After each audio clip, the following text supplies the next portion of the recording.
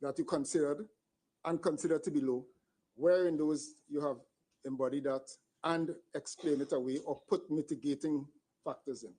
Again, I'll say we thought that it was not necessary to include it because it seemed unnecessary at a study time. So there's no explicit statement of delta V being accounted for. I accept that. But in hindsight, you recognize that you were wrong. I recognize that we could have put it, yes. No. Sorry, I missed that. You recognize what? We recognize that we should have put it. You should have. Yes. Does that mean that following this incident, you as an HSE officer, senior officer, would ensure that the question of delta P was always in a risk assessment where pipes are involved? Yes. Well, we'll just put it in any diving risk assessment. Say again? We could include it in any diving risk assessment. Yes. All right, thank you. Right. So you said you should have put it, looking back at things now. I said we could have put it, yes. Could have put it. Well, that's the difference. That's what I'm struggling with. We know that you could have put it because the paper is there and you could have put it. My question is, not that you could have done it, but whether you should have done it. You understand the distinction I'm making, which is not a fine one? Yes, I understand the distinction. Right. So do you accept that you should have put it? Sure. And do you accept? You did answer to the Learned Commission earlier that in your risk assessment, if you work off the method statement to develop your risk assessment. Yes. And you said if the risk assessment, if the method statement is wrong, you work with that and develop your risk assessment off of that. Yes. Isn't part of your responsibility to also scrutinize and peruse the method statement to see that something there may be wrong that could cause a risk because of the steps being in a particular order? I could question your method statement, yes. You could question the method statement. I could understand that because if the plugs are to be removed at the wrong time, it could create a problem. Yes. Right. Because those barriers are put there for a purpose. Yes. Right. Did you scrutinize 116 method statement? It has the number 116. When I say 116, that's what I'm referring to. The line clearing? Beg your pardon? Which one was one? The January one, the last one. That you said supposed to have revision 1 in the brackets as opposed to 0. You could pull it up. You could just remind me about which one that was. I mean, I read through all of them. The answer is yes. Yeah, the last one, let us call it the last one we are working with, right? Yeah. Did you scrutinize that to see if any of those steps were in fact out of place? I wouldn't say out of place. I could question why they were in place, but I'm not making a call about whether something is right or wrong. Oh, so you have you're not required to have any input into the method statement? Required, no. But you would agree with me that depending on how the steps are set out in the method statement, by the mere order of them, that could create a risk. Apart from the fact of the step, the order in which the step is set out could create a risk. Yes. Right. So that I go back to my question. So as part of your duties is to recognize whether the order in that method statement has created a risk for which you have a responsibility to cater for. Isn't that so? Yes. Right. When you look at 116, even before the job or since then, have you seen an order there that created a risk that you should have considered? Yeah, I see something that we did consider. That's why I asked about whether or not, well, I asked Kazem about whether or not. No, you're not hearing, sorry, we're not hearing, speak. Oh, Yeah. I saw a risk and I could query the reason why the steps are in the order that they're in and if we could shuffle them around. But it's not my place to make the final decision about whether or not it is moved or. Okay, so let's go to the method statement and you will tell us what risk you recognize and what discussion you had with Kazem. This is Kazem Ali Senior. Senior. Okay. Could could you assist by scrolling for me to the steps?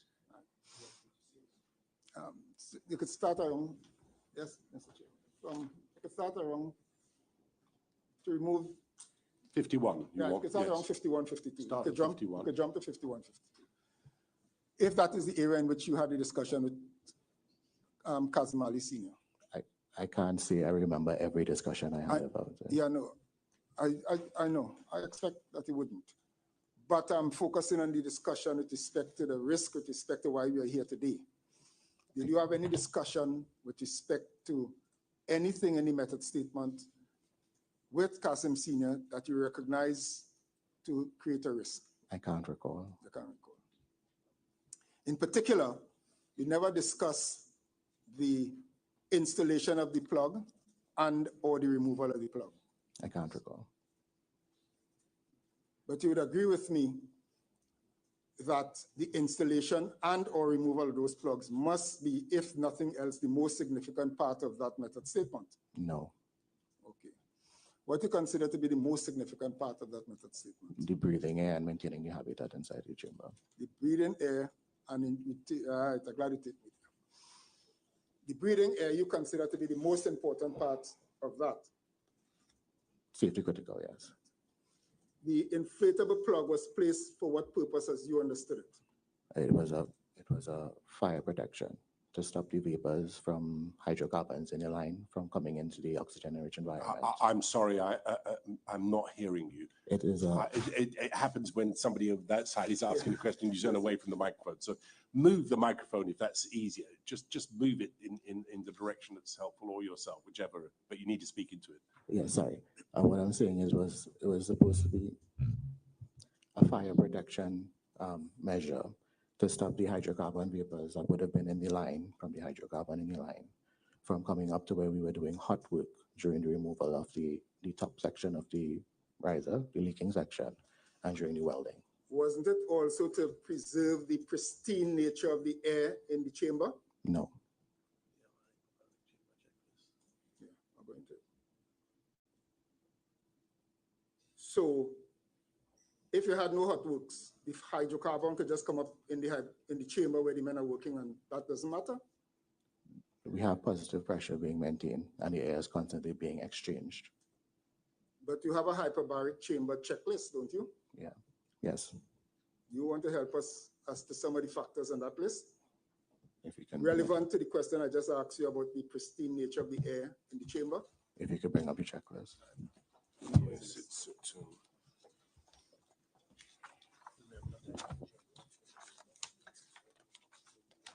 it's at 1225. 1225, I believe. 1225. Hyperbaric chamber operations checklist. Is that what you want? We were just on it and we moved away. 1225. In Witness Statement Bundle Volume 2. Yeah. It's appended to his statement. Also 850 in the core bundle. In the core. There it is. Mr. Peterson is on the screen. Yes. Can't see that. I'm not as young as I used to be. Well, that highlight.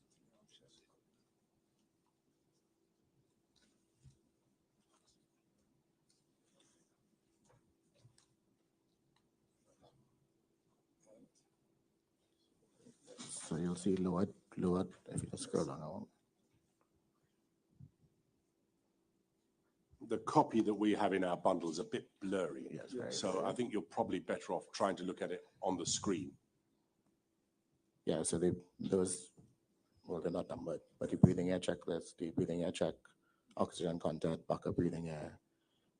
No, standby I'm not getting what you're saying. Sorry. You have a naturally soft voice, which is I'm sure very endearing to many people. But it's not helping us at the moment, right? You can have some water too. If you're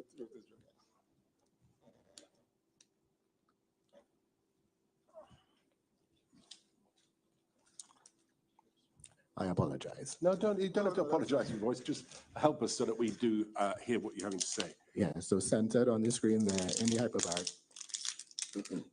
hyperbaric, chamber checklist, what I'm talking about is the breathing air quality, Yes. the breathing air checks and so on, and having backup air and that sort of thing. Right. But having a vent open to allow hydrocarbons to get into the chamber is not a factor to take into account when addressing air quality. It could have been, but that is not what we put the migration, the inflatable plug. That's not what the inflatable plug was for. All right. But why if the inflatable plug is only for that purpose, not to keep out anything from coming up, what the mechanical plug is for? The mechanical plug was protection for the inflatable plug from the hot works being conducted above it. Right. So you're saying that the inflatable plug in this scenario played no role with respect to keeping the hydrocarbons out of the chamber? Yes, that's what it did, but it did that for the purpose of fire protection, not for breathable air. Only for fire protection? Yes. All right. But it serves both purposes. But It serves both purposes in this case. You put it there for one. Yeah. So that takes me to the clearing of the line. I'm sorry, Mr. Peterson. Your checklist has as one of the criteria Yeah, I was going to- gas monitoring equipment present and capable of monitoring vented chamber air. Sorry, I'm doing that from a rather small print of this Yes. document. If there's gas monitoring equipment in the chamber, No, outside of the chamber, Well- on the top of the chamber, on the cubic part of the chamber, there's an air vent. There is an air vent that can be opened from the inside and also controlled from the outside to let atmosphere from inside the chamber out. And so we monitor using a handheld monitor. Paria actually does this, a handheld monitor to check VOC, volatile organic content, come from the air inside the chamber. so the air inside the chamber is not being constantly checked for its oxygen content. No, it can be because we also have a tripod, a fixed monitor system that we can put there, but it's usually checked by the handheld. Right. And the monitor is usually a little bit further. Because what Mr. Peterson was asking you was whether or not the barrier is put in there to stop the hydrocarbons coming into the chamber, the Yeah. hydrocarbon air. Yeah. Right. You say, well, it is, but it's only really to check against fire rather than a lack of oxygen or a question of whether the divers who might be working in that chamber might be overcome by fumes. Yeah. So it's nothing to do with that. No. All Its right, thank you primary very much, function Mr. is Peterson. I just wanted to be clear about that. the fire protection. So the inflatable plug is only inserted in the hyperbaric chamber if there are hot works to be undertaken, Yes, according to your theory, yes, which I'm not accepting, but that's your theory. yes. What is this alternative pressure you told me about? What pressure you said it was? Positive pressure. Mhm. That you said you didn't have to be concerned about hydrocarbons coming into the chamber for breathing purposes because they had the positive pressure. What is that? Explain that to us. We constantly have air, breathing quality air, being pumped into the chamber from above. Yes. And so that maintains but that's how we keep it dry and clear of water. And the bottom of the chamber is open. So it is not a sealed, it's not a door. Bottom of the chamber is opening to the sea. Open to the sea. So that's a floor, that's a flooring. It's not open above sea level, it's in sea level. It's So like the a bottom of the chamber is yeah. flooring of this chamber is basically, apart from the metal you're standing on, is water. Yeah. Right. Right. And so because of that, so long as we continue to pump in air, it bubbles out from the bottom because it's constantly. So there's a constant exchange of air. We always have fresh air coming in and atmosphere coming out. Yeah, that's the way you ventilate all chambers. Yeah. In that scenario. Yeah. Right. But because you ventilate all chambers that way, you're telling this commission that you had no difficulty with a system where hydrocarbons coming in as it wants because you're bringing in some air from on top. That's what you're telling the commission? Yeah. There was not very much concern about the vapors because of the material itself, the fuel oil. It's not prone to giving out very much vapors at normal temperatures. And why do you need gas monitoring equipment in the chamber? We don't have gas monitoring in the chamber. But is that on your checklist? No, that is outside. No, but I mean, it's to access what's in the chamber. It's to test what is in the chamber. Yeah, as a backup, just in case. It's a backup just in case. Yeah. Again, for fire protection in case flammable material gets inside. So the plug is not one of your backup systems, the inflatable plug. It is the system to prevent the flammable material from getting inside, yes. It's what? It is the system to prevent flammable material from getting inside the chamber. Not flammable material, hydrocarbons, well, yes, but for the breathing, you see, that's the difference. You are telling this commission that keeping out the hydrocarbons was purely because of hot works. Yes. And I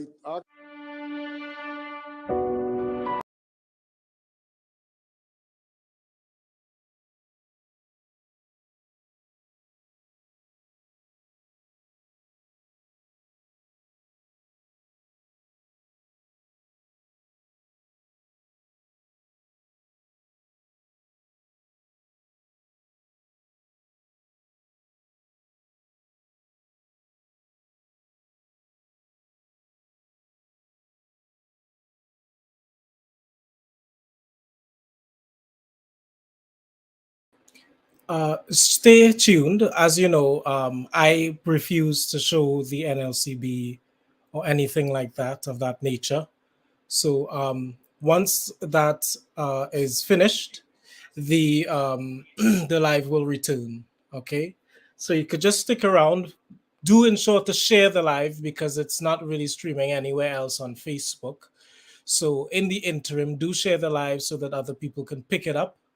And the stream will return as soon as the NLCB numbers come up on stream. As you know, TTT is the one who is streaming this, and so they find it fit to keep cutting off the Commission of Enquiry to put up NLCB and playway numbers. So once that is done, I will put the stream back online. I'm not this time going to be ending the stream and starting back.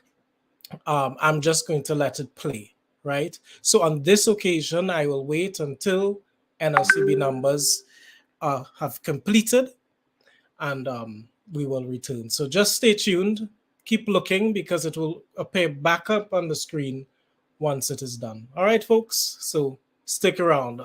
Continue talking. I would just reflect very quickly that I thought that the Ahmed Ali is coming across very competent. He can answer the technical questions, and he's answering the technical questions so well that he's actually tying up Paria's lawyers, right?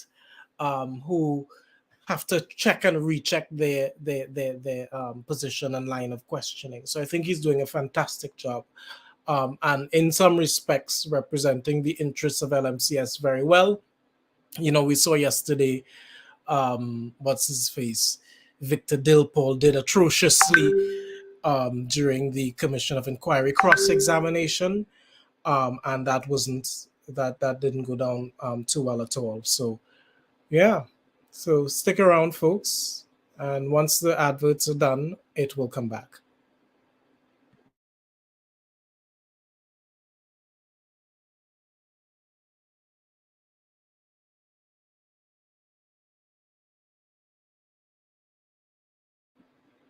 Yeah, Darvin Ramrup, I'm seeing your message here.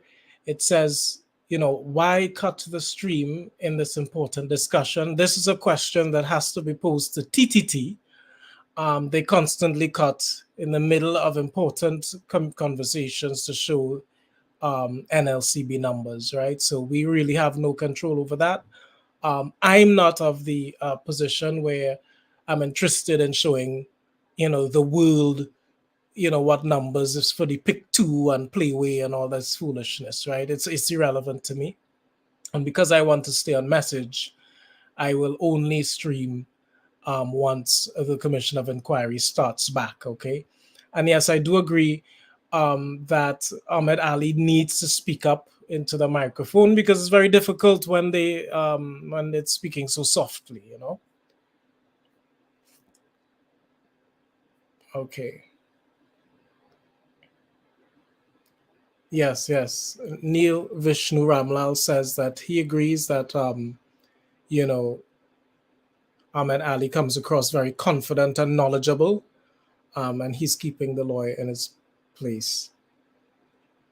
Yes, so yeah, just tune in. Do share the live, people, because a lot of people have been struggling to find it on Facebook. I'm not sure why folks are making it so difficult for the average members of the public to be a part of it. People are commenting. Joe Bourne says, you think so you would protect against gas migration with positive pressure only? The plug protects against gas migration, period. Okay. Darwin Ramroot says the legal team needs an engineer on board. They don't have the technical background knowledgeable to prosecute this case. Yeah, okay. Some Lovey says, imagine this thing global and the poor job TTT is doing with the broadcast. Yeah, I would have to agree with that. I really do have to agree with that. It is a terrible job. But I'm looking at the channel as we speak to ensure that okay, we might be getting ready to go back. Hold on a second.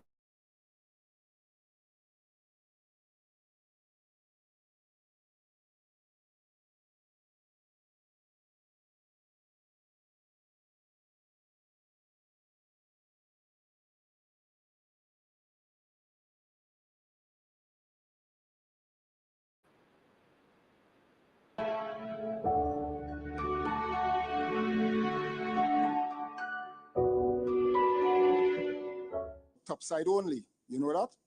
No, I don't know that. Well, you have evidence in here. But What not was, knowing. what was his answer to that? He did He or doesn't know. didn't know He didn't know. about the removal of oil from the subsea level. No, not subsea. I think he said. Well, there's above the line and below the line. Above. What did you? Well, I don't. What did you say?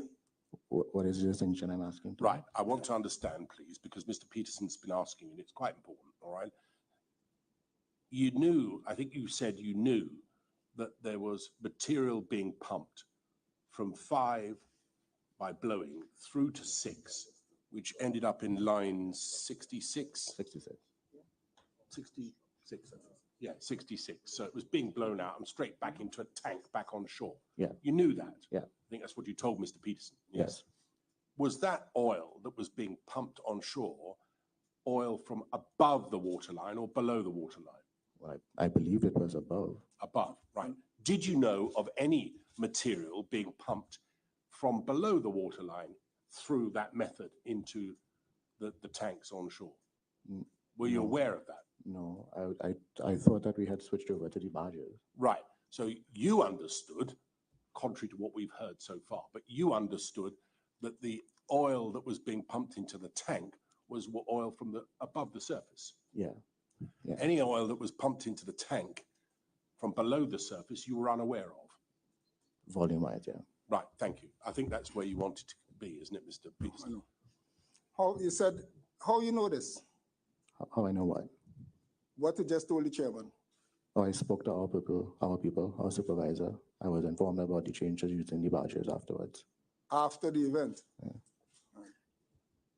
After the event. Yeah. But you don't know. They said how much volume was pumped back onto shore. No. So you don't know if it came from on top or some of in the line. I can't say for sure now. So since you cannot say that, that's what I'm trying to get you to say, and that's why you don't know how much air was pumped into 5 and the horizontal. You don't know. No. Because you don't know how much content was removed. Well, based on the information I had, it was 2 barges worth of oil. Yeah, well, we went through that a while ago, but Exactly. You don't know where those 2 barges were. You don't know, well, do you accept now that not only 2 barges of oil were removed? No. I Okay. don't know the volume. We have evidence to the contrary. Good for you. Did anybody tell you only 2 barges of oil was removed? No.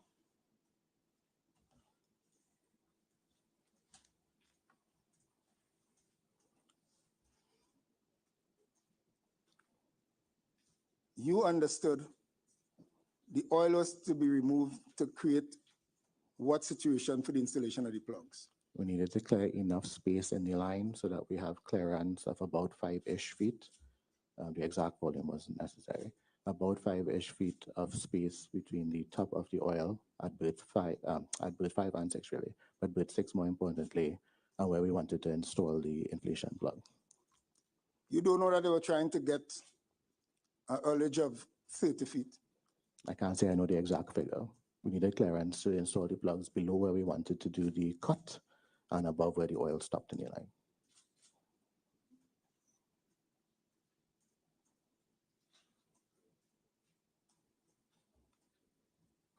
You heard anything about removing 300 barrels of oil?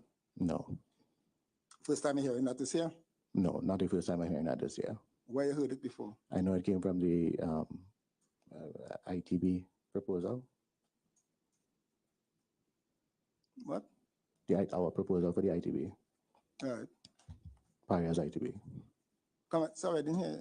Our proposal from Paria's ITB is, I believe, where it came from. Right. But your method was to take it down to 30 feet. Well, you say you didn't know about the 30 feet. Yeah. Take it down to a point to insert the plugs. Yeah. Right. Were you part of the risk assessment in installing and removing the plug? Yeah. What was the risk engaged in installing the plugs? Any? Nothing significant. It was mostly heavy lifting because it had to be installed via crane. Right. And you had to assess the installation process with the plug to assist in the proper installation of the plug from a risk perspective.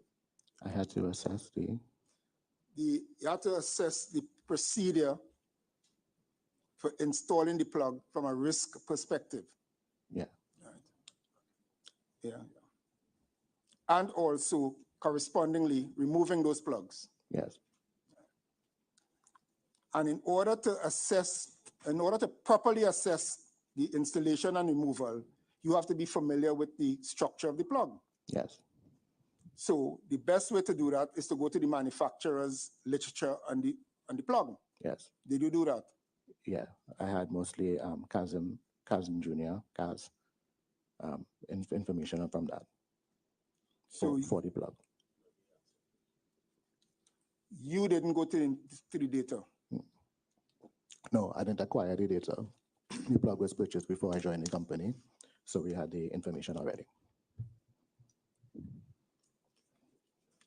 Did you have the literature? Yes. You never went online and researched the plug and Not the before. manufacturer's specifications. Not before. You went after? Yeah, we already had it, is what I'm saying. We purchased the plug and we got it with the plug. Oh no, I thought when you say not before, I thought they meant you went online after. So you were involved in the process for installation of the plug and removal, not the actual execution, but the plan. The risk assessment, yes. Did you know that the plug was installed initially on the 13th of February Yes. and the work actually executed on the 15th, Yes. some 12 days later? Did you factor that, or did you assess that period as a risk? The installation, the time period between the installation and the men going into the chamber to execute the work 12 days later? No. In hindsight, not speculation, in hindsight, you realize that there was a risk there that should have been assessed. I can't say that for sure. You can't say that for sure. Since this incident, you have not researched or tried to assist us as to whether that was a risk that you all missed? As far as I know, the plug held in place. It was inflated. It was doing its job. So I can't say that it was a risk. How you know that? They were executing the work and we had a camera on them. We know Beg that the your plug pardon? was in place. The men who were executing the work, they removed the mechanical plug, Yes. and then they had to remove the inflatable plug. Did the inflatable plug, you don't know if it remained at the same inflatable level from 12 days before? No, but what I'm saying is I know that from the actual execution of work, we know that the men saw the plug, it was holding, it was in place, and it had to be removed. Now, the manufacturers of the plug, you know the brand of the plug? Lancers. You ever came across literature about deflating and removing the plug with a very bold warning on the literature of the manufacturers? Yeah, You came across that? I submitted it to the commission, yes. You submitted it to the commission, right? You knew about this between the 13th and the 25th? Yes, You knew of this warning before the 25th. Who did you tell about it? Kazim. Well, Kazim is the one who procured the plug, so he was already aware. No, I did not hear you. Sorry. Slow down. Kazim Jr. Kazim Jr. You told Kazim Jr. about this warning? No, I didn't speak to him about it directly, no. We didn't have a conversation about it. Yeah, well, that's what I'm trying to get. You are the manager, the HSE manager. You are aware of what I'm about to read to you, which you said you submitted to the commission, and you did not bring it to the attention or ensure that it was implemented between the period of the 12th, the 13th to the 25th? It was already addressed during the method statement development. What was addressed during the method statement? How the plug was going to be removed. What in the method statement dealt with this warning in the manufacturer's specification? I can't say, We but will go. no, I can't point to a specific point in the method statement, a line pardon? that talks about it. No, come again, I'm not I getting. can't point out a line in the method statement. What I'm saying is during the development, when we had discussions about the method statement and so on, it would Yes. have come up. But you said that the implications of this warning I'm about to take you to that you supplied is factored in the method statement? Yeah, Well, that's why I want to take you there, because I've missed it. what I'm saying is I can't point out a line that answers your question Well, succinctly. the answer to that is there is nothing in the method statement that takes into account that warning. Isn't that so? You don't know, you gotta record it. Yes. That is your conclusion, yeah. Beg your pardon? That is your conclusion, yeah. No, not mine. I don't want to put words in your mouth. If there's representation in the method statement that factors in this warning, I want to be fair to you first to show the commission. No, There is none. Is not so? no. Right. Because the warning is this. Before attempting to remove any pipe plug, always make sure all back pressures or test pressures have been completely released and that there are no forces working against the pipe plug before deflating. If there is still back/test pressure against the plug, when it deflates, it can shoot out of the pipe like a project. There's nothing in the method statement that picking up this warning. No. There is the fact that the pressure exists acting downward on your plug so that it would move towards the fluid. The warning is one which is designed to forewarn you of the prospect of the plug being fired out of the pipe That's what I understand. by having yes. pressure underneath greater than the pressure on top. Are you saying that because you were working inside a hyperbaric chamber, that the pressure that was pushing down by virtue of the air pressure inside that hyperbaric chamber, there was no prospect of it being, I think the word in there is project, but they mean projectile. Projectile. Yes. Yeah, that is what I'm trying to say. I understand it that the pressure is, if the pressure is on the left, it would shoot to the right. And the intention of this is to ensure that no personnel are hurt by it moving. And so What was because the pressure inside the hyperbaric chamber? about 8 psi. 8. Yeah. I In believe. terms of atmospheres, how many is that? I think it's 1.6. per atmosphere. Yeah. PSI. Yeah. Right. So about 5. I don't know the conversion. I'm sorry. Well, divide 8 by 1.6, about 5. I can't say. Well, you were at school a lot closer than I have been, right? So I'm relying on you. But I mean, it's we all understand the pressure that we're at here. We all get a sense of difference in pressure when we go on an aeroplane. You get your ears give you trouble and so on. You know that you're at different air pressures, okay? And they pressurize the cabin of an aeroplane. This is obviously in reverse, isn't it? Right? They pressurize it in order so that we can go and not have our ears screaming at us. And anybody who dives understands it. At the surface, we're at 1 pressure, and you go down 10 feet, and you're at 2 pressures. You go down another 10 feet, you're at 3, and so on. So this was being pressurized to about 5 times the normal pressure that we experience at sea level.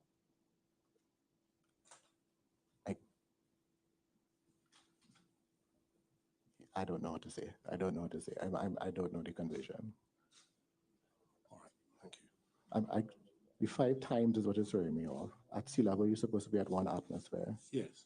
And I believe that because the bottom of the chamber was about 13-ish feet below the surface, from what I could find, that's about 1.6 atmospheres down there. So the increase is 0.6 atmospheres, from my understanding. All right. So the pressure that inside the chamber would have been 1.6. So the pressure in the chamber, we expect it to be at 1.6 atmospheres. 1.6. Yeah. Pressure in the chamber is only just over 1. Yeah, because it's a very the base of it is open to seawater at a relatively shallow level. Water level inside the chamber lower than water level outside. Yeah. Sorry, was the water level inside the chamber lower than the water level outside the chamber? Well, there's no water level inside the chamber. It would have been. Well, it was a bit because the chamber was sitting, the edge of the chamber was sitting in the water. Yeah, so it was flush with the bottom of the chamber. Yes. And that Right. was about 13 feet below surface level, mean surface level. 13 feet below the surface on the outside of the chamber. Yes, about. Right. So whatever pressure was inside was pushing down all the water that would have been 13 feet higher, but for the air pressure on the inside. Yes. No, I suggested probably a little bit more than 1.6 atmospheres, but anyway, never mind. We'll get that from somebody who Yeah, might be an expert. I'm not the But, best person to speak to that. as I understand it, the pressure above is pressing down such that you have managed to move the volume of water that would have been inside that by 13 feet. Sorry, that's right, isn't it? Moved it down by 13 feet so that they can work in their dry. Yeah. Right. Okay. Gotcha. Sorry, Mr. Peterson. Thank you, Mr. Chair.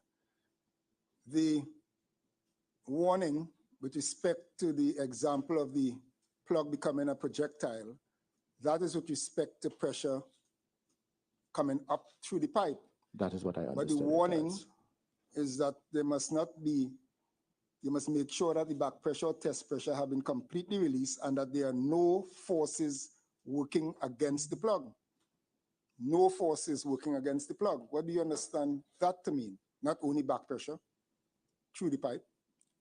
What I'm saying is, I guess that's a valid interpretation. What I'm saying is my understanding of the warning is to prevent damage to personnel should the plug move and become a projectile, as they say. And for that purpose, if pressure was coming from inside the pipe, we had the mechanical plug on top of it blocking it until everything needed to be removed. So it was less of a concern for us. The other way around. The other way around. Which we know is the major concern now. But I also want to take you to the literature with respect to monitoring the plug. Monitoring the plug. That's why I took you to the period between the 13th of February and the 25th. And hear what the manufacturers said about this, monitoring the plug. Once the installation and inflation of the plug is complete and you are working the application, the plug should be monitored regularly. The required inflation pressure should be checked every 4 hours at a minimum, but more often in critical situations. So, were you aware of this at the time when you all installed that plug on the 13th? I can't say I was aware every 4 hours, but monitoring the pressure, yes. There's a gauge on the plug. Right. When in your risk assessment, did you build in a schedule for monitoring the pressure? No, I don't usually go into that detail in a risk assessment. The literature for use of equipment is like it stands by itself. Sorry. The literature for use of equipment and material, it kind of stands by itself. I don't always include that. I don't ever include that in the risk assessment itself. You don't ever include, in this case, the monitoring, and not the data, you use this to develop your risk assessment. Yeah, but what I'm saying is I don't have like a schedule in the risk assessment because that is the literature and the documentation already exists for it. Right. So what steps did you take as the manager of the SSNE at LMCS to get this literature warning to monitor that plug every 4 hours to the workmen who's supposed to be doing it? No, explicit instruction was written, no. So it was verbal. It was verbal. Who you gave that verbal instruction to? Kaz is the one who gave the verbal instruction. What verbal instruction he gave? To monitor the plug. How often? I can't say. I know. But you appreciate that you can't, based on what you told me earlier about the inflatable plug being protected by the mechanical plug, you cannot monitor the inflatable plug. Without removing the mechanical. No. Without removing the mechanical plug. So, was it envisaged that the mechanical plug would be removed every day or every other day in those 13 days to check that? No, it wasn't supposed to last 13 days. No. No, I know. No. That's the point. I'm glad you take me there. But it lasted 13 days. Did you do any developed, amended, revised risk assessment? The fact that the job now extended, there's a break of 13 days. No. But you realize that you should have. Hindsight. And you realize that the inflatable plug could not be monitored pursuant to the manufacturer's specifications because of the mechanical plug on top. Yes.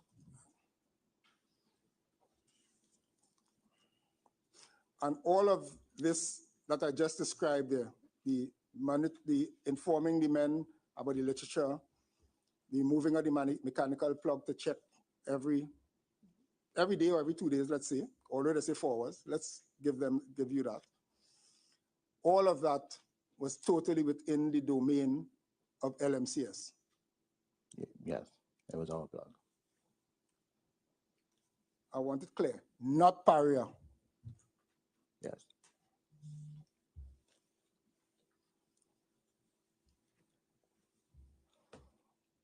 There was an incident in breach of Paria's PTW, permit to work system. You know about that? In February. 17th? Yes. Yes. What was it? It was immobilization of LMCS's badge before the permit to work had been fully signed off. Before the permit to work had been fully signed off. Who was the offender? Mr. Dexter Guerra. Mr. Dexter Guerra. You didn't ban him from the job? No.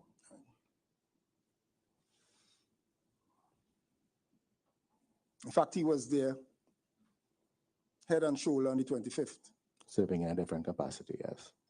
Serving in? A different capacity. But same man, but different capacity. Same person.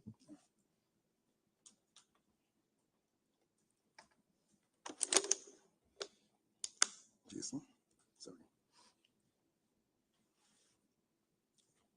And you responded using Kazim Ali's email to Paria, Mr. Randolph Archibald, with talking about the incident. You remember that? Yeah. Or you want, in fairness to you, do you want to see the email? I think he should. Yes. It's not, yeah. Is this the email you served us yesterday? Yes. Yeah.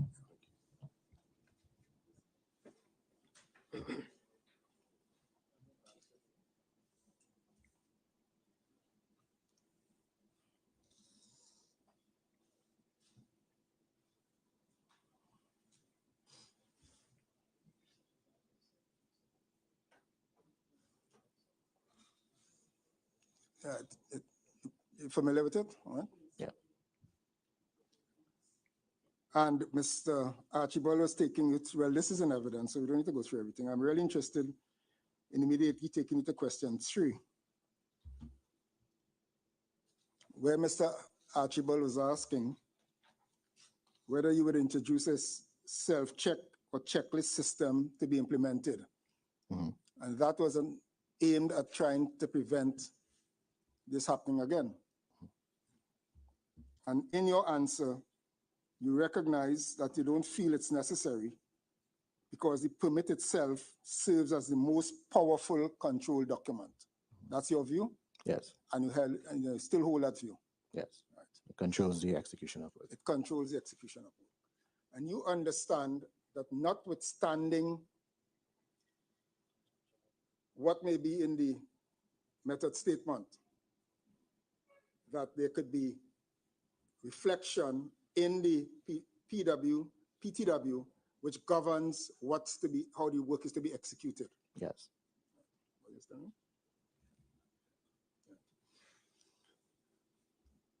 Because in the method statement, there may be steps that when the work starts to be executed, you realize that one should have come before the other, as the case may be. Sure. That happens in the industry. Yeah. So in this case, as you have recognized, the most powerful control document is the PTW, which will, let us say, correct that error in the flow. All right? Do you agree with that, my phrasing of it? I'm not sure I can agree with that. Let us say correct the error, reverse an error, or reverse an order of a step. I'll say that the permit to work is Paria's way of controlling what work gets to be executed. I'll just say that. And the order of the work? No. Okay. Yeah. The permit to work that you were shown earlier, permit to work 9320. Mhm. And we see on it barriers. We could bring it back up if you need to see it, but permit 9, it's 10, what's the number? 1074. And I think I'm not. Yeah, 1074.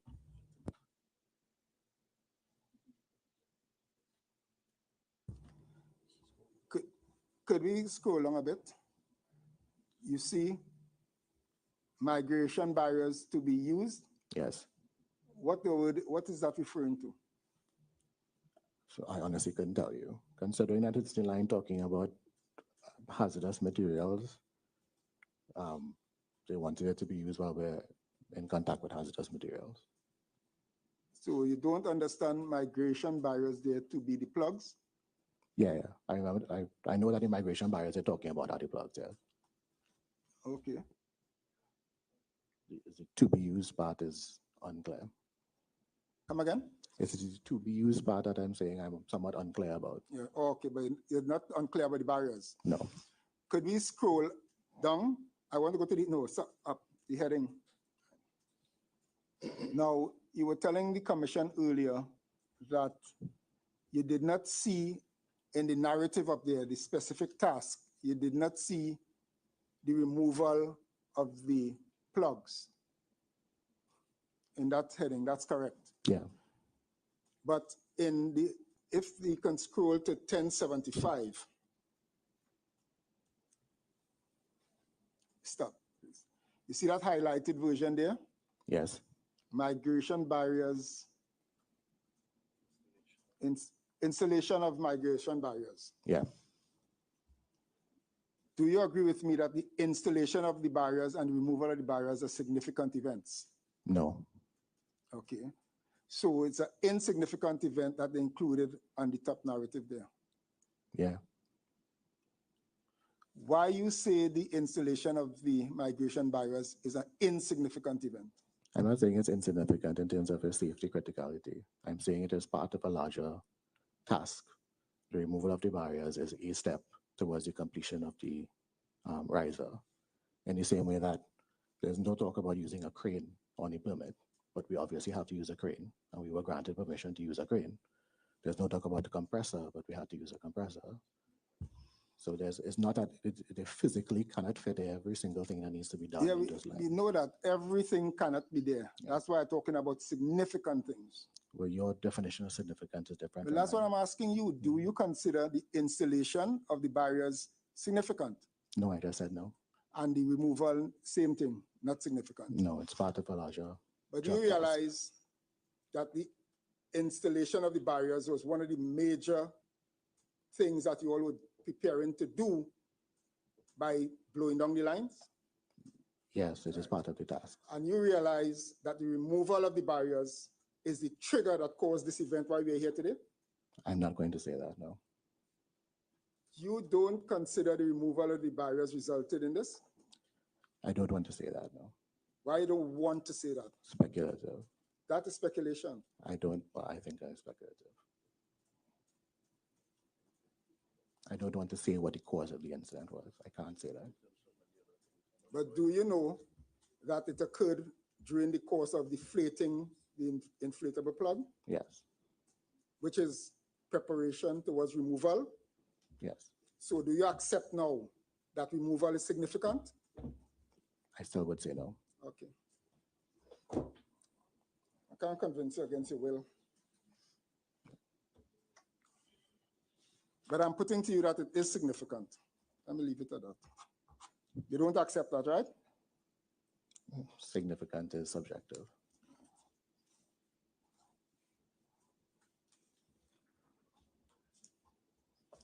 Does LMCS have an emergency rescue plan for events? Not in this case, no. We had an emergency response plan. You have an emergency response plan. You had one for this job, Yes. which was what? Which was what? Which was what? What was that plan? It's included here, I did. Right. But in that plan, of course, you did not cater for Delta P as No. something to respond to. No, the plan is based on the risk assessment. Based on the contractual relationship with Paria for this job, the first and major responsibility for emergency response is that of LMCS. Yes. And Paria's role was merely to be a supportive role. If we need to escalate, yeah, escalate the response. After this event, when this event occurred, did you form an incident command center or team? LMCS, no. You don't have that system. No. So there is no, I think you described in your statement that things were just evolving. So there was no set, structured development of a plan. No. The facility is not ours, so we can't take control No, of I'm it. not talking about control yet. I'm talking about a plan. It could be done virtually, telephone, it could be done anyhow. Oh, no, So that's that we're not plan dealing was with- developed in person on the badge at the time of the incident. Right. Yeah. You got to Berth 6 at around what time? I don't remember the time. It was like, Approximately. I don't know, sometime around 7 o'clock, twilight. It was getting dark. Oh, it was getting dark.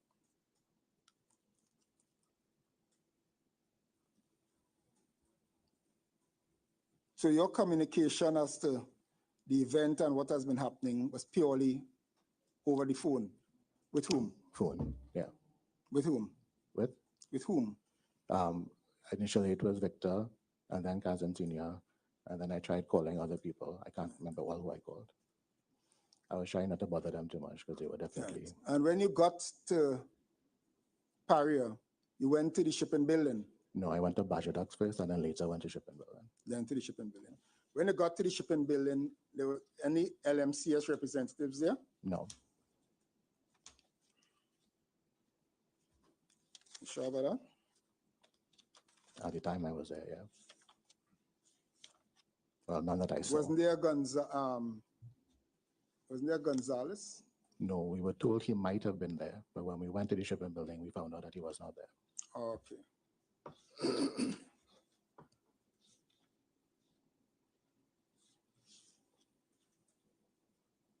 And when you went to the barge, what was happening?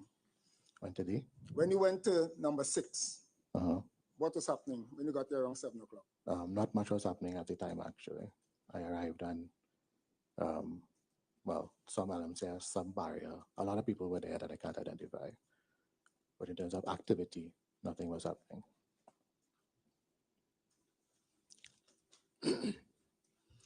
But you said in your statement you did not see anybody going into the water and you did not see anybody preventing them from going into the water. That's true. That is true.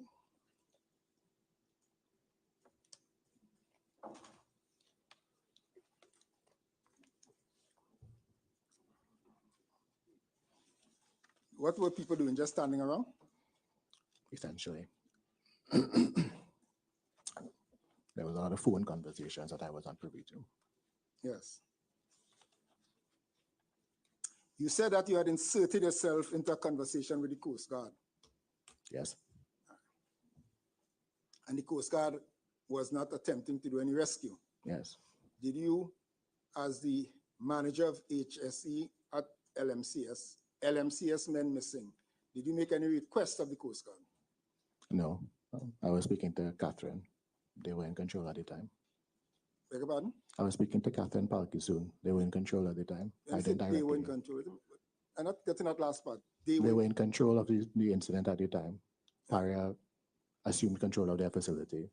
So I was dealing with Paria. Yeah, but you said you inserted yourself. Not that you were dealing with Catherine Balkisoon and then she's dealing with Coast Guard. You inserted yourself when the Coast Guard arrived and she was speaking to the Coast Guard. When you inserted yourself, did you request of the Coast Guard, according to you, they were doing nothing, whether they're going to rescue? I can't remember conversations with the Coast Guard, no. So your insertion into the conversation was just to listen? Yeah. What did you hear? Basically what I said. They arrived on site. They were seeking more information. I believe they knew Catherine from beforehand, or they at least had her contact to know to ask for her. So when they asked for her, I was just around. And so I could have been present. So they had a conversation. That is 7 o'clock. Did you speak to Kazim Ali Sr.? That was past 7 o'clock. That was a while afterwards. After 7. Did you speak to Kazim Ali Sr. and get from him whether he had a plan developed at that stage? Yeah, we had a lot of conversations back and forth over the phone. Right. Did you communicate to the Coast Guard, since you know that they are divers and rescue people, that we have a plan, Kazim Ali Sr. has a plan, we could tell you about it for you to execute? I don't think I said that, no. But you had the knowledge of the plan, you had the presence of Coast Guard, and you did not do anything about that. No, well, Andrew Farah was the one really in charge. And just speaking to them. You heard Andrew speaking to the Coast Guard? No, I wasn't really listening. Like I said, it was very chaotic. I wasn't everywhere at all times. Okay.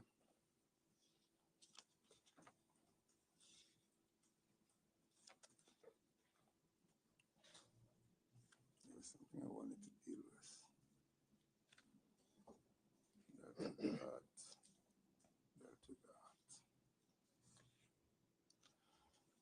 Tell me something. There is a process called pulling a permit or suspending works. You know about that process? I wouldn't call it a process, but yes, I'm familiar with it. Well, a step. When is that implemented? Whenever Paria wants. No. That may be so, because they're the ones entitled to do it. But in HSE practice, when works are being executed and an event has occurred, isn't there a process of pulling the permit, either suspending or terminating the works, and then an investigation is conducted? Yeah. So it's not what Paria wants. Don't put it that way. No, what I'm saying, you're asking about this specific incident. No, I asked about the concept of pulling a permit. Right, and so the concept of pulling a permit, Paria can decide for any reason to pull a permit. Right. It doesn't have to be a particular But that reason. is an accepted system. Sure, yes. In your industry. Yeah. Because it is a system that is designed to prevent work from being continued when an event has occurred? Yes. It's Because it may be to a stop hazard. work from continuing regardless is my point. They could just do it whenever they want. Right. Because just like with the badge, they had stopped work when you moved the badge wrongly. Yeah. When I say you, your people. Yeah. Right. And it was investigated. Yeah. Reports were done. You did your adjustments by removing the offender, and work resumed.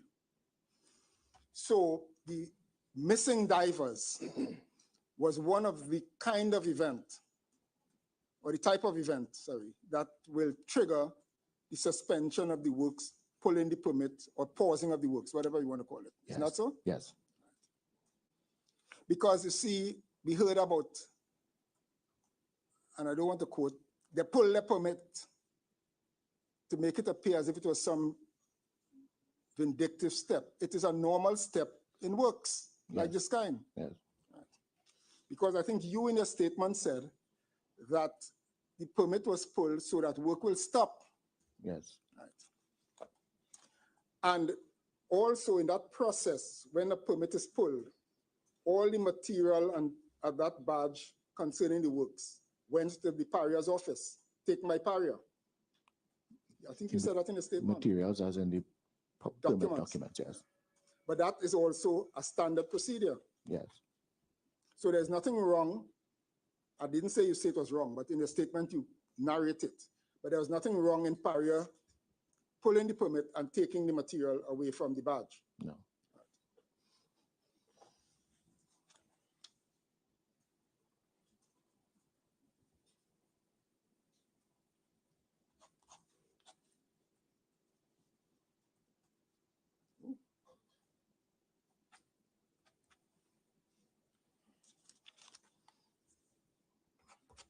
Is there any happened that with?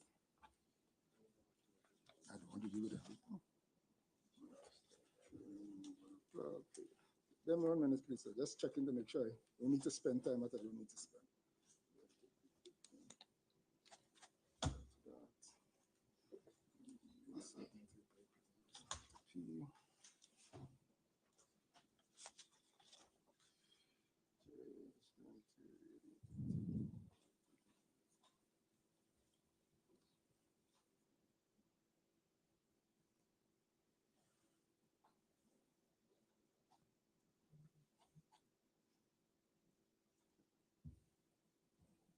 How are we doing, Mr. Right, you said Terence, who was it responsible for overseeing this job from Paria's side?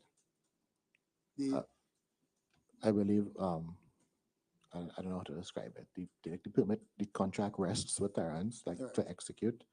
And below him, there was Houston Marjad Singh and Rajiv Mangali. And you're familiar with Paria's, your training on Paria's permit to work system. Yes. So you're familiar with the term of site authority and site, there's another phrase. Area authority, sorry. Site area authority and site authority and area authority. Yes. You're familiar with those Yes. two concepts. And those are the persons with the most senior authority with respect to the permit. Respective permit, yes. You attended the toolbox meeting on the 25th. I reached late, but yes. You wasn't there for you were there for the one at Berth 6 Yeah. and also at Berth 5? No, I didn't go to Berth 5. You didn't go to Berth 5. And you don't know if it was at the toolbox meeting that the removal of the plugs were to take place. I see that you signed it, but of course, I don't know at the toolbox meeting that. the plugs were to be removed that day. Yeah, the plugs are scheduled to be removed that day, yes. That is not reflected in the toolbox notes. I can't speak to that now. You haven't seen them? No, I have seen them, but again, just like the permit, we don't itemize every single item that we speak of. It's Yeah. a summary, it's not an exhaustive list. But I'm just reminded you said it came after Kazimali had spoken. Yeah, well, Right. I assume. Right, so in fairness to you, you may not have heard that. The removal of the plugs and stage evaluations. I just want to double check something here.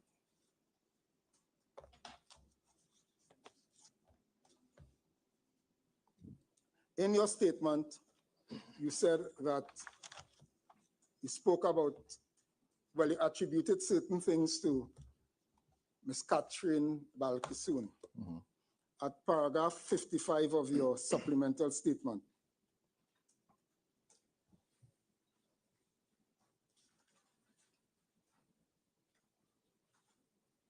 You said, based on my conversation with Catherine, you understood that Coast Guard would take over the rescue operations. Yes.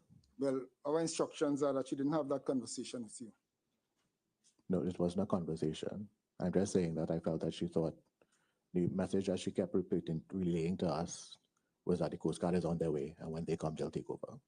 I'm saying that I feel that she actually thought that was going to happen. That when the Coast Guard came, Paria would surrender to them to let them take over. Oh, that's the impression you formed. That was the impression I got, yes. Okay.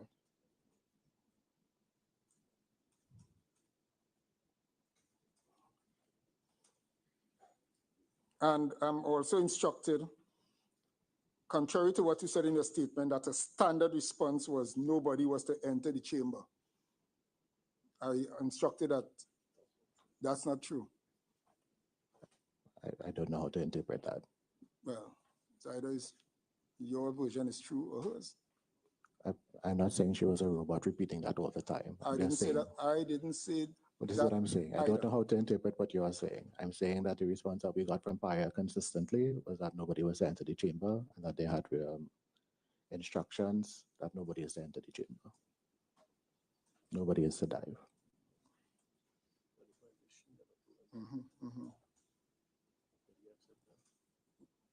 But you are saying she told you that, or she was saying that? She was, yes. Well, our instructions are that she didn't. So do you accept that she didn't tell you that? No, I'm not accepting that. She's the one that you said told you that. As well as other people, yes.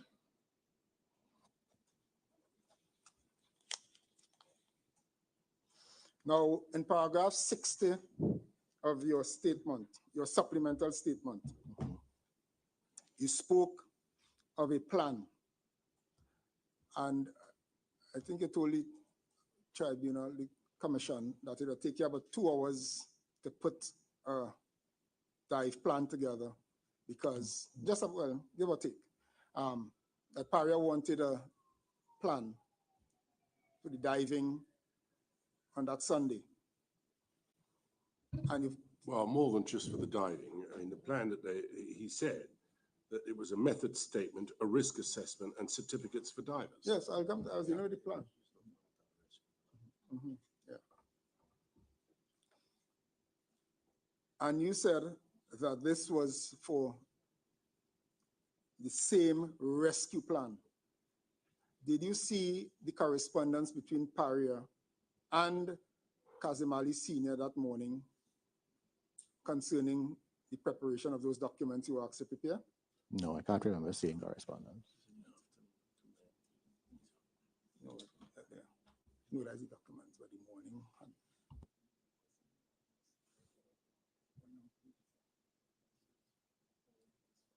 Mr. Chairman, could 5875 of the core bundle of submissions.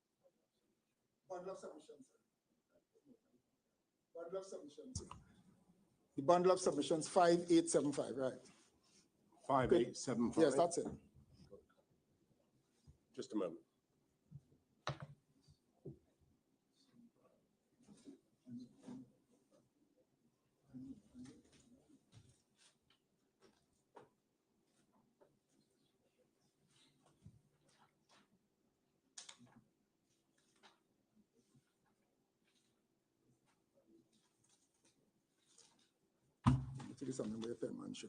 Thank you. Yes. Yes. Right. You see the heading of that email from Kazim Ali dealing with. Could you come back now? From Dive for scuba tank retrieval. yes. That wasn't the plan on Friday. The plan on Friday was to retrieve divers, not just scuba. No. From my understanding of this, this was like phase one, because they had had a meeting prior to this that I was not privy to. I wasn't privy to anyone afterwards either, but they had had a meeting prior to this where someone, I'm not sure who, raised a concern about the scooper tank that was in the elbow, the first elbow as soon as you come down the riser. And so this was like phase one, just to remove that before they allowed them to continue anything further. Right. But that's meeting that you weren't at. But the preparation that you were doing was with respect to retrieving, as you say, let me go with that, phase one, to retrieve the tanks. Yes. So that is not the same plan. When you say in your statement, you may have misspoken or misspoke. This was the same rescue plan which was being suggested by LMCS since Friday. Yeah. It was working towards that same thing. Oh, But that's since- what you meant. Yeah. So But since the they had preparation, Mhm. the preparation that you would put in all those things together, the risk assessment, the method statement, if you go to them, you will see it has nothing to do with life. It has to do with the tanks. Right. So You- what I'm you saying accept is, that? yes, I accept that, because this was just to remove the tank first before they allow them to continue to do anything else. And you also aware, well, you may not be aware, because you weren't at the earlier Sunday morning meeting when Kazim Ali Sr. said that he doesn't think the men are alive at that stage. No. But you heard about that?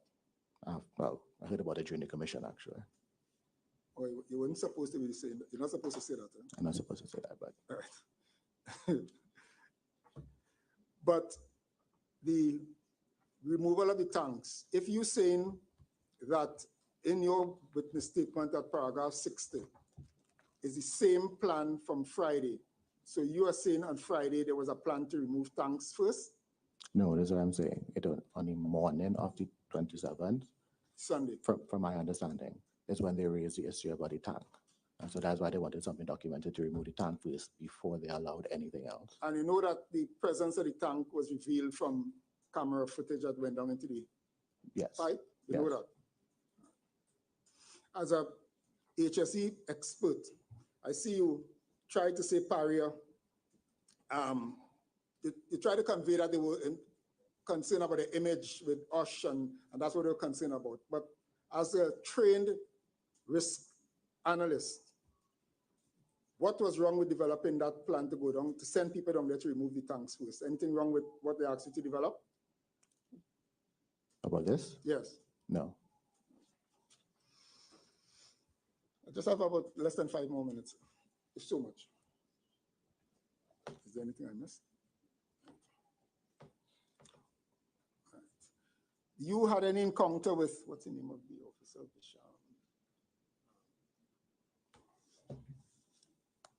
That you told me?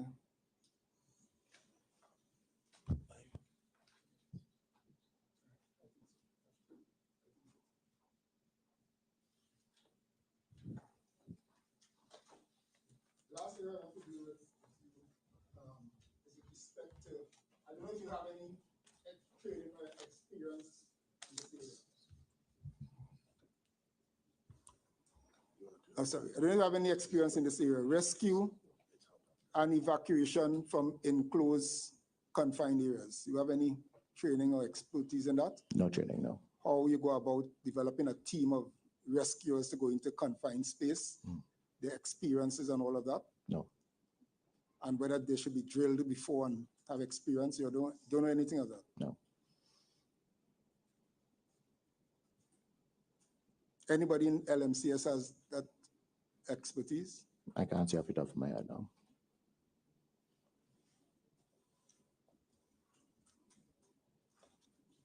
I do want to mention, though, we're talking about the plan. I wasn't developing any plan. Yeah, no, no. Right. That's No, what- Mr. Ali Senior was developing the plan, but they just asked you to do that assessment. Yeah. You understand that? We are holding you for things you're not responsible for, you know.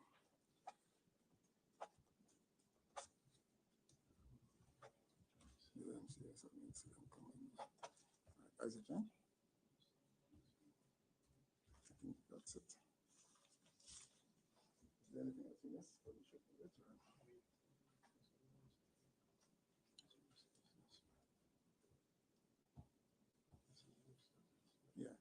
chairman of my opinion. That's all I have for this witness, please. Good. We will have a break. Yes. 15 minutes, please.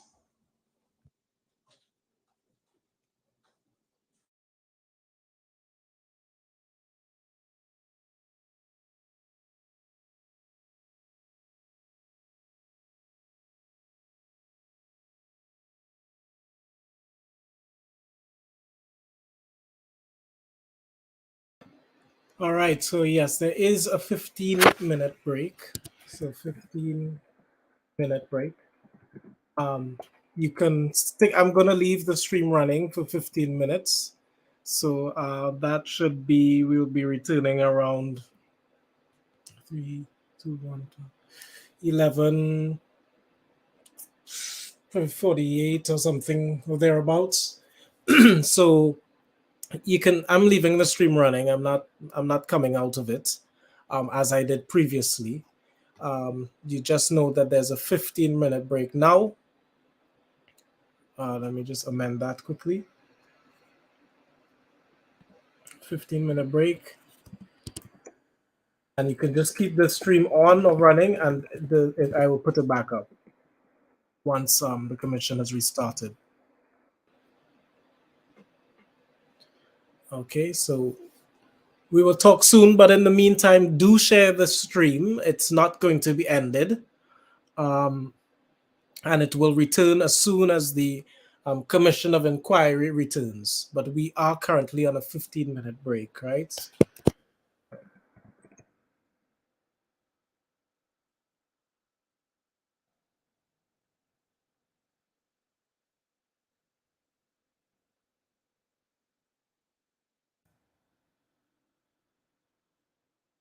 Okay. Hold on a second. All right, folks. So share this, share the live, share the stream, encourage other people to tune in. And as soon as the Commission of Inquiry restarts, we will restart right here on this page. So do share the live in the meantime and stay tuned.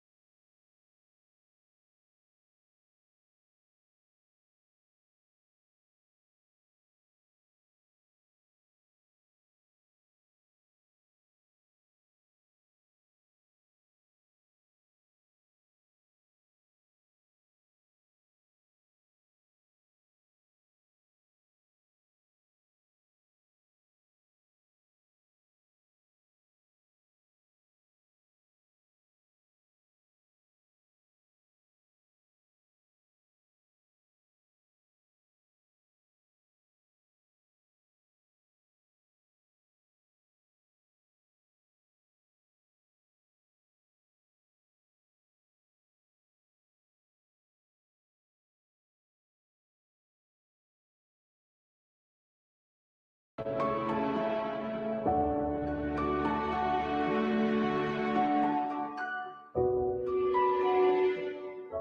I am at the microphone, all right?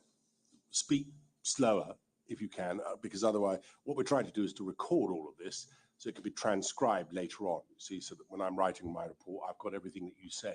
We're missing bits, and that's not going to be good. So please try and speak directly into the microphone, but not too close, all right? Thank you very much. Is there anyone else that wishes to ask any questions of Mr. Ali? Yeah. So, yes. Well, I'm just going to leave it to the end if you want. Yeah. Yes. Who do we have? Sorry. You're Nairi Alfonso, Nairi Alfonso Yes. for the SWWTU. representing the union. Yes, indeed. Right. That's it. Good morning, Mr. Ali. Good morning. Mr. Ali, I noticed that you said you had experience working in what would be Petrotrin between 2010 and 2018, and then a short stint, always on contract with Paria. Yes. Yes. Could you give me an idea in the HSC, to be fair to you, in the HSC departments? Yes. Yes. Could you tell us, at what level you would have served in that department or those departments for that matter? Well, I started in the Petrotrin HSC Refining and Marketing Division as a trainee initially, and then I was offered a contract position as a safety specialist, as a HSC specialist, and then as a ESA and environmental safety assistant, which were basically all the positions available in HSC at that time. That required that I be an on-site person, auditing jobs, auditing the permit to work system, making sure all documentation was in place and so on. I was a team member on risk assessments and JHAs that were done for all tasks in the refining and marketing division, depending on where I was stationed. And just general HSE safety man work, basically. Okay. If you could help me out, would that level be at well, it wasn't a managerial level. Was it like No. a supervisory level? We were technically technical support and operations and just managing the HSE part of the work, the Okay. safety related part of the work. Okay, thank you, Mr. Ali. Mr. Ali, I would have heard something in response to my learned friend, Mr. Peterson. I was trying to understand, the barriers, the role of the barriers actually, with regard to vapor that could come up from the pipeline. I'm sorry, I'm an attorney, didn't do much physics or chemistry or anything like that. But is the vapor coming up, or the vapor that can come up from a pipe, from that, that from atmosphere, that site, would that be heavier or lighter than air? It would be denser than air. It would be denser than air. Yeah. Okay. So if it's denser than air, it would do what? It would float at the top of the chamber. It would sink to the bottom of the chamber. Which one would it? No, you would expect it to sink in air. Okay. So if it sank in the chamber, what would happen to it? Well, with the way the chamber is designed, it would be pushed out with the circulation of air. I see. And there was some mechanism to monitor the quality of the air, Yes. to make sure that there was more vapor than oxygen or any other gas. Yes, the quality of the air going into the chamber was monitored, as well as the quality coming out of the chamber was monitored. Okay, thank you, Mr. Ali. Mr. Ali, I noticed there were two manuals, which we have several copies of in different places in the papers. Yeah. The Safe System of Work Manual and an HSC manual. Yes.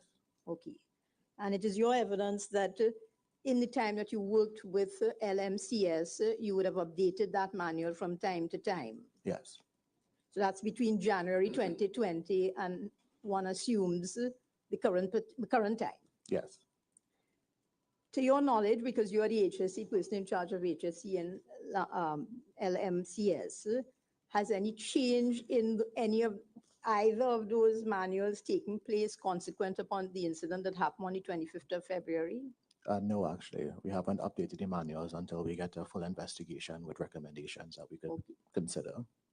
So LMCS in your area, I can't sadly with the entire position of the company, would not have gleaned any lessons from the incident that happened on the 25th of February and onwards? Of course we would have, but we haven't updated the document until we get a fuller picture, basically. Okay. I can see even from your narrative, Mr. Ali, that you described, I think at one point in time, a flurry of activity and some chaos on the barge and barge docks and various places. If that is the case, did you, in these manuals, is there any enhancement or change of the emergency response plan? Because that's part of your manuals. Yes, but what I'm saying is, I know obviously we'll need to make changes as we learn, as we make learnings about the incident, but we haven't updated the manual as yet until we get a better investigation. Because I haven't been able to investigate. I mean, we weren't allowed onto the compound to do an investigation after the incident because the gates were locked. Okay. So we haven't been able to complete an investigation, and so I don't have like recommendations to be included in the updates. No, I know, I understand what you're saying, Mr. Ali, that you haven't gone on to the compound and so on. But in terms of the management, let us say something that going forward, the company is still working and still doing jobs, I imagine.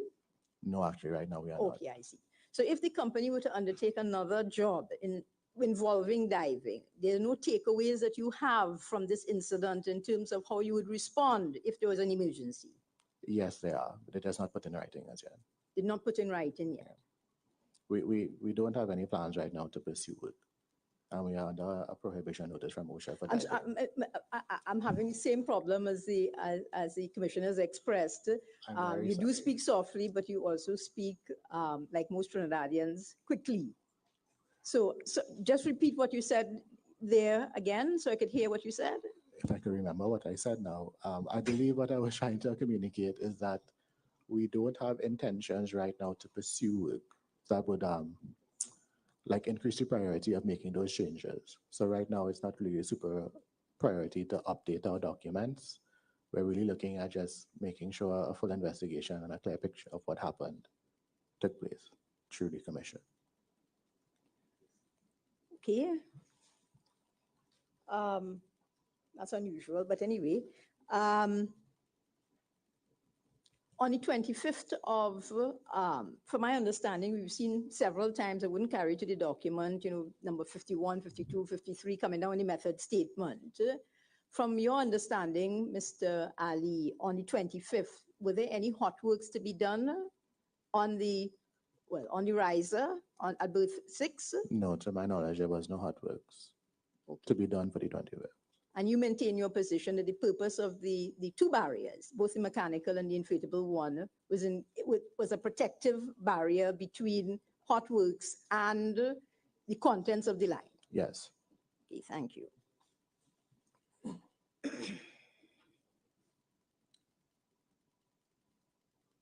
Just to help me understand something, Mr. Ali, because you're a unique person in that you've worked for Paria or work in the health and safety department of Paria and Petrotrin, as well as LMCS. So, and you're familiar with the permit to work system from both sides, I must say, I would have to say. Yes. Okay, so when a permit, I heard all kinds of terminology, so I'll use the easiest one. When the permit to work was pulled, I think the time was 3/22, if I recall, on the endorsement. Does that mean, okay, so I understand the works must come to a stop. Whatever you were contracted to do to Paria to do in terms of the repairs to the pipe and so on, that had come to an end? Yes. Okay. Would that pulling of the permit also mean, I mean, like an equal sign literally, that you could no longer conduct any work at all, meaning putting divers in the water, calling divers, bringing equipment to do the rescue? That would also be included in the stoppage of work or the stop or removal of the permit? Strictly speaking, no. I was actually strictly speaking, yes, because we can't do anything without a permit according to the procedure itself. But realistically, emergency response is not something that you would get a permit for. No one writes a permit for emergency response. Well, actually, that was my impression from reading the documentation. So I don't want to use the word exemption, but I'll use it anyway. So I would have thought that if there was an emergency situation, then a specific permit would not have to be issued to allow you to rescue somebody. If somebody is drowning in the water, you would have to get a permit to go and get a dive or throw a life ring or, you know, whatever is the right thing to save that person, would you? No. So our emergency response started immediately when Andrew got into the water and checked around and did his sweep around the boat. We had no permits for that. Okay. So emergency response we initiated without a permit, as one would not have been given for that. Okay. Since I say you're a unique person so far in terms of who have given evidence that you know this permit to work from both sides, if it is that, okay, at some point in time, a conclusion is made that the divers are in the pipeline, a permit would have been required to go down into the pipeline as far as you know. As far as I know, no. So, and I know you came rather late on the barge, on LMCS's I'm barge. sorry to interrupt you. Sorry. May I just ask in relation to that question you've just been asked? No permit is required for a diver to go into the pipe. Is that what you're saying? I would expect no. No. But permission. Permit, yes, because at the point in time that we were looking at sending divers into the pipe, Paria had seized control through their emergency response, their emergency command system. The emergency command system had kicked in, for want of a better expression, Yeah. And therefore it was in the hands of Paria. Yeah. So you would have needed permission from them to do anything in respect of effecting a rescue. Is that what you understand? Yes, because they had a presence on site controlling work. We needed permission in this specific instance. I'm sorry to have interrupted you. Not at all, sir. So, and the Honorable Chairman has actually brought me to the point. So, okay, so you didn't need a permit. You needed permission. I accept that. So who, from that flurry of activity that you witnessed, who did you think you could get that permission from? It would have been the incident commander, who I understood to be on land. I didn't know who it was at the time. And from our understanding, Catherine Balkasoon was the senior person representing the incident command team on the barge. Okay. So that's why we went to her. Would Mr. Piper be the incident commander? Now that you say you didn't know at the time, do you know that him to be the incident commander now? Yes, after the fact, we learned that Mr. Piper was the commander, that he came into work and he took up that position. And for want of a better term, the point person on site was Catherine Balkasoon. Yes. Catherine and I believe Visham, but he wasn't always there. I'm sorry, I lost you on the tail end there. Catherine and Visham, but Visham wasn't. Oh, yes, I see present. Visham, yes. And did, to your knowledge, or because you came, I say, late in the fray, were you, I don't want to ask you anyone, did you ask permission of either of those Paria persons, either Catherine or Vishram? Did you ask them for permission to do anything? Yes. And what was that? I asked them why we are not allowed to go into the water. I asked them why we weren't allowed to do the dive, because we had divers on site who had indicated to me that they were willing and that they wanted to go, but they were being held back. And so I went to her to ask, well, why are they being held back? Why aren't we being allowed? Can we send them? And the response, as I said, was that the response that I always got was that instructions was handed down that no one is to be allowed to enter the water and to perform a dive. Was any reason preferred up by Ms. Balkasoon or Mr. I've forgotten Mr. Ram's last name? Haricharan. Haricharan, Mr. Haricharan? No, none that I recall being given. Just nobody is allowed to go down? Yeah, it was an instruction. I didn't really get a full reasoning behind it. Okay. Did the Coast Guard in any way in the time that you were there, I'm not asking you what anybody else told you, did the Coast Guard have any role to play while you were there? Not that I could see. Did they say anything or give any instruction? They were speaking with Catherine. I see. But they never spoke to you? Not to me directly. I see. You would have, well, no, you would not have heard. Mr. Ali would have, sorry, Mr. Kazim Ali Sr. would have said when he gave evidence that immediately as he came on site, a simple plan was devised. I know you weren't there, A simple plan was devised in order to get the divers out, or at least to make an attempt to go down into the pipe, put somebody down feet first, give them air, tether them with ropes so that they could be pulled out and so on. You're aware of that plan? Yes, I am. Okay. To your knowledge, is there anybody you know that stopped that plan from being implemented? No, I can't point to Okay. specific. Thank you.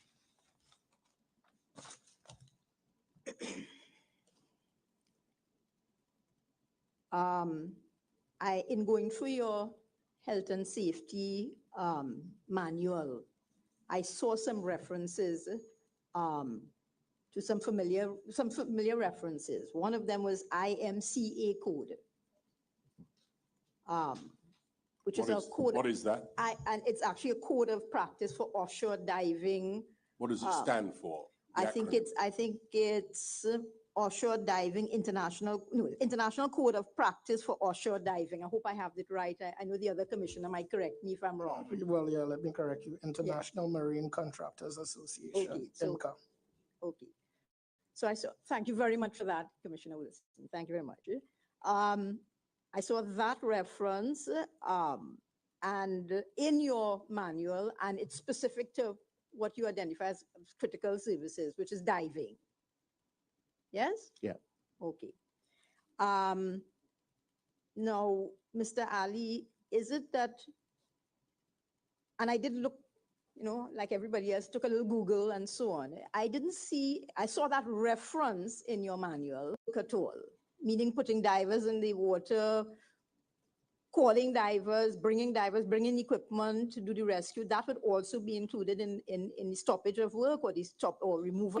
Is there anything that LMCS has put in their health and safety manual or their safe work manual, which is reflective of the code? Because the code is like a guideline. Yeah, well, the And code is, best industry standard guidelines. yes, well, best practices is what I'm about to say. So the Yes. documentation that we have for diving in LMCS was developed by Mr. Andrew Farah, because he's our diving supervisor. I myself don't have any experience in diving.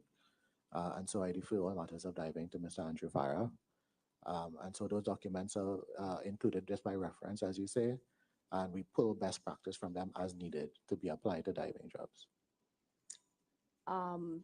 Could you, I know you're like myself, I have no experience in diving. Is there anything in particular you could point out in your manual that was culled or taken out or extracted from that code? No, I can't say specifically. Can I ask where this is going? If there's something in particular that you say should be in it and isn't, then by all means put it. But I mean, it's a sort of vague question to say, look at a code of conduct by some other agency, then asking him what bits have you extracted from it or not extracted from it. If there's something particular you want, please put it to it. Okay, thank you very much, sir. Mr. Ali, I didn't see, okay, you said you don't know what particular parts would have been removed from that code or absorbed or copied into the manual. Yeah. Okay, if I told you that I didn't see anything, any area reflected in the manuals that came from there, what would you say? It's the safe scope of work manual, the 31st item, item number 31, is supposed to be our diving best practice guide. Mhm. Okay, so what I was seeing in this code was a lot of stuff, I don't say stuff, a lot of items about harnessing and these conditions you would put somebody with, with using harness, using ropes, using, these kinds of things. Do you have anything like that reflected in your manual? No, nothing to that extent. They're just general best practices. And then as they apply, our expert, Mr. Farah, will apply as necessary. But you are the person principally who would have formulated or reformulated, to be fair to you, formulated or reformulated the aspects of the safety manual, either one of them, yes? Yeah. Okay, I'll leave it there. I noticed in your emergency response plan, Mr. Ali, at 11:79 of your, I think that is your original witness statement.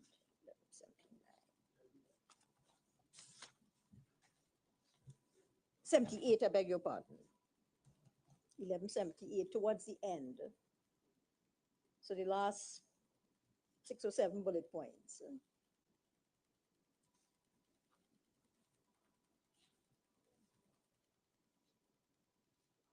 You see those, Mr. Ali? Yeah. Okay. So I take it these were the risks that, these were some measures if certain things happened in the hyperbaric chamber. I Yeah. still like habitat, but anyway. Assistance to be rendered by standby divers in accordance with diving certification. And additional external assistance to be requested by on-site supervisor as needed. You see those 2 items? That's Yes. like the second to last, the third to last and second to last items. Yes. Okay. Did LMCS, to your knowledge, have a standby diver on the 25th of the second, the 25th of February this year? Yeah, there's supposed to be 2 standby divers on the crew. I don't know who is they rotate position. Sometimes people are part of the active work in the chamber and sometimes they're out to kind of rotate people. So I don't know exactly who they were at the time of the incident, but we had 2 standby divers. And in addition to that, Mr. Farah himself is of course a certified diver and he is not on the dive team, he's supervising. And Mr. Guerra, who we spoke about from the incident, is also a certified diver. Okay. So I probably got it wrong. I thought the 2 standby divers were Mr. Farah and Mr. Guerra. No, they were just extra people to see how we have like extra divers who were going to be on site. They were there to function in a Farah as a supervisory role and Dexter just to be knowledgeable about the job. And then we had standby divers who were part of the crew who would have been suited up and ready to assist at a moment's notice. And you couldn't help us what the name of those 2 divers would be? No, they Or were would? they were rotating, so I'm not sure. Well, one of them was Kazim Ali, wasn't it? Well, so we heard afterwards, yeah. At the time of the incident, he was the 5th man in the water. Yeah. He was supposed to be the standby diver. I think we've seen footage of him with a spanner in his hand going down into the into the chamber, pass the spanner to one of the people who was working. Yeah, at the time of the actual incident, he would have been it. But what I'm saying is that they kind of rotate position. Yes, but we know that he was one of the standby divers at the time. Yes. Yes, thank you. Okay, thank you very much, Mr. Commissioner, Mr. Ali. Could you tell me, in that second to last bullet point, on-site supervision, external assistance to be requested by on-site supervision. Who is that on-site supervision? That's LMCS or Paria? LMCS, yeah. I see. So LMCS, in their response strategies, have outlined that they would reach out to additional divers who may either be off-duty LMCS people or additional divers who are not employed by LMCS. Yes. Okay. To your knowledge, Mr. Ali, were there such divers who were on the scene on Friday night or Friday evening, Yes. the 22nd, who Yes. somebody would have called out? Yes, the prominent names like Corey and Michael and so on are the ones that we call. Michael Kubaran. Yeah. Yeah. Okay. Thank you very much, Mr. Ali. Thank you for indulging me, and thank you to the Commission. Welcome. Yes. Mr. Buda. Thank you very much, Chairman, for your kind indulgence. Seem to, right, there we go. Prakash Ramada, on behalf of the family of Kurbans and Yusuf Henry. Yeah.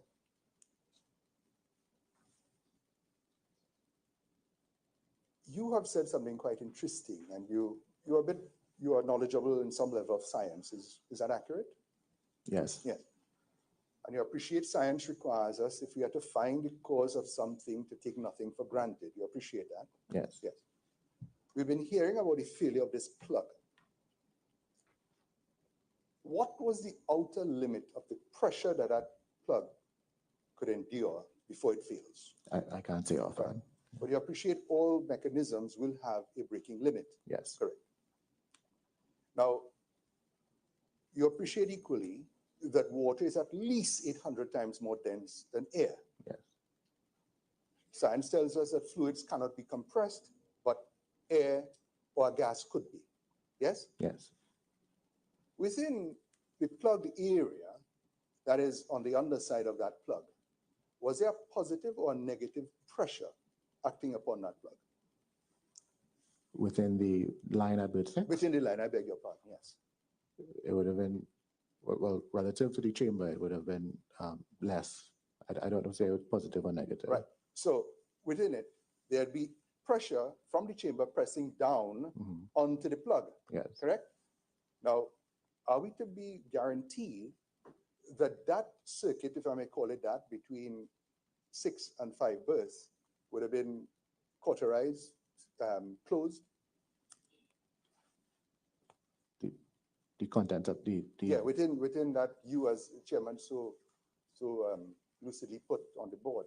yeah, Was that a closed circuit? yes, the Right, line at beautiful. 5 is blank. What would be the effect, for instance, if there was an immediate and sudden breach of that circuit, not at the plug end, but at another end?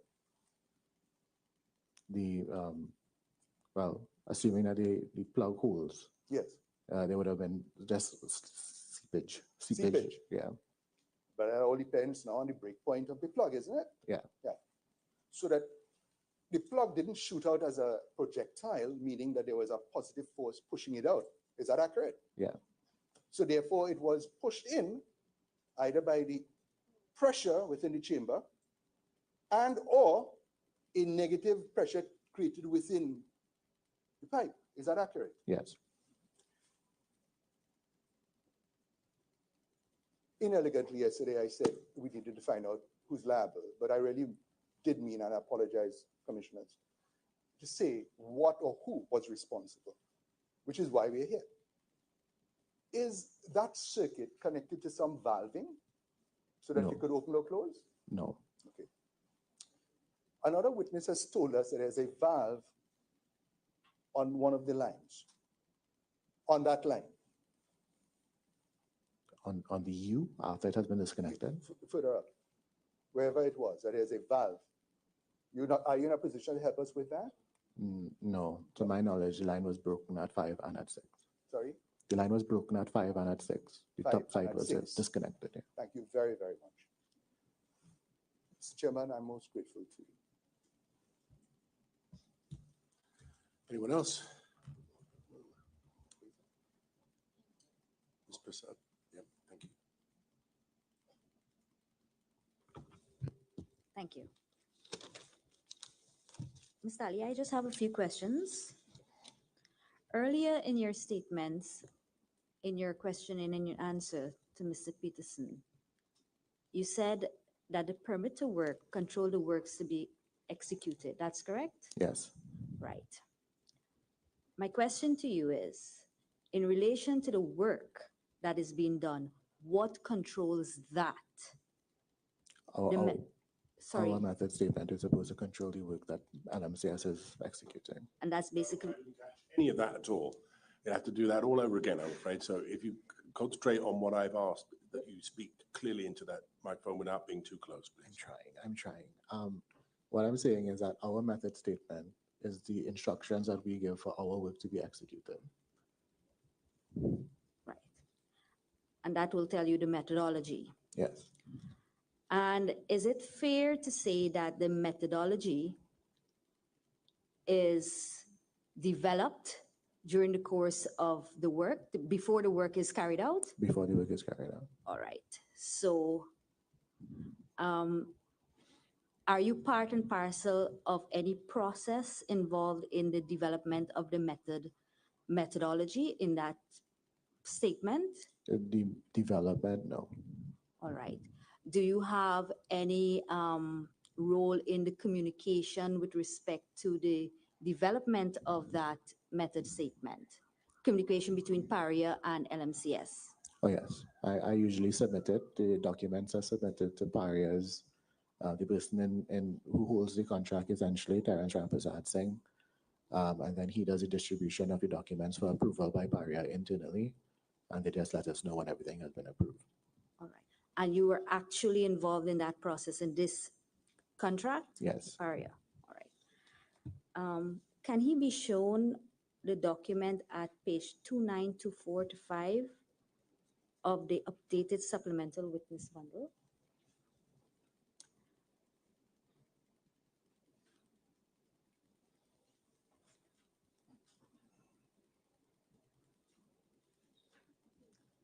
Updated witness bundle.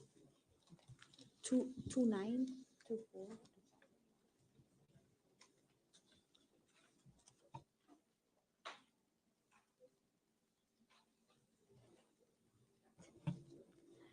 Right.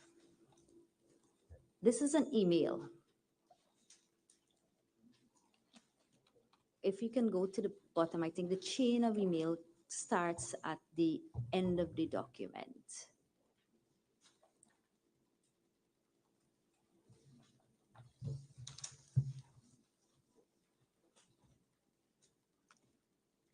Are you familiar with this email?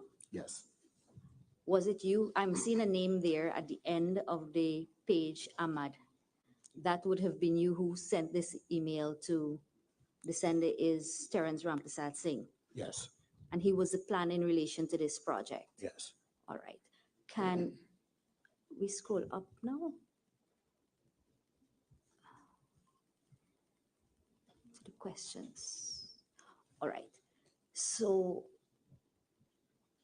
in this portion of mail, this was the first one that was sent. You were sending the meta statement, the job safety analysis, and I'm sorry, I can't read that. Lift plans.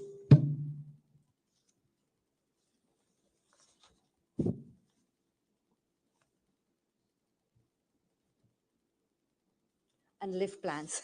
Thank you. Right. So that was submitted to you via email. That's correct? By me, yes. By email.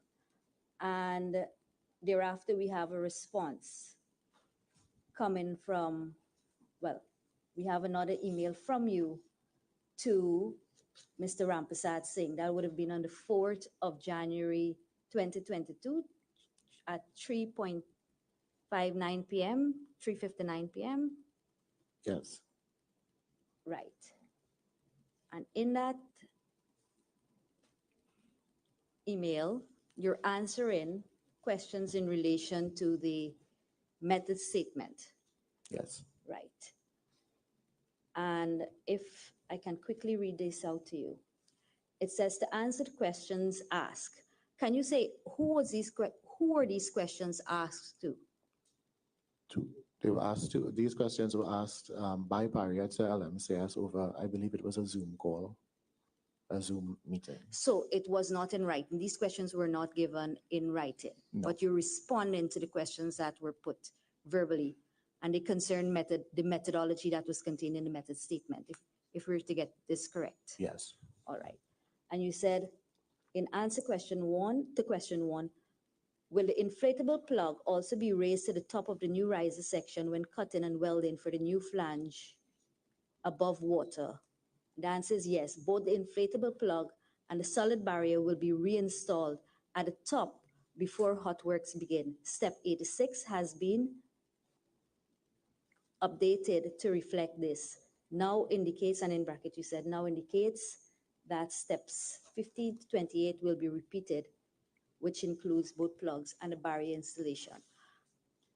I don't want to put words into your mouth. Can you explain to us what it is that you were communicating to Mr. Rampersad Singh in relation to the methodology?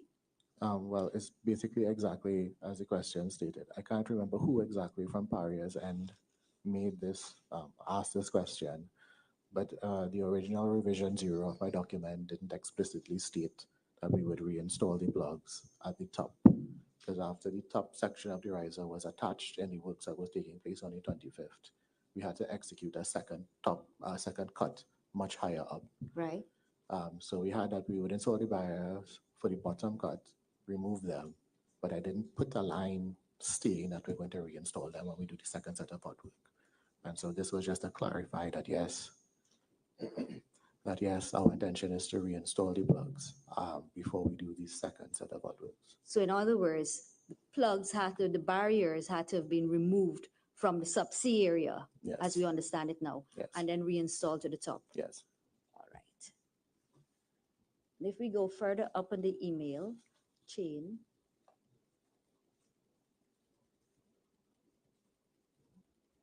we see that there is an email that was forwarded to, on this very chain, from, that would be Mr. Terence Rampersad Singh again, at 4:20 p.m. on the Yes. 4th of January, 2022. And it says, please review respective attachment. MS meaning meta statement was reviewed, updated, and acceptable. So that methodology that you described with the removal of the plug and then the reinstallation was accepted by Paria. Yes, it was. Right. And that was in fact the work in question that was carried out on the that was the work that was being carried out on the 25th of February. Yes. All right.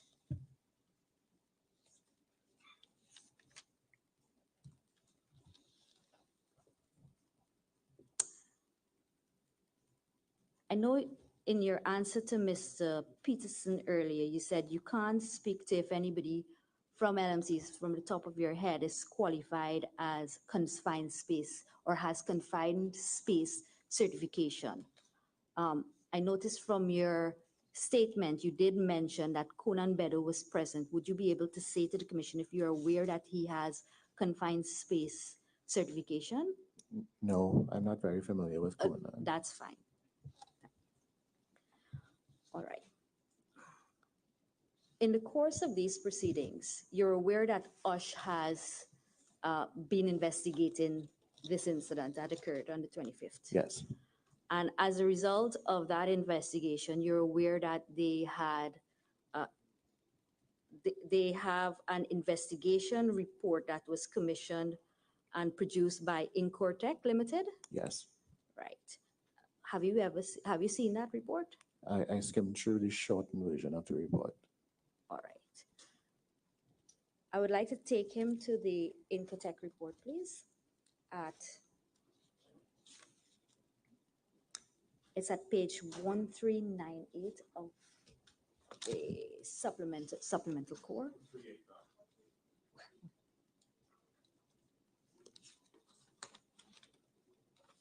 At page 1398. So just look at this document. This is it. Is this the document that you're familiar with, as in the Incotech report from the incident?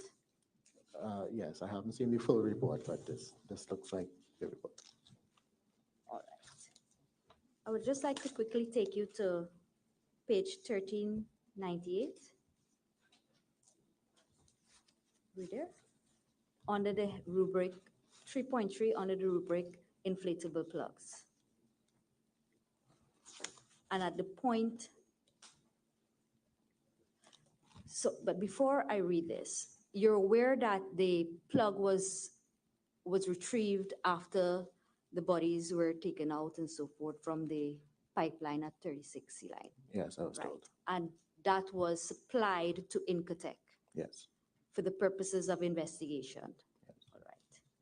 So I know Mr. Peterson has put a number of questions about the plug this morning to you, right? And I'd like you to read 3.3 for the commission, please. All of it? Well, we can go to Can we just identify the bits that matter? the first sentence of 3.33. 3.3.3. Both tests in the open and the test within the 30-inch pipe showed no evidence of leaks or defects which could have been contributory to the accident. Continue, please.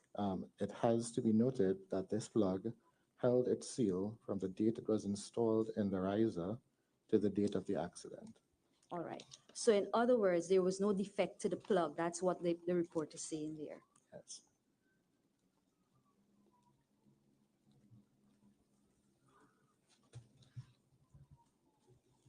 And can you be taken to 3.35, which is on page 1399?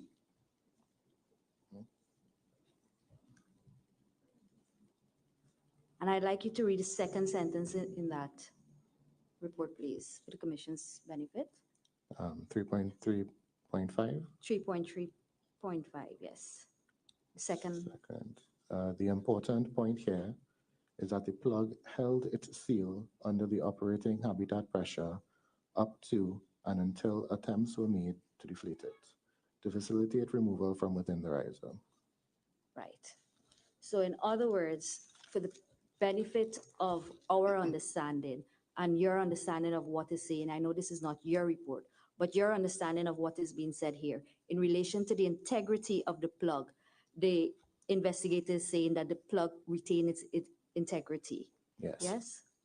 All right.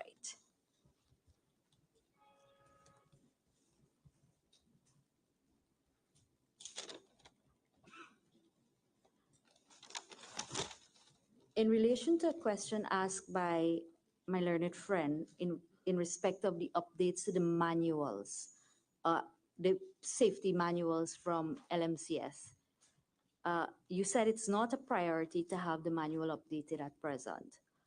Would you be able to say why it's not a priority? As I said before, LMCS is not currently actively seeking work for which the manuals would be the guidelines for.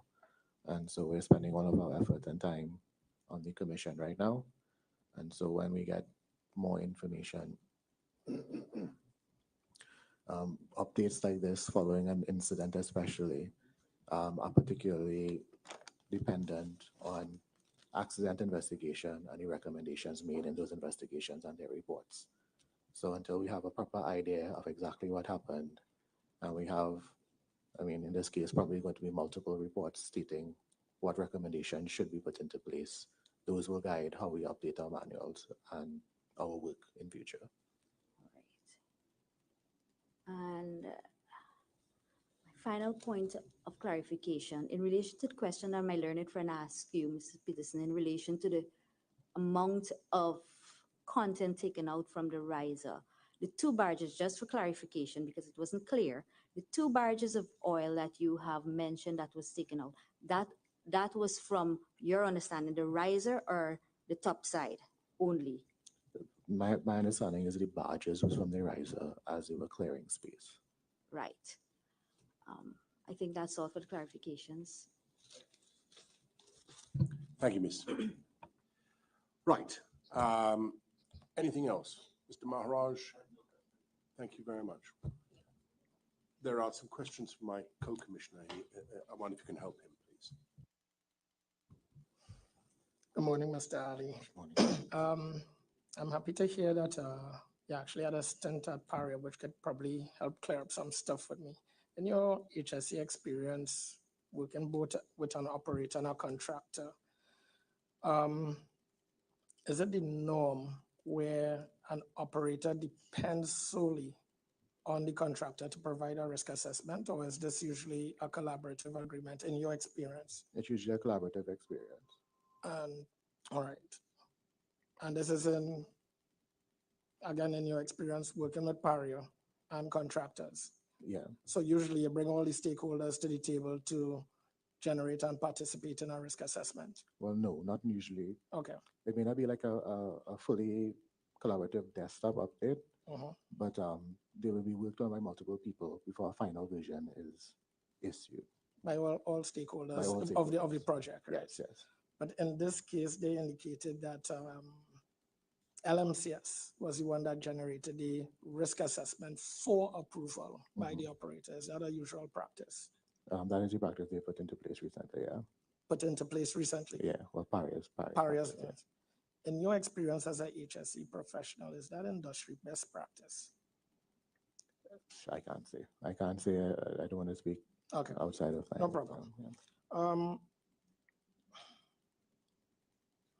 When So I'll deal with LMCS now and your role at LMCS. When you are generating a risk assessment, do you do that in a silo or do you collaborate with a team? It's collaborative with a team, but again, it's not usually a desktop. So I would usually do a first draft and send it for review around 3 different people to put in their input or, recommendations. So just to be clear, your risk assessments are not done like in a room with all the stakeholders of the project given input into the risk assessment. You generate it and you send it around, distribution by email or hard copies or? Well, it depends on who I'm trying to reach and how it's best to reach them. Okay, so not really in one room, just Yeah, distribution yeah, and it's- approval. All right. Do you think that's best practice to do that? And or you can achieve optimal identification of hazards and mitigation through that sort of methodology? Yeah, I believe it's possible to achieve that. Okay. It's probably better to have everybody sitting in a room, but especially after COVID, that is not really ideal how Understood. we could get it done. Understood. All right, so that's that question. The other question, again, in your experience as a HSE professional, when we went to the sequential steps and those sequential steps changed, I heard conversations and that conversations were had, and then they referenced the email. But in your experience as a HSE professional, how do you usually capture sequential step changes to advise your team of documenting and controlling those changes? Because the changes are really to represent once a change is not like for like. How is that captured and managed? Well, if the change is not like for like, we have to revise the document. Usually Which document? The method statement. Right. It's not the method statements that we would generate. So that's why we have multiple revisions. If there are any queries or if there are any changes to the methodology, we revise the document. If there are like-for-like changes, it's been practice. I don't think this is best practice, but we've. Sorry, you don't think it's best practice? I don't know. I don't think it counts as best practice, but if it's a like-for-like change that is agreed on the morning of, for instance, we will basically revise the documents live and just countersign the document. So a person from Paria would sign, a person from LMCS would countersign to agree on the changes that are being made. And how are those changes distributed or communicated to your workforce and site? Well, Capturing, let's just say those changes, there's some risk that could arise in that. Is there a process that captures everything that you now can effectively communicate those changes to the work site? Toolbox talks. Okay. Thank you for that. I want to revisit the incident report. As a HSSE manager, I think I'm hearing, and I'd like you to clarify for me, you are dependent on the findings of this commission to assess LMCS with their incident report and or the learnings, anything that comes out of incident report with that? Yeah, well, y'all and whoever else does reports, because we aren't able to first-hand investigate to report the incident ourselves. I can't really I could generate one-sided based on what we did and how we could change our end. But in terms of like getting a bigger overall picture of what happened and recommendations that we need to put into place, like system-wide, I would be advised by recommendations coming out from people who investigated further.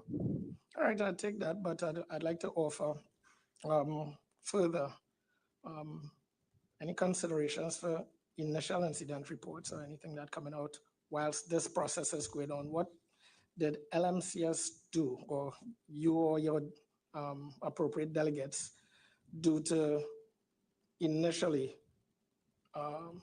collect all the information pertaining to the incident so that LMCS can carry out incident report or even a root cause? And I'll tell you why I'm going with this. It's that you are a STOW member.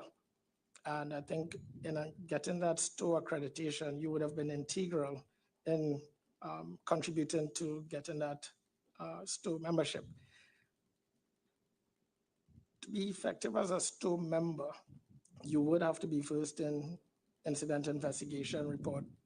So that's why I was a bit taken aback when you told me you're dependent on the commission to provide you with your incident report, your root cause analysis. Well, I don't want it to come across as we are depending on the commission.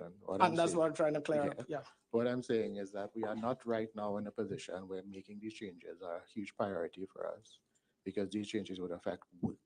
Yeah, so just to clarify, sorry to cut you. I'm not talking about the safety management system in terms of improvements there, lessons learned. I'm talking about an incident happened, we had fatalities, we had injuries. Did LMCS do an incident report? Yeah, we did a preliminary incident. Preliminary incident report, oh, great, thank you. The final thing I want to take you to is on the emergency response 1179.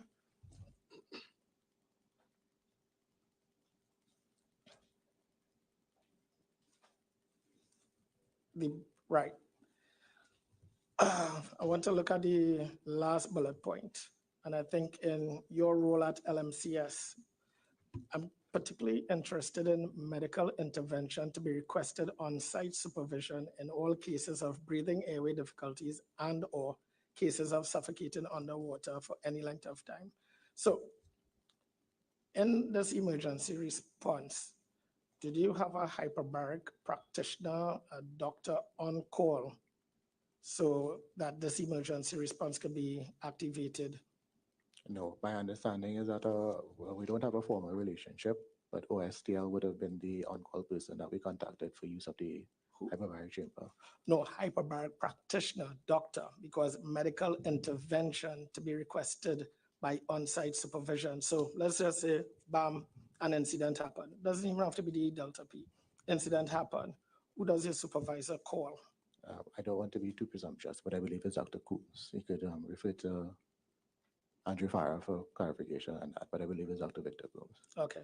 So in your capacity as the HSE manager, is there a communications plan, an emergency response plan that shows incident, and the doctor is Dr. Coombs with his emergency response number readily available? No. No. So that's what I was kind of wondering. I mean, the emergency response plan seems quite light. Yeah. Yeah. All right. So thank you for your time, Mr. Ali. Well, look, does anyone have anything arising from any of that?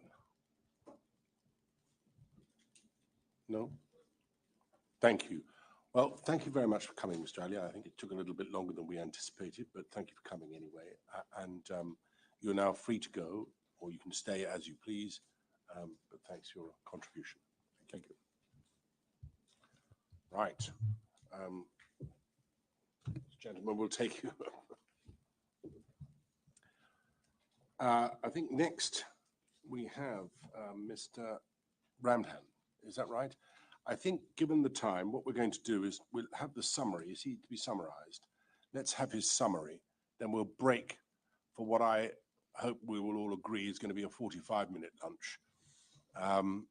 Eat five. And so let's have his summary, and then we can break off and have our lunch. All right. Do you anticipate that he might be a little while? Not from us, sir. We think he's quite fulsome in his statement. So Mr. Maharaj, I think you have some questions for him, do you? Yes, I have questions for you. I would probably be about 45 minutes with him. Right. And everybody else, 5 or 10 minutes, something in that order? Maybe a bit longer. I see a head being shaken by Ms. Passant. I may be a little longer. All right. Okay, I get the picture. Well, we'll take stock once once Mr. Maharaj sits down. All right, as to what we were able to do for the rest of the day. All right, then let's have. Maharaj will do the summary. All right, thank you very much.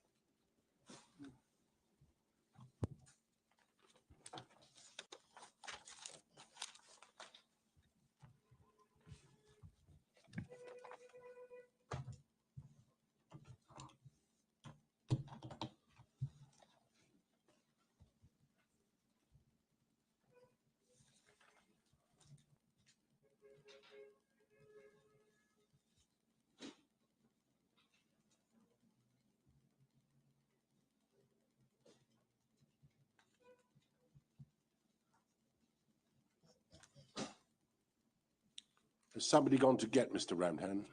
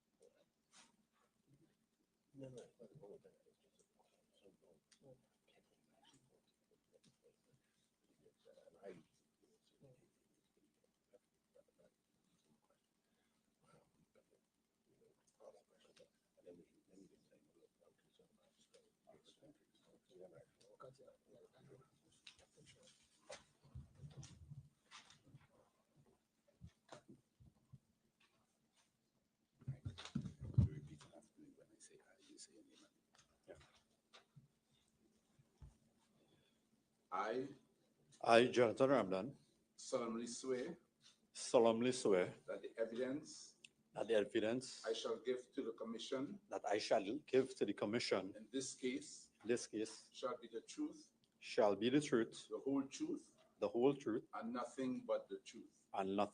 truth. Thank you, Mr. Ramdan.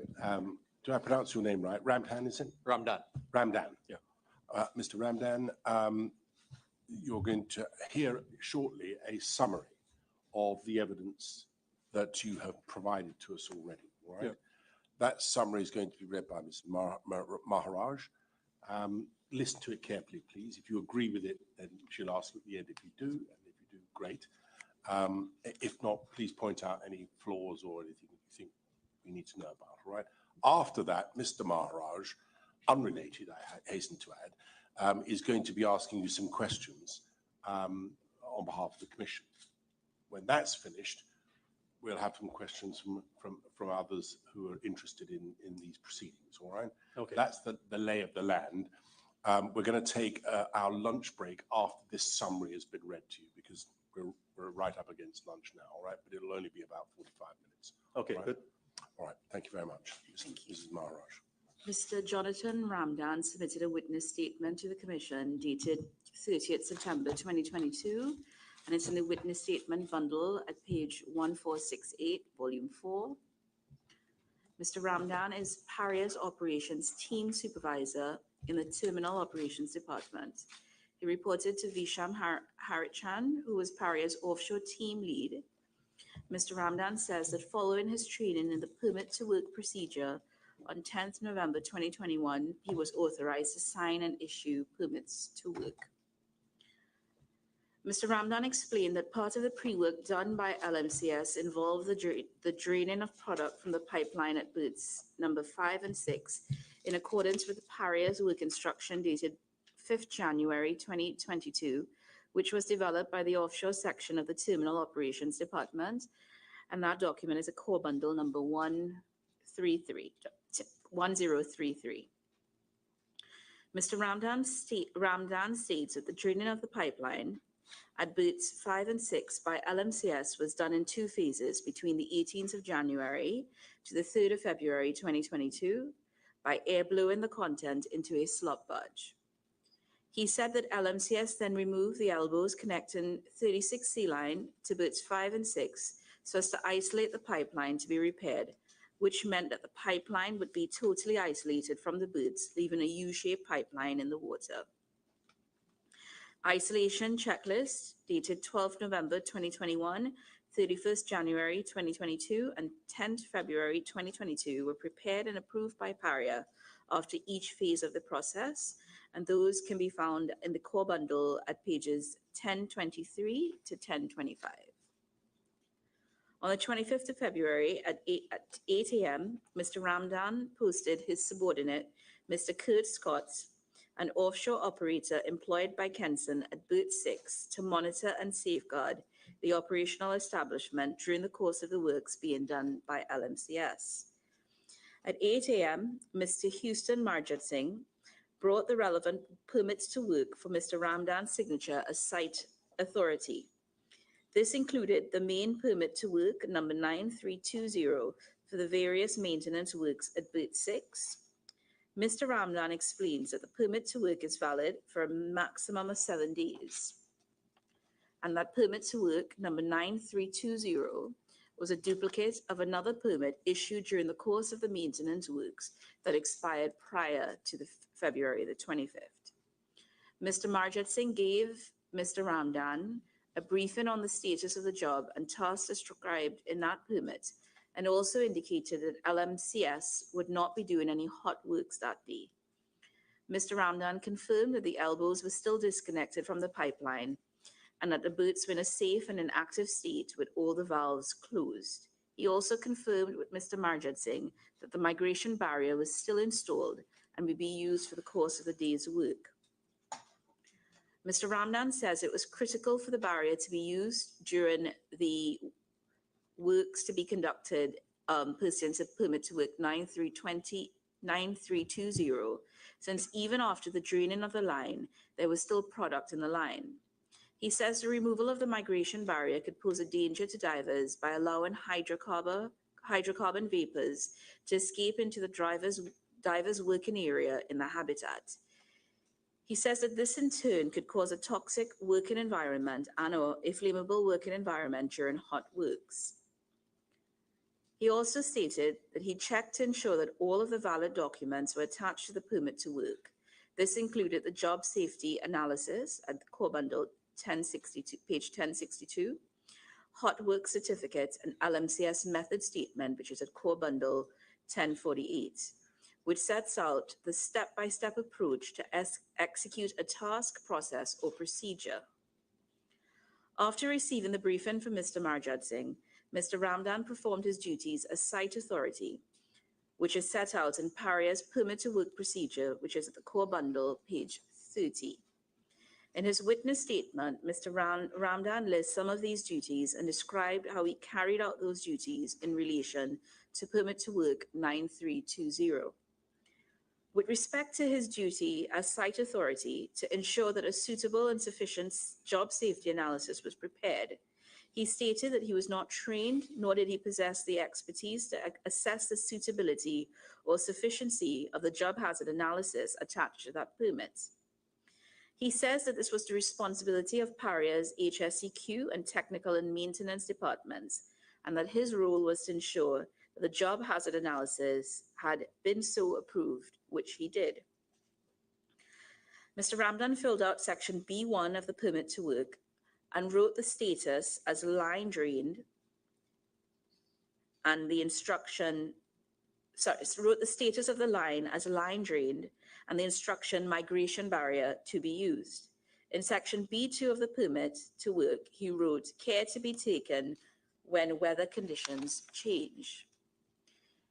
In relation to his duty as site authority to ensure through face-to-face discussions and/or site visit that the person in charge of the activities at the job site knows about the exact location of the works, the hazards present, and the precautions to be taken, Mr. Ramdan says that Mr. Marjat Singh was in charge of the activities on the job site, and he had his discussion with him face-to-face. Mr. Ramdan further explains that the main hazard present was the escape of fumes into the habitat, which could cause a toxic environment or during hot works become combustible. He says he discussed the hazards which could affect the job with Mr. Marjat Singh and made a point of writing on the permit that the migration barrier was to be used. In relation to his duty as site authority to periodically monitor the ongoing work, Mr. Ramdan states that he monitored the work through Kurt Scott, who reported to him periodically and sent information about the maintenance of the site conditions and precautions. In respect of his duty as site authority to suspend the job if unsafe conditions developed or were likely to develop, Mr. Ramdan says that Kurt Scott did not report to him any unsafe conditions prior to the incident, and he had no reason to suspend the job prior to the occurrence of the incident on February the 25th. Mr. Marjat Singh stated that he signed and handed the permits to work to Mr. Marjat Singh for supervision of the execution of the works described therein and performance of his other functions under Paria's permit to work procedure. He told him to ensure that safety talks were held prior to starting works so as to ensure that everyone knew the plan for the day, the hazards of the job, and the precautions that needed to be taken. Following the accident that day, Mr. Ramdan went to Berth 6 to investigate what happened. He arrived at 3:12 p.m. and spoke to Kurt Scott, who indicated he observed a splash on the screen and that LMCS was not giving him information. Mr. Ramdan said that LMCS's personnel appeared to be in shock and disbelief, and he tried unsuccessfully to get information from LMCS. Mr. Ramdan further stated that when he arrived, he did not observe any diving going on, and no one appeared to be in charge or actually responding or attempting to respond to the incident. He further states that no one came to him as the Paria representative on the barge and said what happened, what information they had so far, and what plan they had for the search and rescue of the missing divers. Mr. Kazim Ali Sr. told him that five divers were missing in the water, and he only had one more diver available, who was Andrew Farah. Mr. Ali also indicated to him that Mr. Farah had checked inside the habitat and did not see any of the missing divers. Mr. Ramdan says that Mr. Ali did not make any request of Paria for information, assistance, or for LMCS to be part of the incident command team. He also stated that there was no response from LMCS to his request to be able to see the camera footage of inside the habitat before the splash was seen, and LMCS did not respond to his several requests for more information, including his request that they seek additional divers to assist. Mr. Ramdan stated, therefore, that the only information he managed to gather was the missing divers were in the water, and he therefore activated Paria's emergency response plan by instructing Leandra Singh to have launches and tugs dispatched to perform searches within the harbour for the missing divers. At about 4:15 p.m., Paria's Visham Haricharan arrived on site, and he, Mr. Ramdan, passed on the information he had to him. At 4:48 p.m., Lieutenant Hargreaves of the Trinidad and Tobago Coast Guard called Mr. Ramdan and requested information. Mr. Ramdan stated that Mr. Hargreaves indicated that there was a dive crew on the way to Berth 6, but they would not be able to enter the water without the approval of Hargreaves' supervisor. At approximately 5:22 p.m., Mr. Ramdan heard shouting and banging from the habitat. The only diver LMCS had at this time was Andrew Farah, and he had been requested to go onshore to meet with the incident command team. Mr. Ramdan therefore immediately instructed Mr. Farah to return. At approximately 5:26 p.m., a pirogue arrived with Michael Cuban and another diver. They were apprised of the situation by LMCS and immediately entered the water to attempt a rescue. Later, at about 5:36 p.m., Mr. Ramdan saw Michael Cuban emerging from the habitat with Christopher Budram, who was covered in oil and who shouted, we're blacks, and them fellas right behind." Mr. Ramadan overheard Visham Haricharan telling Michael Cuban and the other divers that the incident commander instructed him to inform them that they were not permitted to enter the pipeline due to the high risks involved. And Michael Cuban aggressively responded by saying his father was inside the pipeline and that Paria could not tell him to not go in the pipeline. Mr. Ramdan did not observe any reaction of the Coast Guard to the instruction passed by Mr. Harichan. He says that no one attempted to intimidate, threaten, or physically interfere with the divers to get them to stop entering the pipeline. He also stated that the diving continued without interference for about 45 minutes after Mr. Harichan passed on the instruction. At about 6:30 p.m., Mr. Cuban came out of the water and they didn't resume diving after that. Mr. Ramdan overheard Mr. Cuban saying that they went in and saw no one, and they encountered some air tanks lodged in the pipeline, which made it hard to pass and check further. Mr. Ramdan also made 2 trips to Berth 5, but he did not hear any noises coming from the riser. He left the site at sometime at about 9:30 to 9:30 p.m.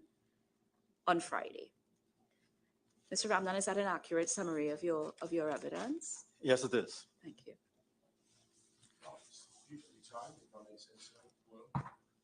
Beautifully timed, if I may say so. We'll take our short break now. Can we resume then at 1:45, please? 1:45. Thank you, Mr. Ramdan. and we'll see you at 1:45. Thank you very much.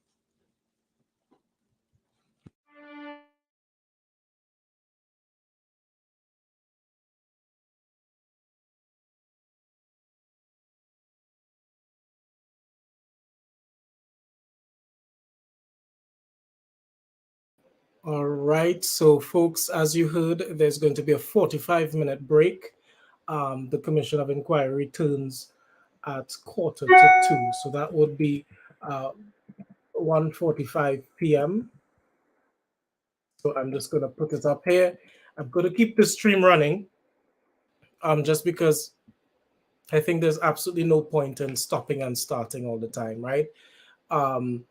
So just have it there ready and waiting for you when you're ready to return to it, right? So share the live in the meantime if you're listening. And yeah, stay tuned and keep the conversation going. So we only heard the beginning of Jonathan Ramdan's introduction. He was being introduced by counsel to the commission, Mrs. Bisessa. Jonathan Ramdan is Paria's operations team supervisor. And so we look forward to hearing everything that he has to say. So for now, we're in a 45-minute lunch break. Let me clarify that. Hold on. Break. Tuning at 1:45 p.m. All right. So all the best for now, folks.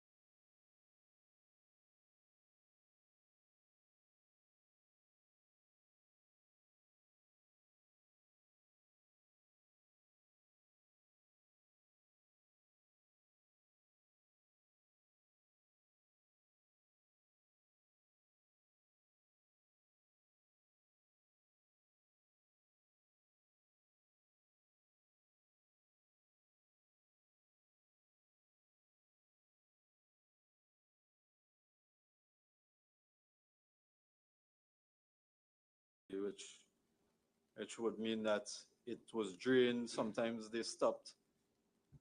Still quite a lot of 4-day handovers. Again, I'll have to check back my schedule to see. Well, there's nothing to check, is there? If it was being drained, as you've been asked, between the 18th of January and the 3rd of February, that represents, does it not, 2 weeks minimum? Yeah. Right? So in that 2-week period, last time I looked, that's 14 days. Divide that by 4, and there were at least 4 periods when you've been handovers. Actually, if you divide by 8, 4 days on, 4 days off. Yes, So 4 you days divide by on, 8. 4 days off, but in between, you'd still have to make the handover, either to you or from you. Well, in between would be the personnel who was on duty that day. Yes, I appreciate that. But if you've got a 14-day period, after the 4th day, if you were working the first 4, you'd be handing over to somebody else, wouldn't you? Well, okay, so on the 25th was my first day back to work after my 4 days off.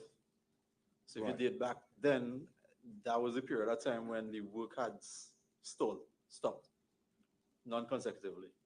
So you'd not been working. So had you worked on the 18th of January? The 18th,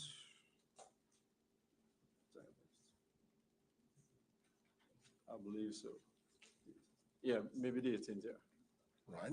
Did you work on the 19th of January? 19th. After, yeah, I believe so. You did. But Did you work on the 20th of January? yes. Did you work on the 21st of January? I don't want to go through it every day, but come on, help us as best you can. You must have made a number of handovers in that 2-week period, either to you or from you. Yeah, however, I don't recall because. Well, that's a different matter. If you can't remember, then please say so. But what I'm struggling with is what appears to be a little bit of obfuscation. That is, you're deliberately trying to hide from something or other.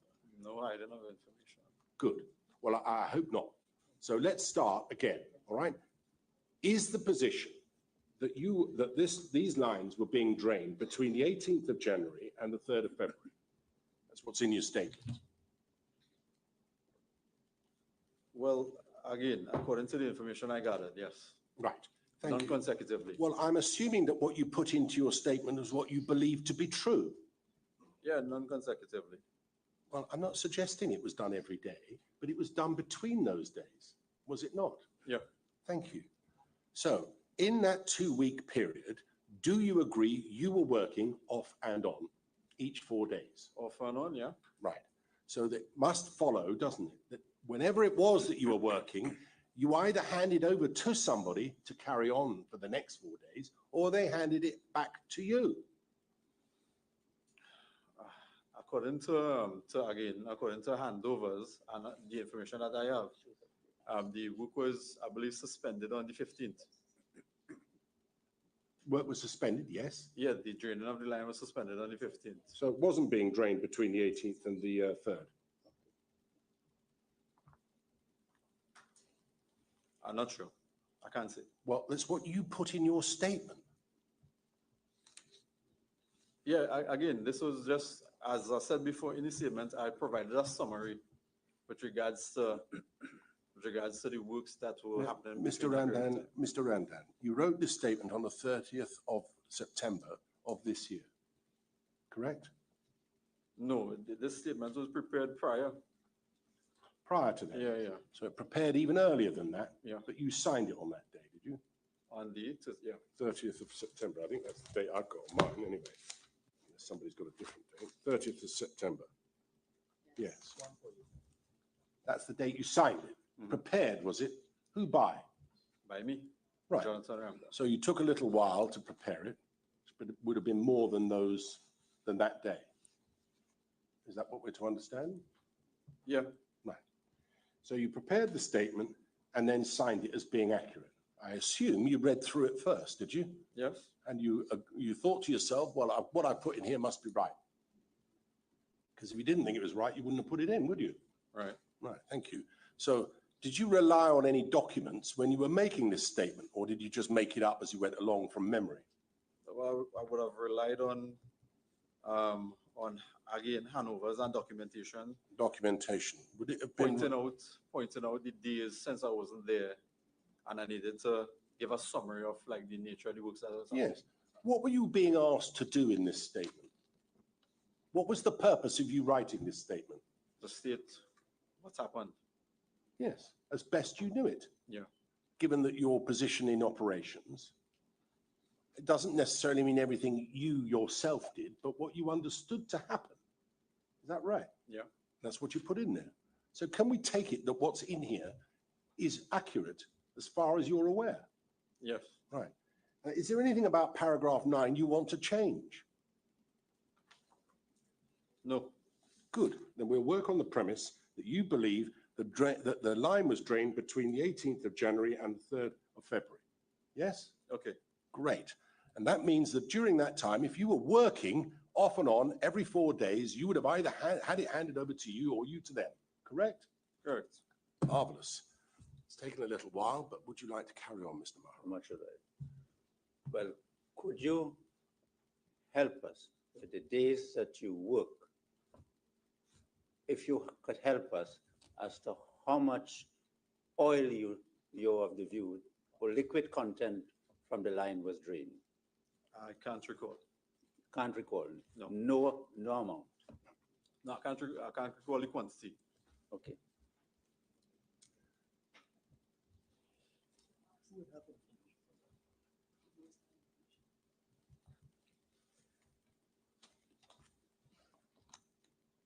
Could you help us?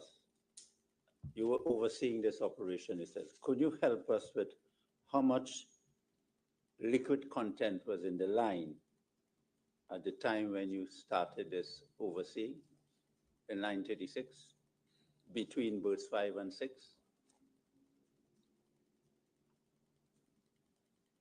You're referring to a point in the statement?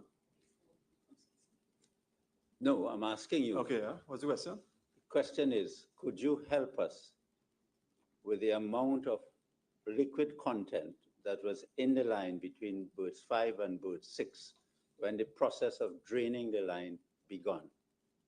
No.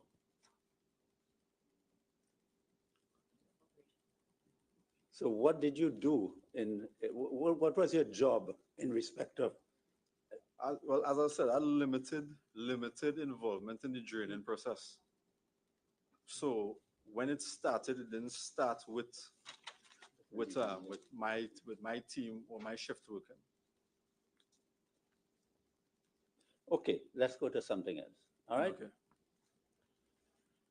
On the work permit that I showed you, Yeah. and you said there's your handwriting. You see. Could we identify what is his handwriting, if it's all or just some of it? Sir. What is your handwriting Okay. that's on there? Apart from the description of the works, the rest of on A1 is your handwriting? No, A would be prepared by the applicant. I'm sorry, A.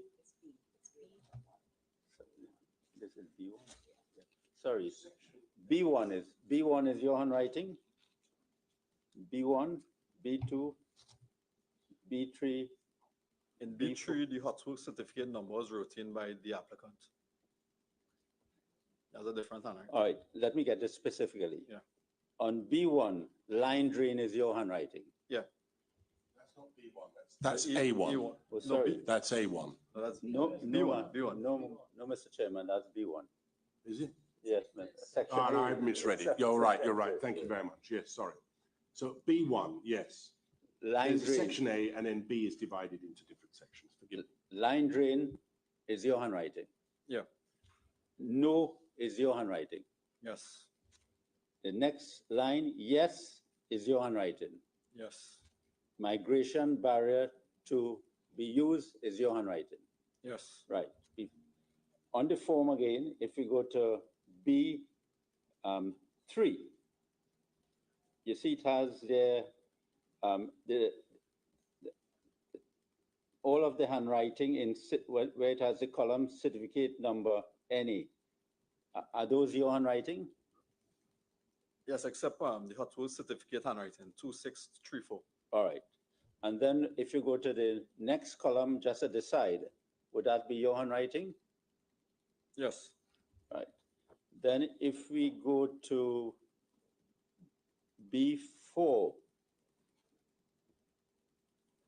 additional precautions care to be taken when weather conditions change. Is that your handwriting? Yes.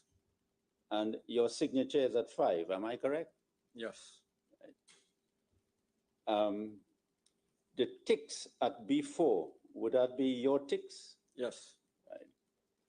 Okay, so let us now the description in section A of the works. That's not your handwriting. No, Whose handwriting is that, you know? that would be the applicant, Houston. Who is the applicant? Houston. Houston Majad Singh. Yeah. Right. Now, if you go to, let's take the question at B1, the third column, cleared of process hazardous material. Yes, migration barrier to be used. Am I correct that what you were in effect dealing with there was whether any hazardous materials would go into the pipe or would be a hazard in the chamber? Could you repeat the question? Where you answered yes, migration barrier to be used, am I correct in relation to the context of that question? You were using the answer in reference to whether any hazardous materials would be going into the pipeline or would be in the chamber? Cleared of process hazardous material means that the line to be worked on, it needed to be clear the process hazards.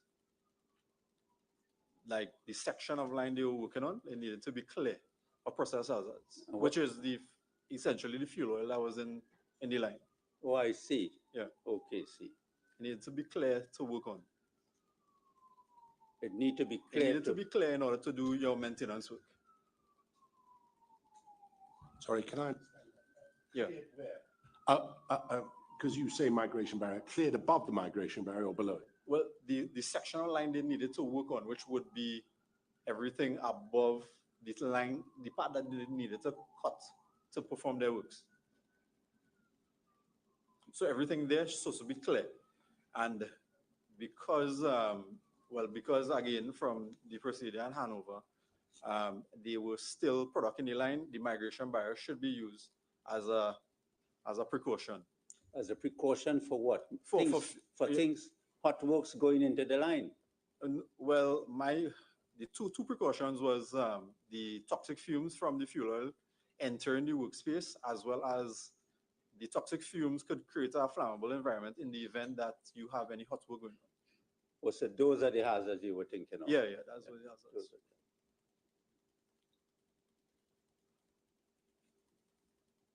And line to be, where you had line to be drained, you understood that was one of the instructions which were given to you as an employee of Paria to oversee the line being drained.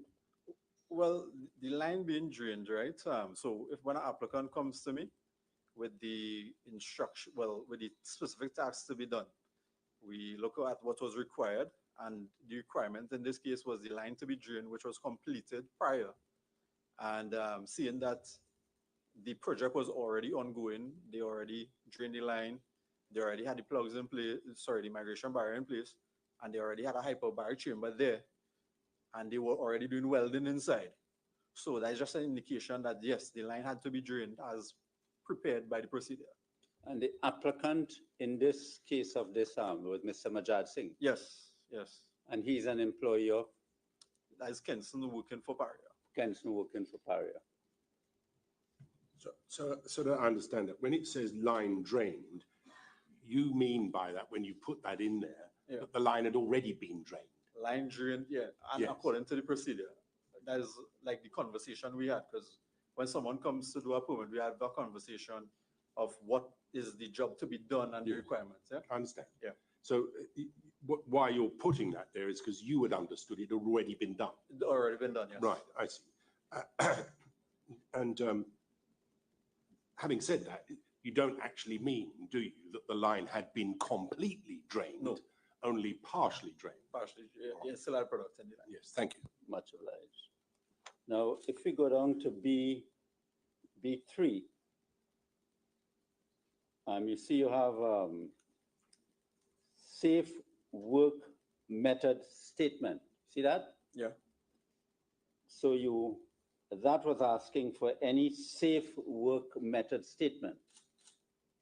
The question was whether there was any safe work method statement, correct? If it was attached to the document. Yes. The And you permit. say see attached. Yeah. And attached to the document was a hot work certificate. Yeah. Method statement 116. You can look at it if you don't remember. Sorry, for a moment. I'm sorry. I was showing the witness 116. I was showing the witness the permit to work, the hot work certificate, and then I was now showing him 116, the method statement attached to it. Huh? Sorry, and it's up on the screen. Okay. And you had a job safety analysis, correct? Yeah. So as you understand it, you were representing by signing this that there was a safe work method statement attached to the work permit. There was a method statement attached to the work permit according to the documents attached. And as far as you were concerned, it was asking for a safe work method statement. You were representing Paria, and you were representing that it was attached. I need to explain. Could I? Yeah.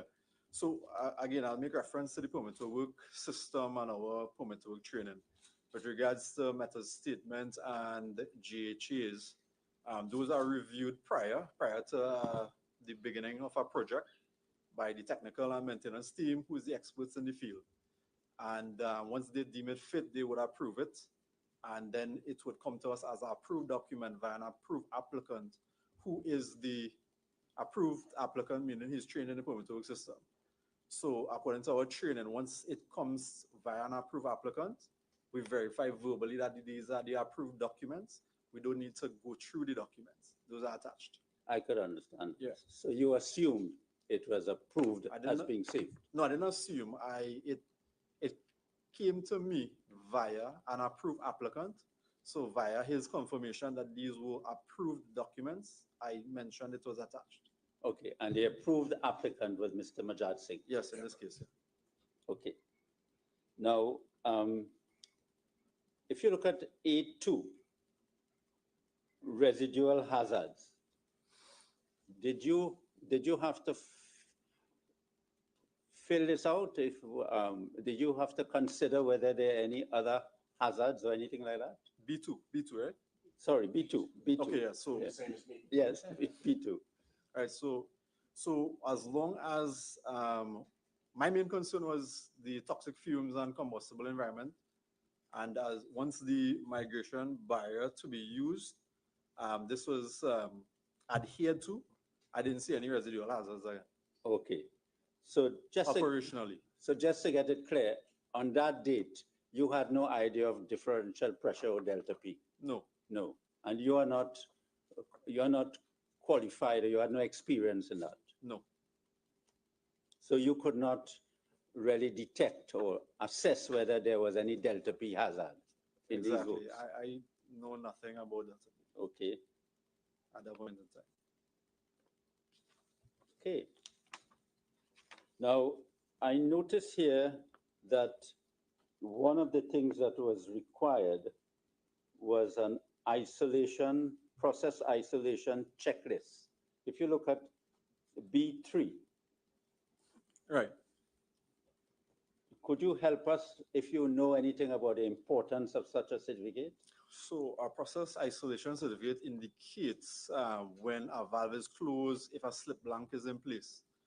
However, in this case, the elbows were removed.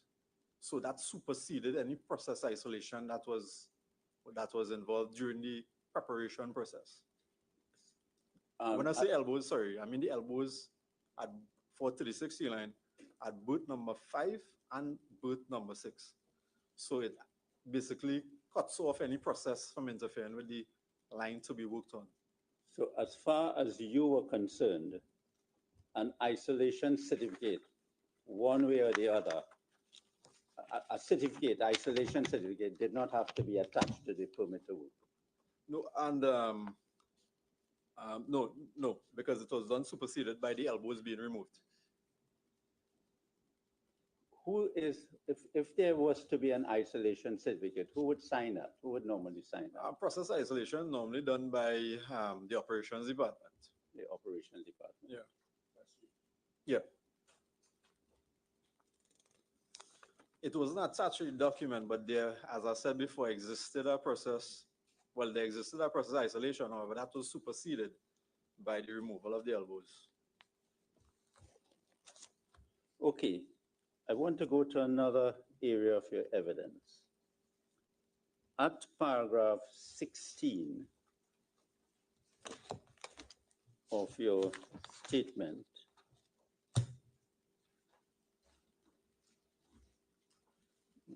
which is the paragraph you said is the site authority. At paragraph 16, you said at about 800 hours, Mr. Majat Singh brought to you the following permits to work and issued as the site authority. So you were the site authority on that date? Correct. So on the date of the works, that's the 25th of February, you were the site authority? Correct. In respect of the work permit? Yeah. Right. Now, as the site authority, you are aware of the functions and duties of the site authority. Yes. And we can find that in core bundle 1, page 30.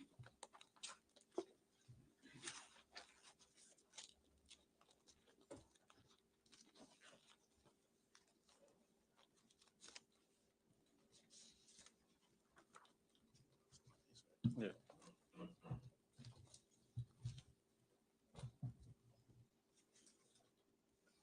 And you see at paragraph 5.3 on page 30, the site authority shall, and I'll just go through a few of it, right? Yeah. Ensure that a suitable and sufficient JHA has been prepared for the job. Do you have any expertise to assess a job safety analysis? Could I explain? Okay, right. So as the site authority, we have no training or experience in the preparation of a GHA.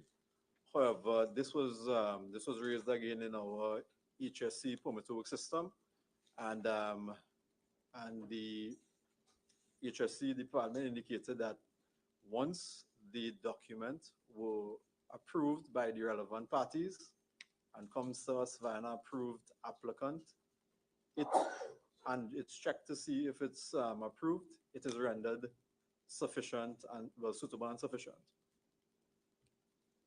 So could you tell me whether you complied as the site authority with any of these duties mentioned in 5.3?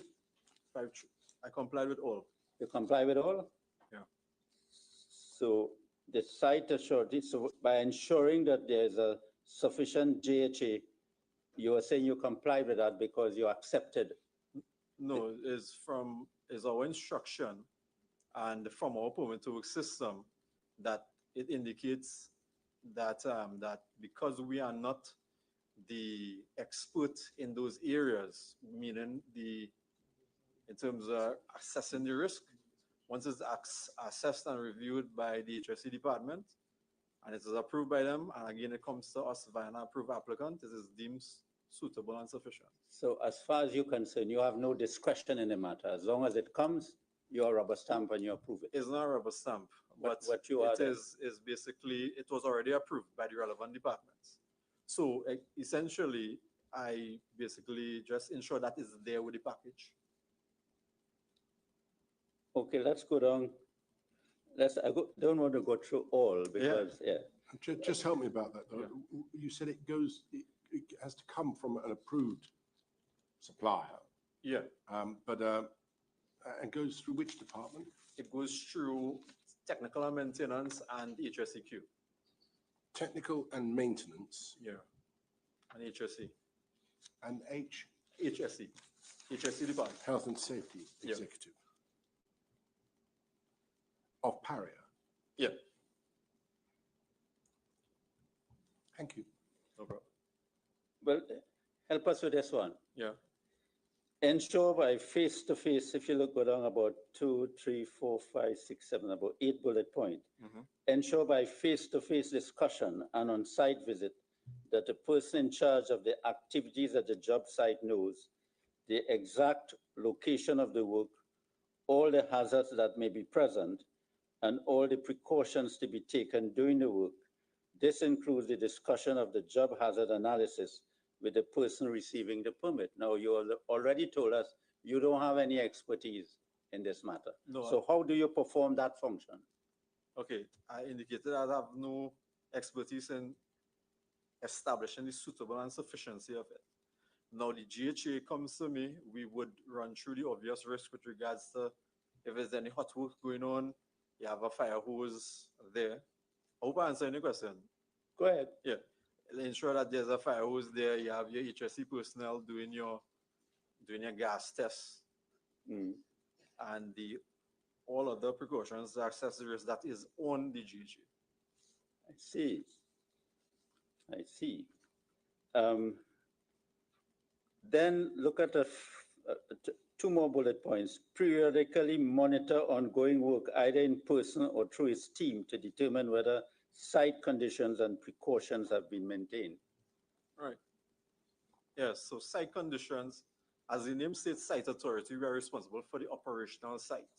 Now, I'll just go in and expand a little bit. Now, Paria business is not maintenance work. It is a terminal. So basically, I being the site authority, I'm in charge of the terminal operations, meaning that they are berthing of vessels, unberthing of vessels. So the site conditions could change if there are any operational activities. However, at the morning of this, when this permit came to me, our due diligence was checked with regards to any turnaround movements we have it, which we had none on that particular day.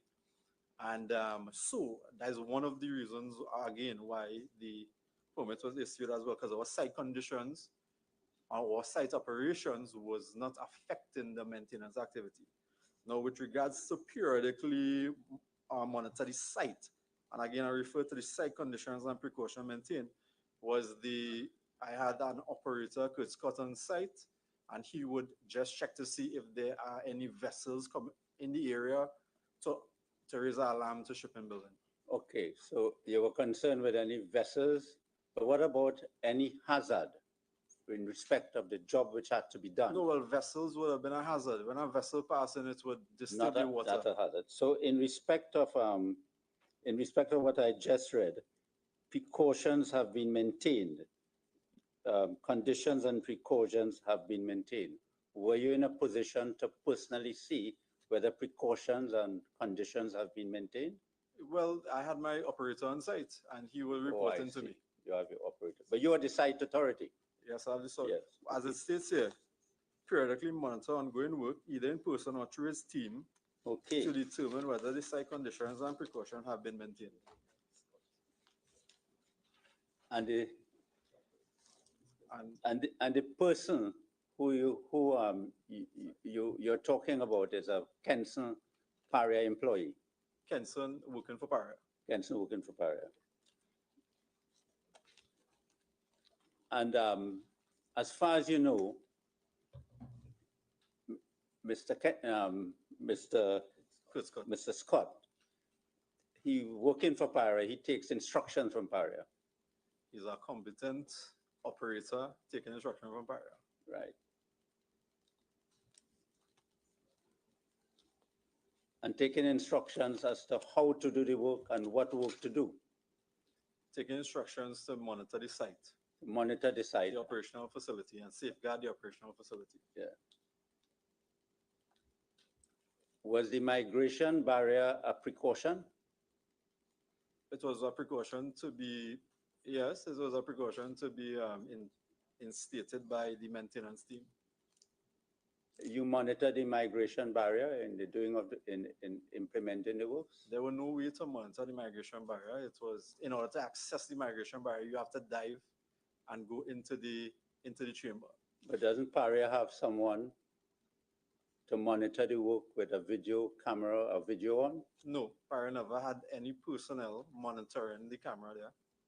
So when these works were being done in the chamber, Paria didn't have anybody I monitoring don't it? speak for operations. Operations was not monitoring the maintenance activity. So as the site authority that day, Mhm. you were not aware whether Paria was going to be monitoring the work while it was being done? I'm aware that the applicant is responsible for continually monitoring his site. And that's why we have different roles and functions. So he would have been monitoring that continually monitoring it with the contractor who is in charge to supervise the operation. Were you aware that Cook Scott was monitoring this work? Cook Scott was not monitoring. His duty was not to monitor the maintenance work. Cook Scott is operations.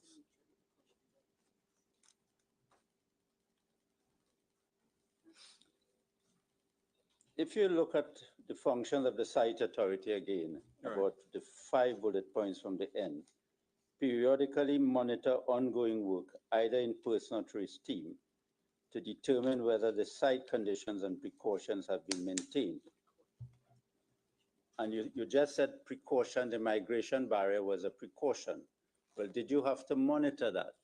Well, it's one of the precautions, however, it's supposed to be maintained on the maintenance site. So Our site. Okay, so as far as you were concerned, from your duties, you did not have to be involved in monitoring the precautions in respect of the migration barrier. Could you repeat the question? As far as you are concerned, as the site authority, you did not have any duties to monitor the precaution any precaution in respect of the migration barrier. Okay, so I need to explain. So as site authority, as it says, is to monitor the site and ensure it's operationally safe. I'll make reference back to the terminal has operations, which needs to be clear in order for your maintenance activity to take place. And once it is clear, meaning that the site, we have no vessel turnaround movements and also vessel movement within the area, because that will be a hazard as well, because if a vessel moves in the area, you have the disturbance of water and it might affect the diving activity. I can understand what Yeah. you're saying. So- So as far as you're concerned, the site was not the work site itself. The site was the facility to ensure that it's operationally safe. I see. However, as placed in the permit to work, the migration barrier to be used in order to be enforced is the applicant would have to enforce it with his contractor, who would be supervising the job and ensuring that the stipulation on the permit was abided by. Okay, Mr. Bramlin, we have your evidence, and you have been very helpful. Can I go to something else? Yeah. Right.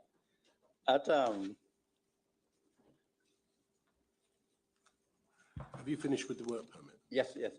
Because there's something I'd like to Sure, ask. sure. Mr. Ramdan, what is the point of attaching to the work permit the safe work method statement? Just get this one. Well, that's to show that the job was an approved job. It had approval, it had approved documents coming with the permit. So it was approved by maintenance. So I want to be clear, please. the docket, can we put up the work permit again, please? You've signed the work. Yeah. All right, so, and so you're saying you're allowed to do this work, all right? That's effectively what it means, isn't it? Providing our site is safe, yeah. Yes. And safety is your byline, your watchword. So included in this list of documents that are attached to the work permit is the method statement. Right. What this is describing it as, though, is a safe work method statement. Yes? Yeah. That's not something different from the method statement, is it? Don't think so, no. No, I mean, the method statement, please, if we can bring it up, page 1048. We're all getting familiar with this now. So that's the method statement LMCS provided, isn't it? Yeah. Yeah. And when you, as it were, see attached on the work permit, you mean this document, don't you? The one that was on the screen now. Yes.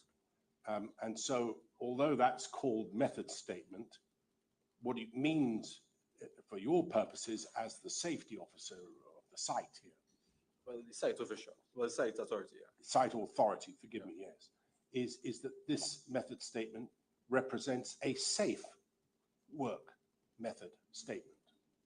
Yes? Yeah. And as with the other documents, do you take it that that method statement represents the way in which, or what work is to be done and the way in which it's to be done? A method statement is a list of proposed jobs to happen to get a particular job done. Right. However, only the permit allows or permits a job to happen. Say that again? It's only the permit or document, the permit itself Right. allows particular activities to happen. So when the applicant comes requesting permission to do a job, Yes. he explains verbally what they are going to do today. And that would be the specific tasks they are going to be that is going to be done today. Right. And that That's- would be translated into the specific tasks. Well, there's a dispute, clearly a dispute about what was or was not going to be done on that day. And Yeah. I'm not asking you about that. Okay. What I want to ask you about is that this document, the method statement that we're looking at on the screen now, is what you understand to be the safe work method statement. It would be the method statement, which is No, safe wood. please listen to my Yeah. question. What you have put on this document in your own handwriting is C attached. Yeah. The document that we're looking at that's on the screen is the document that you mean by when you say attached. Mhm. Is this something different to a safe work method statement? No, it will be the same. Right, it is exactly the same. So when you say see attached, you mean that this document represents a safe work method statement. Yes, essentially. Right. Do you understand, scroll through a little, please, doesn't matter where, that there are a sequence of events that seemingly appear to be on this list. Do you understand it to be that? Well, I understand it to be a series of jobs to be done to perform the activity. Do you understand it to be sequential? No. You don't? No. So any of those jobs could be done in a different order and it wouldn't make any difference to you at all? Well, it's not that the method statement will make a difference to me. Is the task that they are coming to do on a particular day would be the essential information. Yes, I understand that. But in terms of this document, Yeah. it does not represent a sequence of events No, as to the order in which they should occur. no, not to my understanding. Right. So we can put that out of our minds from your point of view, that you never regarded this in that way. Anybody who was keeping an eye, a watchful eye, for whatever reason, over the works that were taking place, should not regard, according to you, should not regard this as a sequence of works to be done. I can't see what the maintenance personnel does with it. Well, you're the site manager, you see, or the site authority. I'm the site authority, Yeah, not the maintenance person. And the site, one of the bylines, the watchword, as you agree with me, is safety. Right. Right. So obviously, if something was being done that was not authorized for that day or was not on this document, you would want to know. Wouldn't you? Could you repeat the question? Yes, it's not a difficult one. If something was being done that was not on this method statement or was being done not according to what had been determined for that day, you would want to know. No. You wouldn't want to know. The method statement. No. doesn't Answer give my question permission. first. You can add whatever rider you like afterwards. Answer my question, please. And then you can say whatever you want to say, all right? I'm not going to stop you or shut you out. I just need to understand this, all right? So that I understand why this might be attached to the work permit. Is it that you're saying that you're not interested in whether they do a job of work that has not been authorized that day, The method but statement, might appear on the method statement? the method statement doesn't authorize any job. No, but it's attached to the work permit. Right, but it doesn't authorize. Now, I appreciate that, but without it being attached to the work permit, there wouldn't be a work permit. Correct. Right. So it's attached for a purpose. And the purpose is in order for you to be able to say there is a safe work method. Is a maintenance document is a guide for our maintenance work. A guide. A guide to whom? For the maintenance department. For the maintenance department. Yeah, for the works to be done. Are you saying that's nothing to do with you? The method statement? No, the method statement doesn't. No, I'm not saying the method statement. I'm saying the maintenance that's being carried out. Is that, are you interested in the work that's being carried out? Yes, and it's stipulated on the permit itself. Right. And so if something was to happen that was not on that permit, not approved by that permit, would you want to know? If something was being done that is not authorized by this permit, the one that we have been looking at, it's not on there, right? Removal, there's no secret. Removal of the barriers was not apparently approved for that day. Right. That's what we've been told. Right.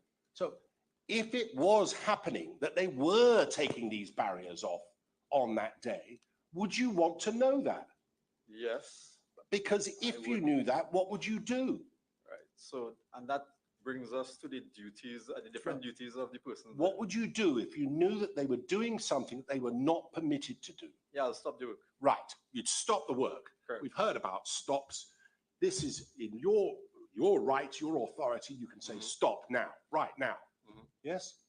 So if it had come to your attention that there was work being done that should not have been done, you would have put a stop on it. Exactly, yeah. Right. So you are interested, aren't you, in what work is being done? In the work being done, yes. Yes. How do you know what work is being done? Well, the work that was being done was stipulated on the permit. Right. But do you monitor it or keep any eye on it at all? Or you just let them get on with it? Do what you like. And, well, if it goes wrong, too bad. But, I mean, or are you keeping any watchful eye or any oversight on the work at all? Okay, so that would be the duty of the applicant and the contractor official. Right. So it all falls back onto the people who are actually contracting it. And so this man, Mr. Marjad Singh, who's from Kenson and who puts all of this on here, would he be interested in what was going on? Interested in what work was being done or not being done? Well, yeah, he would be overseeing the maintenance activity. He would be overseeing it, not you. Not me. Right. So you would rely on him to tell you, to give you a call and say, hey, by the way, Mr. Site Authority, they're doing something that they're not allowed to do. Or something was done that wasn't permitted. Or they're in the middle of doing it. And if you got that call, what would you do? I would stop the work. Right. And so either you or somebody from Kenson, Mr. Marjad Singh, or his one of his deputies, or someone, presumably is keeping an eye on what's going on. Or the contractor official as well. Sorry? Or the contractor official as well. Well, obviously the contractor's doing the job, right? It's the contractor who's carrying out the work, isn't it? Yes. But right. And if he's doing something wrong, if he's going further than he is permitted to go, who stops him? Okay, so... Or does he stop himself? So, can I explain? Yes, you can. Good. So, the site authority issues the permit with stipulated guidelines, right? Which would be the migration barrier to be used. Now, Well, it was being used. right. So now, after that, the applicant would be talking to the contractor official because it's a trained applicant and is a trained contractor official in the permit work system. So each of them has their responsibility during the maintenance work. So, so once, if the contractor official did the thorough briefing, the workers would have an understanding that this is the work stipulated on the permit, and this is the only work is to be done on the permit. And once that was done correctly, then it would not have resulted in, say, they're doing something that wasn't authorized on the permit. Yeah, but I mean, every step of the job that's being done on any day for any permit is not stipulated on the permit, isn't it? It doesn't say turn the bolt to the right or to the left, does it? However, significant tasks are mentioned. Significant tasks are mentioned, all right. In any event, to just get back to the point I'm trying to understand, is that you're saying that if the contractor goes wrong, there is no mechanism, as far as you can tell me, to stop the contractor going wrong. No, what I'm saying is the contractor official has a duty and a responsibility. No, I understand So that. if- You've said that. Now, I've Yeah. got that point. Yeah. Right, but what you're saying is that you want to put a fox in charge of the hen house. If the reality is that it's the contractor is the one doing the job, and you've got the contractor overseeing his own work, his own people, if he thinks he's doing the right thing, there's nobody going to stop him, is there? No, but being an approved contractor via the permit work system, you're supposed to know your responsibility. Yes, I dare say he will tell us that he knows what his responsibilities are. But I want to know is whether there is any way in which you, I don't mean you personally, but your team or anyone from Paria is keeping an eye on what's being done, whether there is a violation of the work permit, so that you can exercise your right and duty to stop the works where it goes beyond what is been permitted. Could I just refer to the permit work system? Yes, you can. Okay. So I'll start with just the contractor official. Where are we? That's 5.6. 5.6. Contractor official, page 31 of the core bundle, yes. Yes, I see that. Right, so if you take it 1, 2, 3, 4. 4 from the bottom. As of 8 of 14 on the next page. Yeah, there. There's something here stating that promptly notify the applicant and site authority of any hazards that may arise or of any changing conditions that increase risk. So being a trained contractor official and knowing that is only what is stated on the permit is allowed. If anything changed there, he's supposed to notify the applicant and essentially me in order to stop the work. Right. That's what you're relying on, is it? Yes. Do you think that's enough? Well, this is the system we have. No, I appreciate that that was the system at the time. Do you think it's enough? This is our system, yes. So you, now knowing what has happened, as you presumably do you think that that merits any change? Yes, I guess it merits some change. Everything isn't perfect, and No, life everything isn't perfect. I get that. Yeah, and everything does improve with time. Yes. So do you think it merits change to the way in which you organize yourselves when you've got a contractor and you're getting him to police himself? And if he goes off-piste with his work permit and you don't know about it, you can't exercise your authority. Yeah, well, it's supposed to be the messages, so to translate back down to me. Yeah. Right. So one obvious thing might be that if there were more close oversight over the work that's actually being done on a particular day related to the work permit, you might be able to better exercise your authority.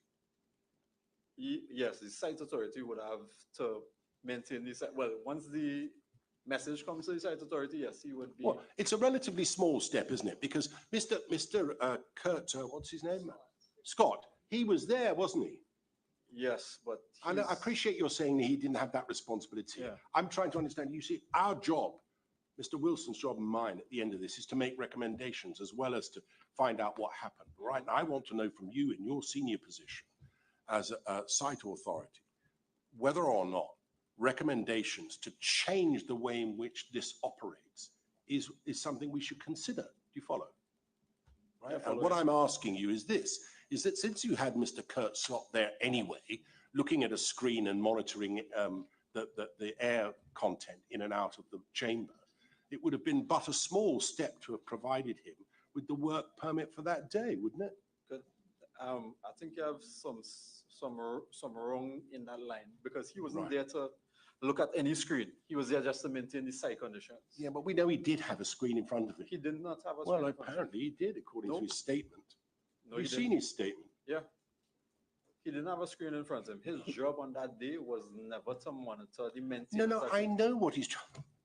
I know what his job was on that day. Mhm. What I'm asking you is whether or not it would be but a small step for him to be given an additional task, like having the work permit with him, so that he could keep some sort of oversight in what's being done. And he Well- could alert you if something was being done that was not permitted.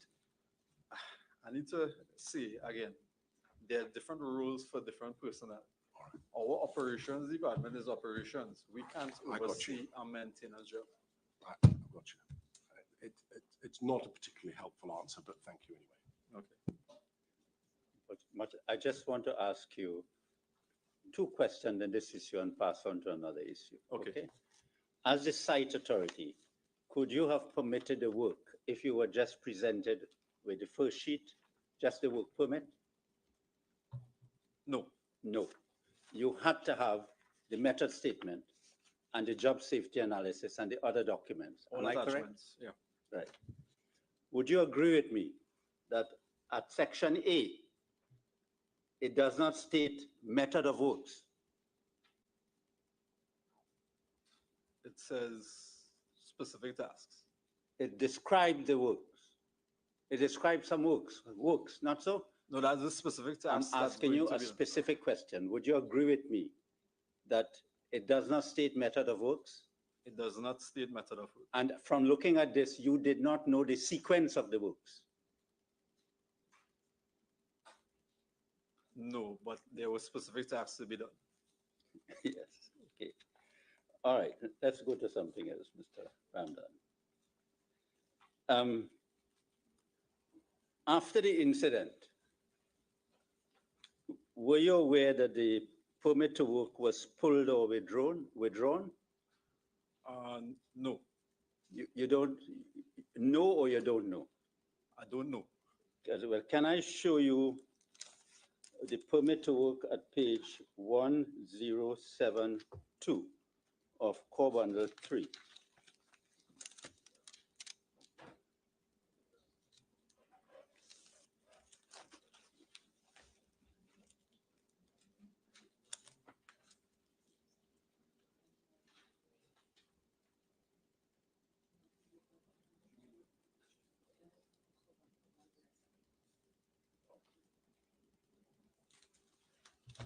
And I'll read the job on that work permit at the top, right? Mhm. Tell me if I'm correct. To carry out diving activities, specific tasks to carry out diving activities to assist with the maintenance of the work, right? You signed that too, not so? Yes. Huh? Yes.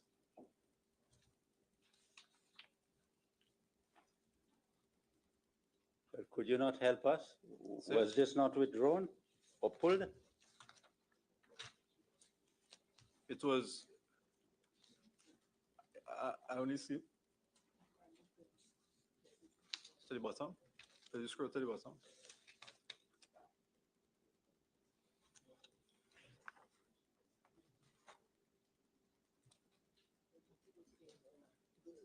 I see nothing there. No sign.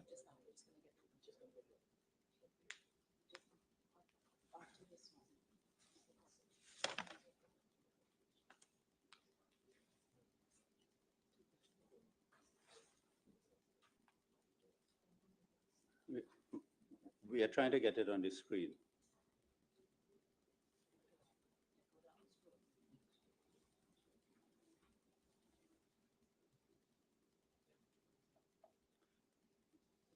In the meantime, while I look for that, I can answer. This work permit though authorize works by LMCS or activities which was permitted to carry out diving activities to assist with the project, not so? Yes.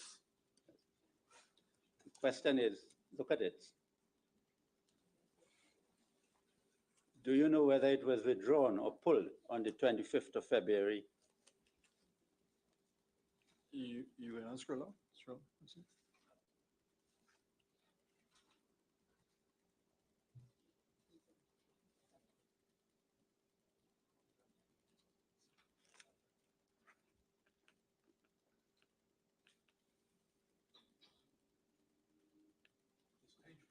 I'm sorry, page page one. 1072. Yeah. 1072 That is what's on- 403.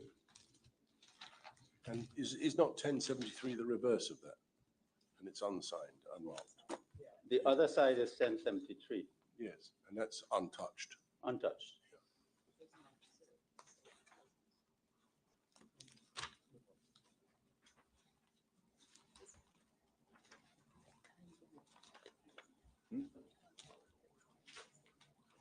You cannot tell because nothing is endorsed at the back. Yeah, Am I nothing correct? written. Yeah, nothing written. So you're not in a position to answer that question? No. No. But you would agree that this was a work permit to permit authorizing diving by LMCS? To carry out diving activity to assist with the 36 Sealine maintenance works. Right. Thank you very much, Mr. Ramdan. Much obliged.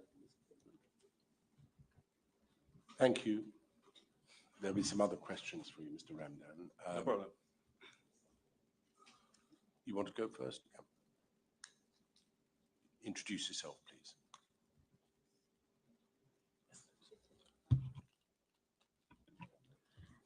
Good afternoon, Kamini Prasad Maraj, and I'm for LMCS. Mr. Randan, I'll take you to the very permit that we have on screen, which is the dive permit. This was issued on the morning of the 25th of February, 2022. Is that correct? Yes. All right. So you've signed at column section B5 and endorsed the date, the 25th of February. So what date? The date was missing from the top. Yeah.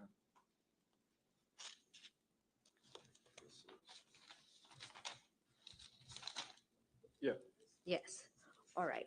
So on the column, the section B4, which speaks of additional precautions, you have there call shipping via radio and informant divers are entering the water. Dive flag to be erected. That's your handwriting. Yes. And those were the precautions that you had in relation to the diving. Yes. So I'll take you to the next work permit, which is 9302, also issued on the 25th of February. The very next document.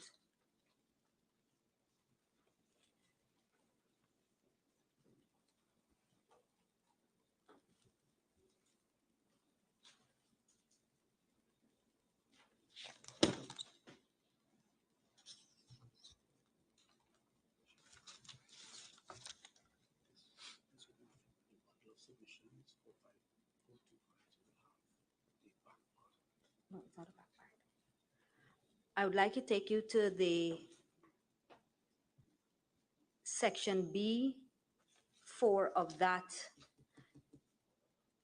work permit. Now, this was the work permit in question in relation to the work to be done by the contractor within the chamber. That's correct?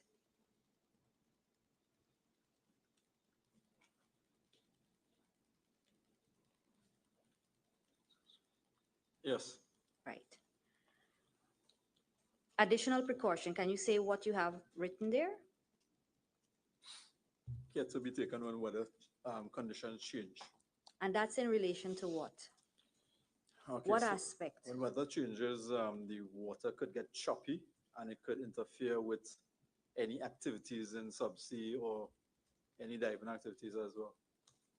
But in your precaution that you placed on the permit for work for the diving that we just went through, you did not put that as a condition of precaution. Do you see that? Okay, yeah. Should that not have been placed on that permit? Yeah, it could be there, yeah. As I understand it, there's a separate permit in relation to the diving, and that which you just read is in relation to the diving. However, you needed to dive in order to go in the chamber to do the work. Right.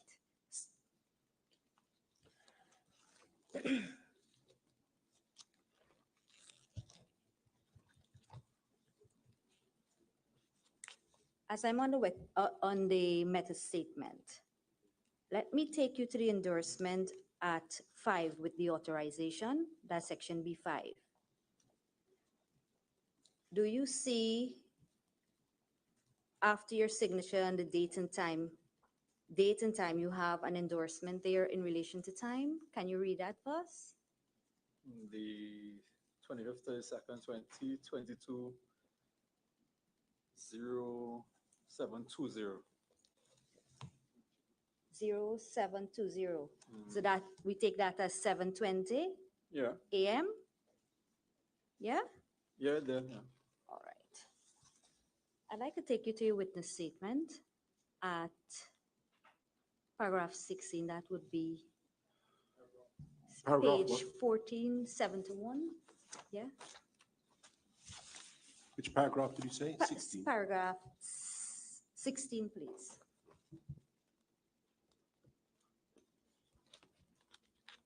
In your statement to the commission, do you have the statement in front of you? I'm seeing it on the screen. All right. Do you see what time you have there in relation to the applicant being presented to you? At about 0800, the approximate time. Right. And that's different from 7:20. Yeah, but it's approximate at about 0800 hours, approximate. Well, it's a substantially different time, 7:20 and 8 a.m. Again, some of these were taken from memory, so it would be an approximate time.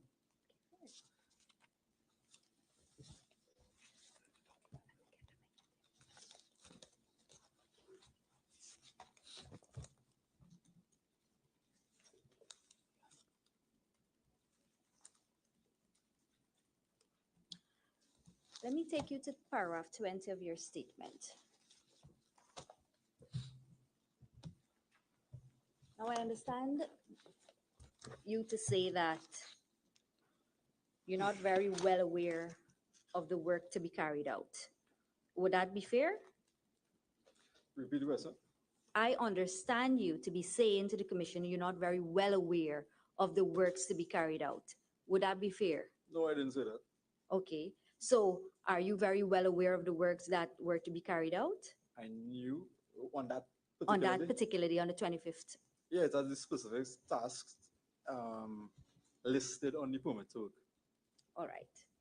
So look at your paragraph 20. All right.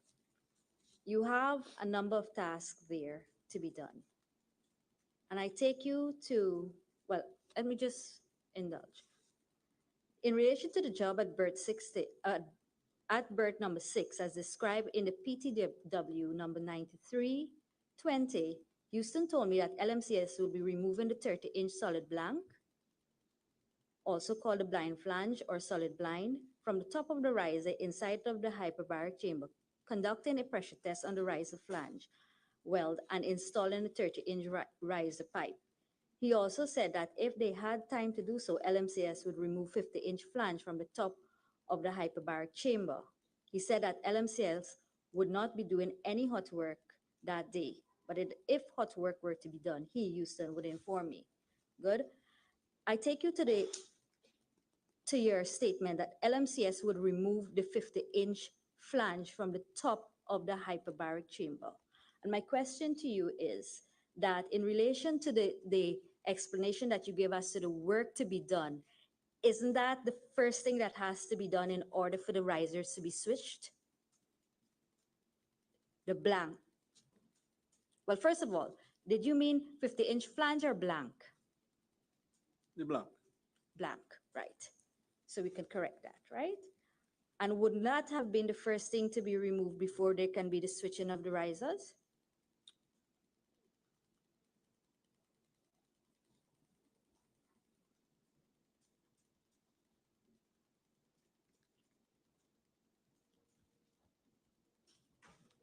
Yeah, if they had to switch, yeah, they had to switch Right, so risers. you would like to correct that?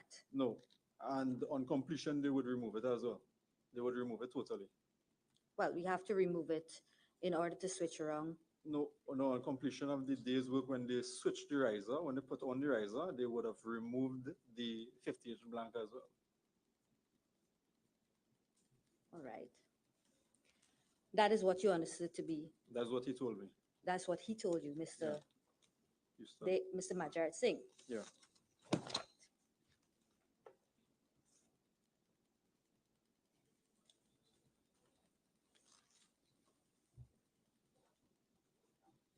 When you spoke to Mr. Majarat Singh that morning, you said, because you said part of the process that you were engaged in is him having a conversation with you as to the work to be done. Did he mention to you that there was a switch in relation to the method statement and the order? I know you said that you're not really concerned with the orders that has been placed in that document, but did he explain anything to that effect to you? No, he indicated the specific tasks that they were going to do that particular day. And so on. that is what you've detailed at paragraph 20? Yeah. So for all intents and purposes, you were not aware of any particular order in which the work were to be carried out? No. Again, could I expand? Go ahead. Right. So when a applicant brings a document to a site authority, or well, me in this case, we hear what job they are going to be doing, right? And basis that we make our operational checks to make sure the job could go on, because terminal operations is again berthing and unberthing of vessels. So once they bring the proposed specific tasks to be done via conversation and on the permit itself, we check to see if we have any operations in the area. Once we have no operations in the area, again, we would check the site, make sure the site is operationally safe, and make sure that the line is cleared, which was done prior, well, prepared prior. So with regards to that, whenever the specific tasks come to us and our site preparations are okay, meaning it's safe and it doesn't have any operational task inhibiting the job to be done, we give okay. All right. So there are two, I'm hearing from you, there are two aspects of the permit in terms of its operation. Mm-hmm. First, that the site in which the works are to be carried out is safe, which is operational. That's essentially what you're saying to us. Operationally safe, yes. Sorry? Operationally safe, meaning we have no operations going on in that. And then the second aspect would be that the work that is to be carried out is done in the manner that it has to be carried out. That is what Mr. Chairman would have gone through with you in relation to the barriers. Well, maintenance will have their method of doing their job. Right. But I think you've already accepted that in relation to the work to actually be carried out, which is specified in the method statement, there is that correlation, and you must be able to ensure that it is done in the manner that it ought to be done. No, I think we clarified that they jump from steps to steps in the method statement. Okay, specifically in relation to the barrier, you have placed on this document, right? Barrier to be used. Your understanding is the barrier to be used is a precaution in relation to the work, not in relation to operations of the area, correct? Repeat the question, please. The barriers to be used that you had endorsed on the permit to work system document.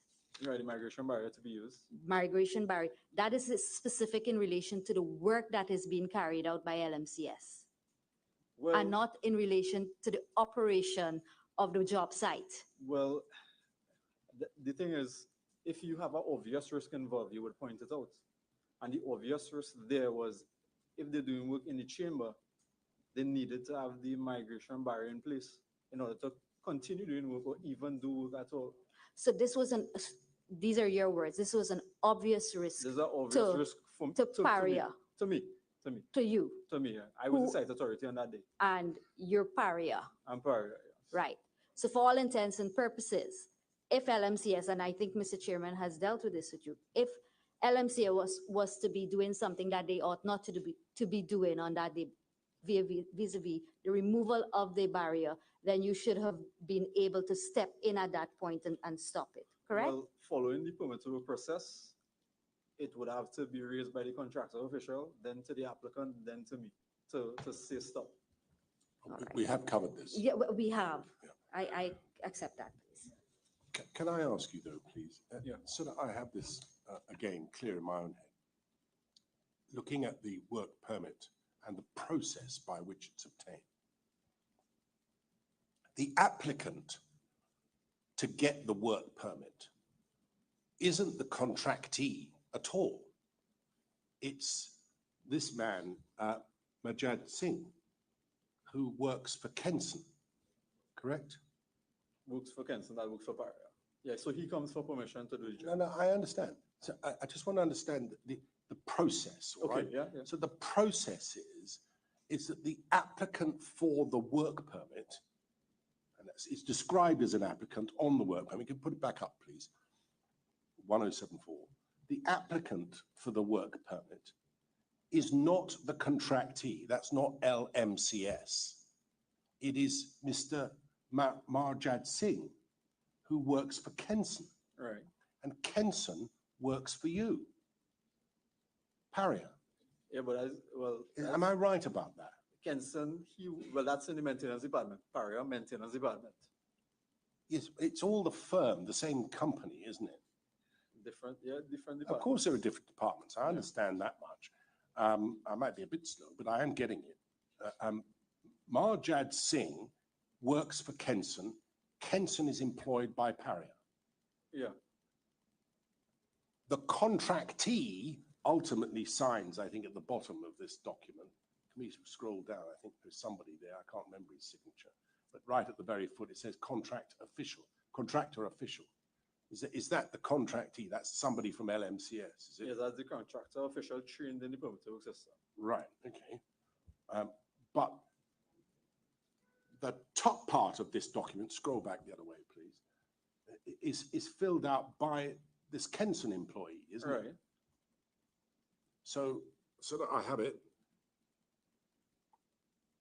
Kenson, employed by Paria, are making the application for the work permit, and the monitoring of the work that's being done by the contractee, not the applicant, is being covered by the contractee.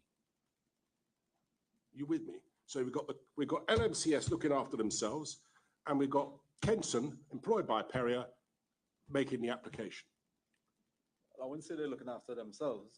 Well, that's what you did tell me earlier on, that they're monitoring the work that they're doing. No, it's their responsibility. You pointed out to me. Well, you made me look at some other document. And according to the permit work system, they would have to indicate any change to the applicant. Yeah, absolutely. But they're the ones who are monitoring that. They're monitoring themselves over here, doing the job, and the application is being made by Kenson of Paria, and Paria employ Kenson. That's how the system works. I'm not blaming you for this, you understand. I understand that is the system, and I want to consider the system. You understand, part of our remit is to consider the system, how it works or doesn't work, all right? But that is what's happened here, isn't it? Yeah. Thank you very much. Sorry to interrupt you. Could I just add one more point? Yes, of course you can. Right, so just to overview, the Kenson person from the maintenance department brings the permit, and then, well, after we vet it operationally, deem it safe to do the job, we would sign, well, taking out in consideration our operational precautions, and then the process after is for the applicant to explain to the contractor the essentials on the permit, which is the specific tasks, the precautions that is rendered on the permit, that gives permission for the permit to be done under those specific, those specific precautions. And the contractor, as well being a trained contractor official in the permit to work system, accepts the permit. Yes, And I'm performs not the- excusing anybody here or, Okay. or blaming anybody here, right? Okay. I simply want to understand the system. process No problem. and how it works, okay, or doesn't, as I say. But that's the position, and as I say, I don't blame you. You're just applying the process. Yeah. Yes, thank you. At your paragraphs 54, 55, 56, and 57 of your witness statement,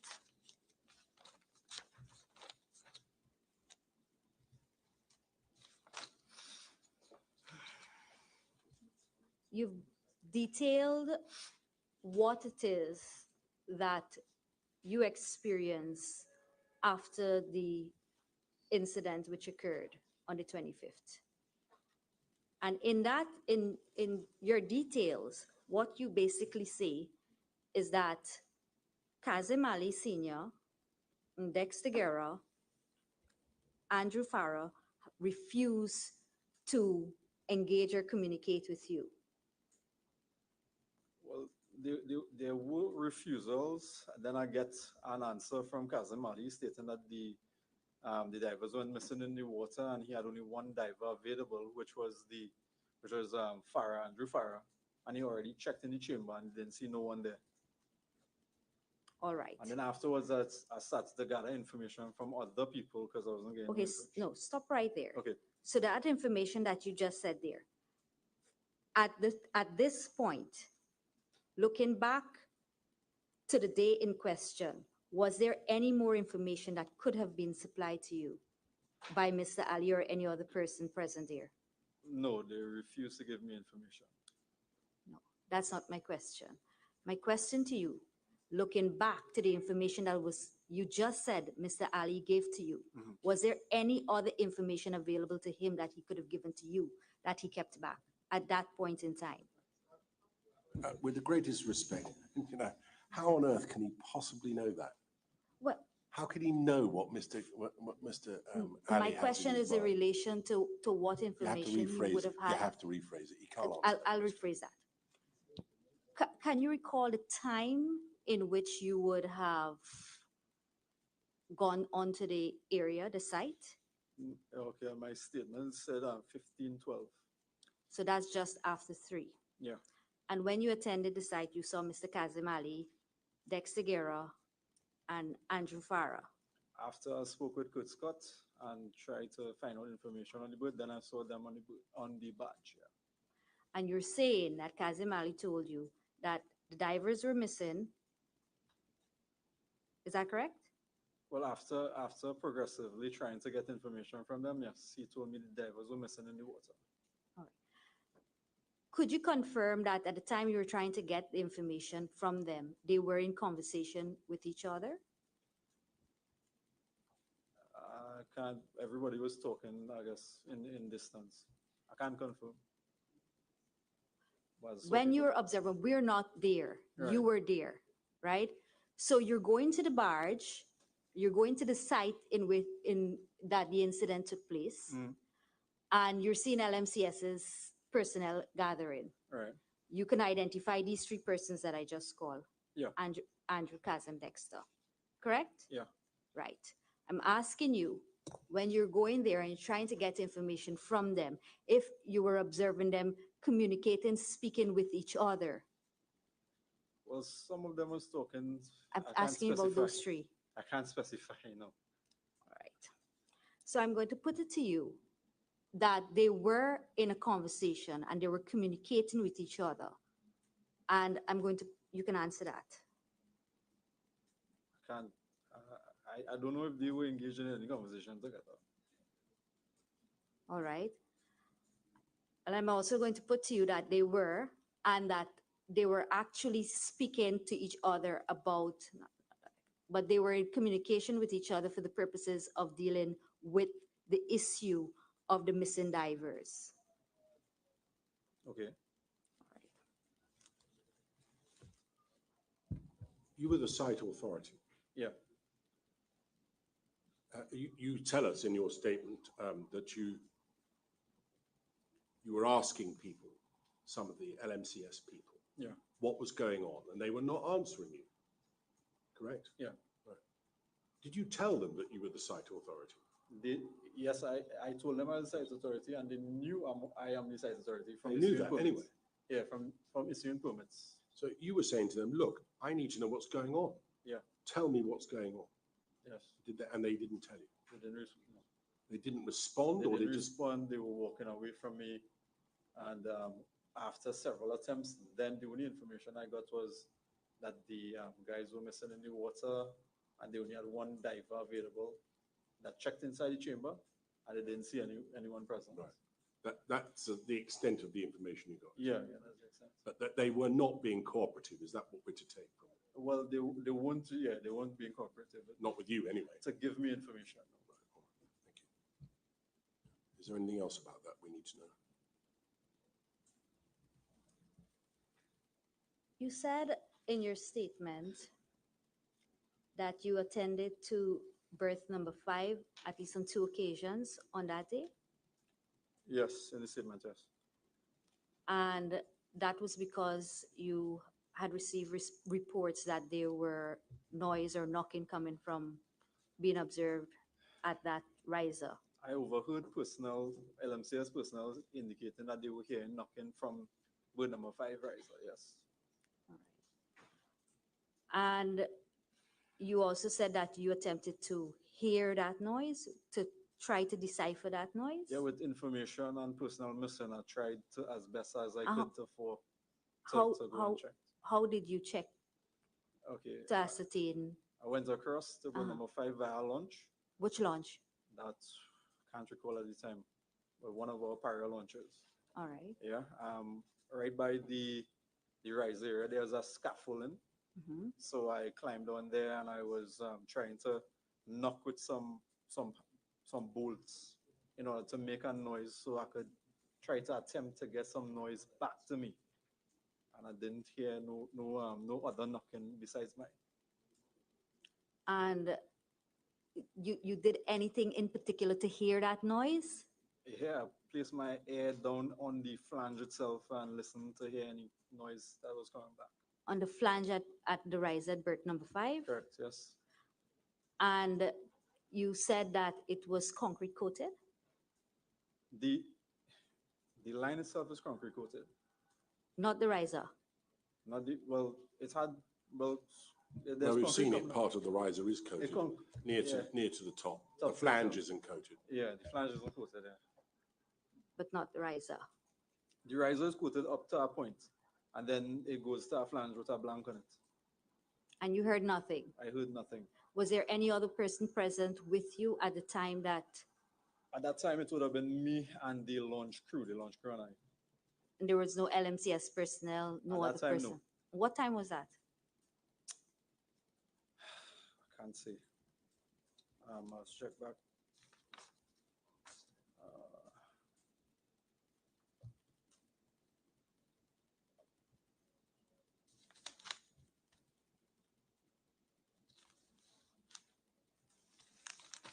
Right, so that would have to been after the Coast Guard came on site. So I'm just trying to get a ballpark time with regards to it. So that'll be after, and that would be after. That was after. After, yes. It's probably enough, isn't it?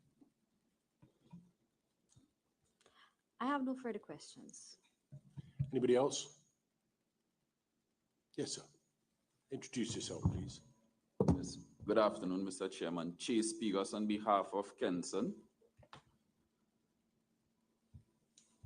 In answer to Learned Senior, you referred to Mr. Madrad Singh as an approved applicant. Yes? Yes. He was in fact approved by Paria. Correct. Right. Now, in your oral evidence in referring to Mr. Madrad Singh, you were not suggesting that Mr. Madrad Singh approved the documents attached to the permit to work. No. Mr. Chairman, just one last area. Can the witness be shown the permit to work procedure,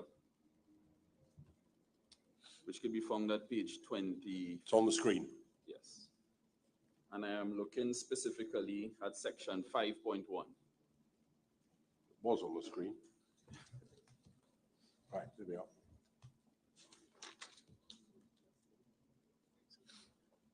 I'm looking at bullet point number 6 from the bottom, Read it.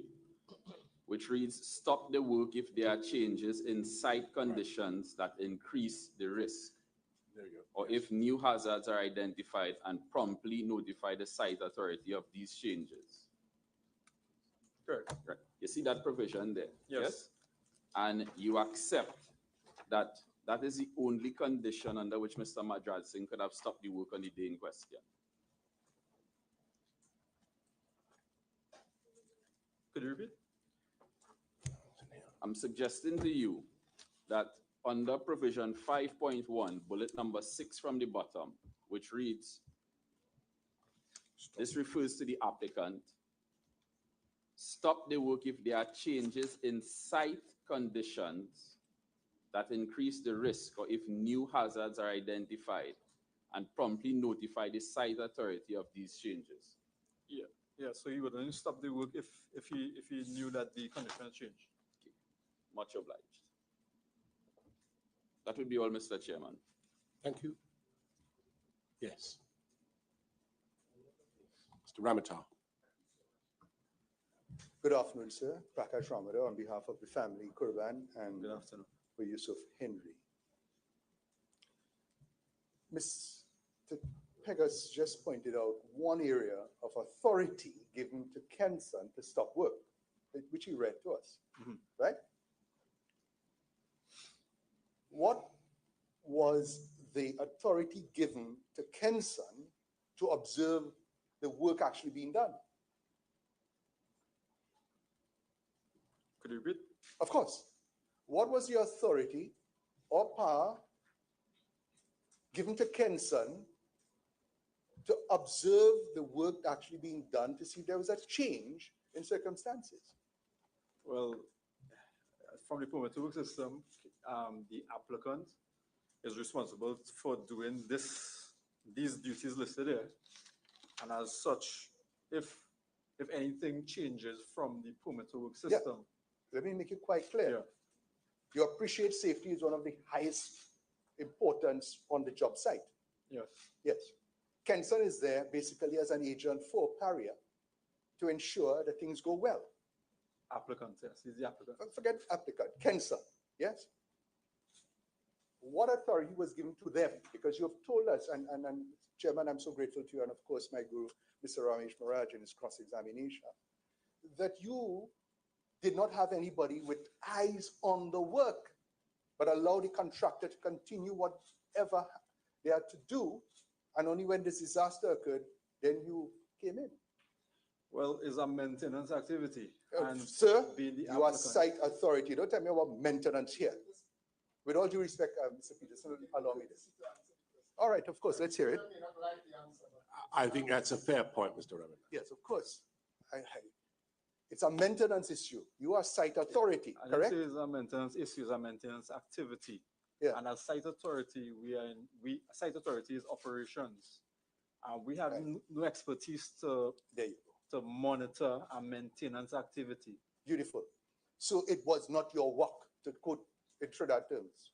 I wouldn't Whose say job that- was it then? that They are different departments. Yeah, whose job, you are the site authority, whose job was it to look on to ensure that nothing went wrong in the procedure that is so stipulated, whether sequential or otherwise?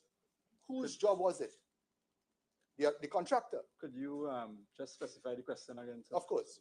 Whose job was it? To Ensure the procedure was properly carried out, whether sequential or not on the work permit.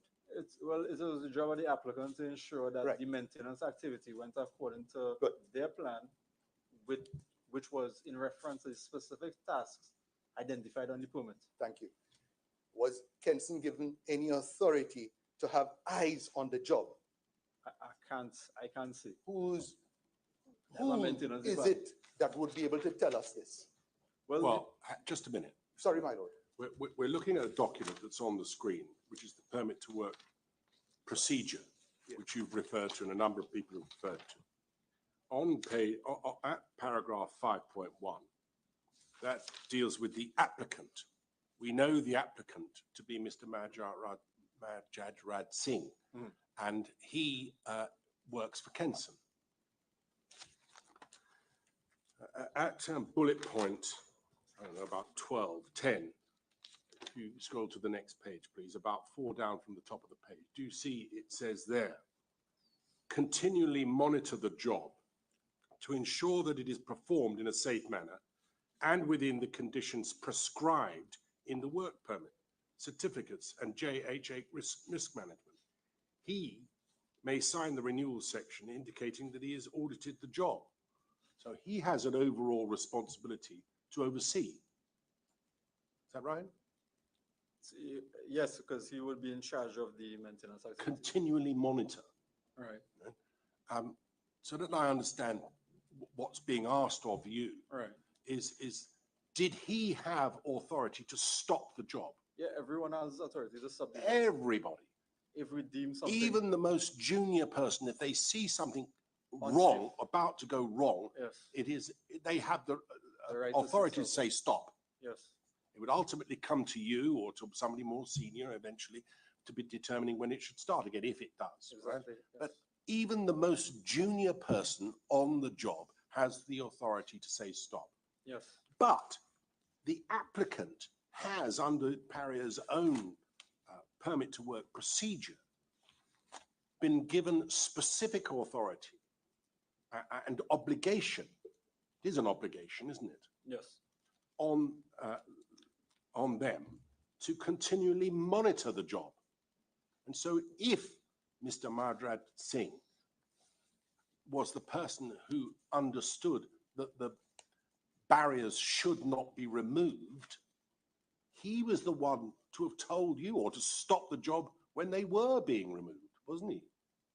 Yes, he would have to. And he would have had to have some responsibility, if not a duty, as I say, to monitor the work, wouldn't he?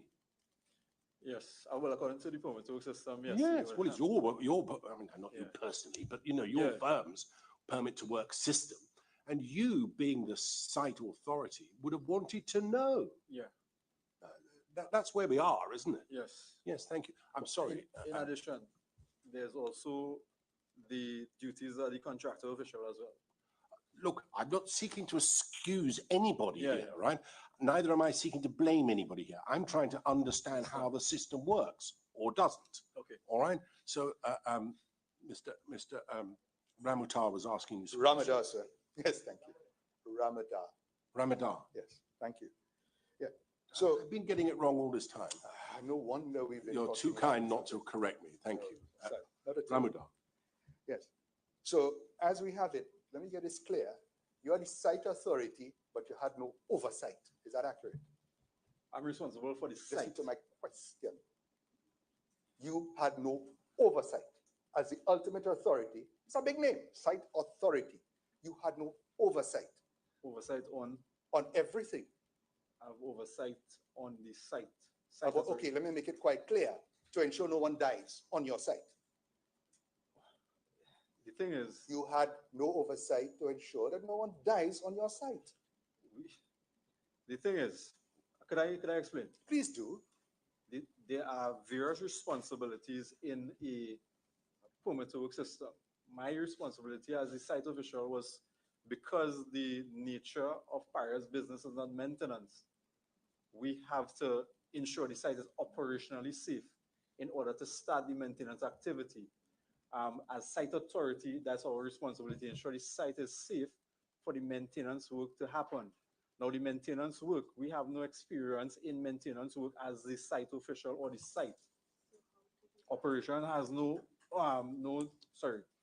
Operation has no experience in a maintenance activity. Right. So we would not be able to supervise a maintenance job. I hear you. I hear you. So we're back to the position, site authority, right, not his work, to quote what we say. I didn't say that. Whose job is it then? Whose job is it to have oversight to ensure these things don't recur? In the maintenance job, it would Forget be about maintenance. I'm not interested in the titles. I'm interested in the responsibilities. Mhm. Who has the responsibility to ensure that these things do not recur? It's a system, it's a control of work. Everyone And the has system failed, you responsibility. agree? Or the system succeeded excellently, to quote Mr. Wade. I can't say, I don't have all the facts. You do not, well, let's see what facts you have. 4 men are now dead. You agree that's a fact? Do you agree that is a fact? It is a fact. You are the site authority. You must have done some introspection, if not more, to ascertain where the systems fail to have allowed that. You agree? Repeat the question. Certainly. You must have done some study, some introspection to ascertain how come a system that you rely upon allowed 4 men to have died. Isn't that correct? Yes or no? Could you rephrase? Chairman? Yes, of course. I have life, I have time, so I will do so. Has there been any analysis, you know the word analysis, Yes. as to how come the system which you clearly rely upon failed to have allowed 4 men to have died? Have you done any such analysis? Yes or no? Myself, no. There would have been other departments. You necessary care to that do men died in your sight? Could the witness be allowed, if my friend is not interested in the answer, a simple process is to withdraw the question or don't put it at all. Yes, again, Yes, of course. My friend and I were best friends so long, and he's my yeah, I senior, know, of you course. might be best friends outside of court, And- not inside, are you? And that is why I will not respond in the way I would normally. But would a Try to witness- restrain your Of course. enthusiasm Yes, a little, please. Thank you. I'm of that age now. You're right. So, sir, you did not, as site authority, consider where the systems failed. Forget about others having to do it. You personally, sir. it. Yes or no? It's not my responsibility to Oh, determine not your if work. the site- Not if your the- work. If the system has failed, the system is a bigger part of things. And you appreciate, like a collective clock. agreement. I beg your pardon. Mr. You have to let him answer the Yeah, Mr. question. Peterson will. You know, if you're going to ask it, you've got to let him answer it. Right, so the system itself is a bigger part. Everyone's had the responsibility to develop the system. Yeah. So I can't singularly analyze to determine the faults in the system. Have you made any effort Effort to analyze? to analyze it. Yeah. Well, the system, as in my position, the system is to be followed as it is. Right. So you know, as we've agreed, the system has failed for men and their families and the country. You agree that?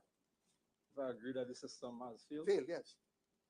I can't say, to be honest. It has succeeded. I don't have all the facts in the system to say or draw a conclusion to something like that. 4 men died. A foundational With fact, regards to the system. right? And I don't want to be repetitive because others may be irritated by it, but I have to get you.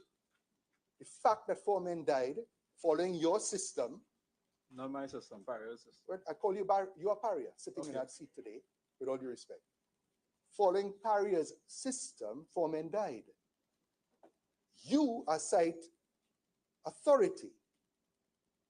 You went through that process in your mind, in your quiet moments, to ascertain where things went wrong, what could be done better to ensure no recurrence. I couldn't do that because it wasn't my experience to do so. Ugh. I am involved in operations and No problem. clearing the It's site. not an entirely fair question, is it? I mean, he is one individual in a very large Of organization. course. It is their responsibility to review the position, all right? I dare say every single person who has been concerned in this case have a personal introspection as to whether they did their job properly or not. And if that's what you're asking him, by all means ask him And that, personally. but thank you. It's probably not going to advance the case very No. much, though, is it? It may not, but it is important to this extent because you appreciate whatever organization there is, as you've indicated, made up of many parts, and the parts have to work together to ensure that the totality works as a whole. You agree with that? Yeah. Yes. Like a clock, it with one little piece doesn't work well. You agree with that? Okay, yes. Yeah. Now you are the site authority. You arrive shortly thereafter this accident, and you are saying that LMCS didn't wish to speak with you? I didn't say that. I said I attempted to talk to them, and Uh-huh. they didn't provide information until further, when they only indicated to me that the divers who was working in chamber went missing. But would it be cooperative? I think that was already asked, but for my refreshment. At the time, no. I was constantly asking. I wasn't getting no feedback. Who specifically were you asking? I listed it in the statement. Yeah, give me the names. That was Kazim, Ali, Uh-huh. Farah, Dexter. Right. Who represented Paria, apart from MCS personnel there? Who represented Paria there? Kenson, you've told us, correct? In maintenance operation, well, Kenson in maintenance, yeah.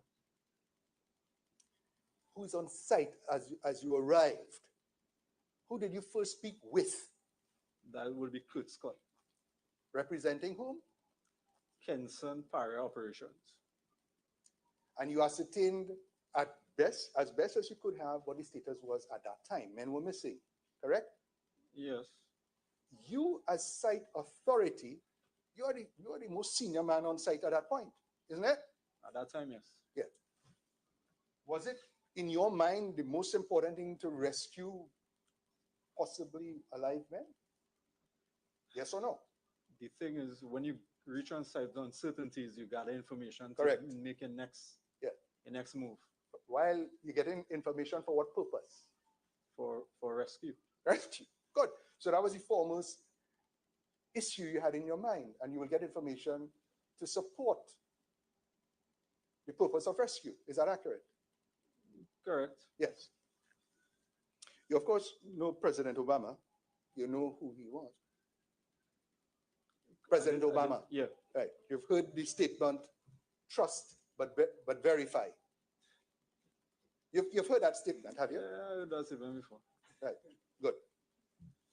Did you trust the information you had at the time when you got there? Could you specify the Well, question? you tell me what information you got when you got there. And whether you trusted it. Speaking to Kenson, your agent.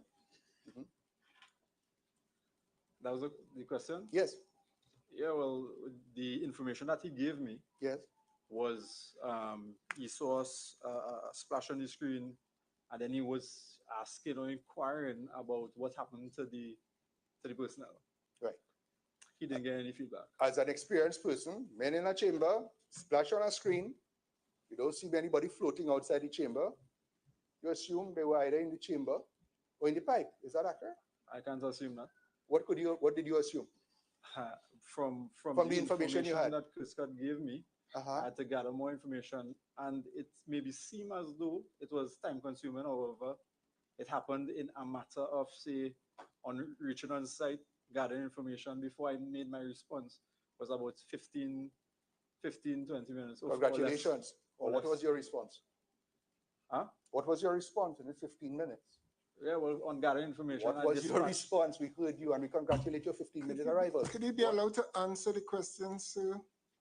And I'm asking him specifically, and he's on a The different problem track. is we're not getting any information from him. We're getting it all from you at the moment. Well, and if you're going to ask him a question, he's got to be able to answer it. Thank you. You know? Well, I know we're all trying to move along quickly, but Yes. Choose your questions a little more carefully and allow him to answer them, please. All right. You've heard the chairman's admonition. Okay, so let's refocus ourselves. I shall, you do, please. You arrive within 15 minutes. You've told us this. Yeah. Yeah. What Approximately. decision did you take to help rescue those men? I tried to gather information from the contractor. Yeah. What decision did you take, seeing that you had failed to obtain the necessary information you thought you required? What decision did you take to further the effort in your mind to rescue? No, as mentioned in my statement. I'm not interested with your leave. Let's deal with you here, live and direct. As I said, as mentioned in my statement, the only information that I obtained was from Kazim Ali that men were missing in the water.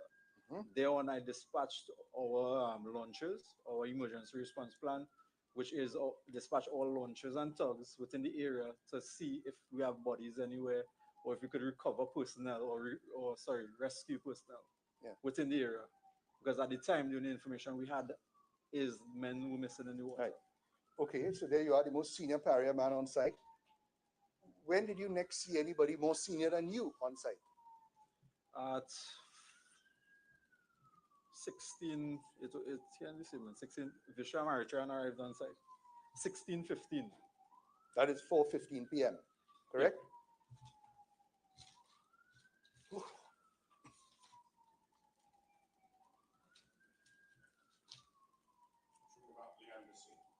No. We're looking at the time, my lord. He was asking. 16:15 being 4:15. Yeah, approximately 16:15. That is the offshore lead at the time. Offshore lead. At the time. You had a conversation with him. Yeah, I transferred all the information I gathered to him. So you hand over to him. I transferred all the information I gathered to him. Right. In other words, it was no longer your responsibility. You have a bigger boss there. Is that it? I didn't say that. I'm asking you. I was still on site assisting in any way that I could. Right. But who then would have had the authority to make decisions? Was it you or in combination with his new bigger boss? Well, at that time, Vishal Haritran would have been in charge and I assisted. Right. At that time, when he arrived, had it come to anyone's attention that they were here knocking in the pipe by that time? No. No. You said you left there around what time? 21:30 around that time. Could we have training time, please, instead of military? That would be 9:30. 9:30. So you were there when, first of all, knocking was heard from the pipe. Do you agree? I was there when someone mentioned that knocking was being heard from Berth No. 5. You doubted that information? No, I didn't doubt. Right. I went across there and verified. And you verified? Mm-hmm. Was any step taken there and then to effect a rescue that men were still alive and therefore precious life was available? Well, that was after Christopher Budram was recovered. Yeah.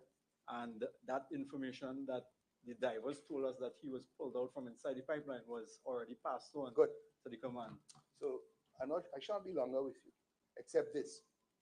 But when Christopher Budram came out, what time was this? At around, I'll have to check back to 17:36.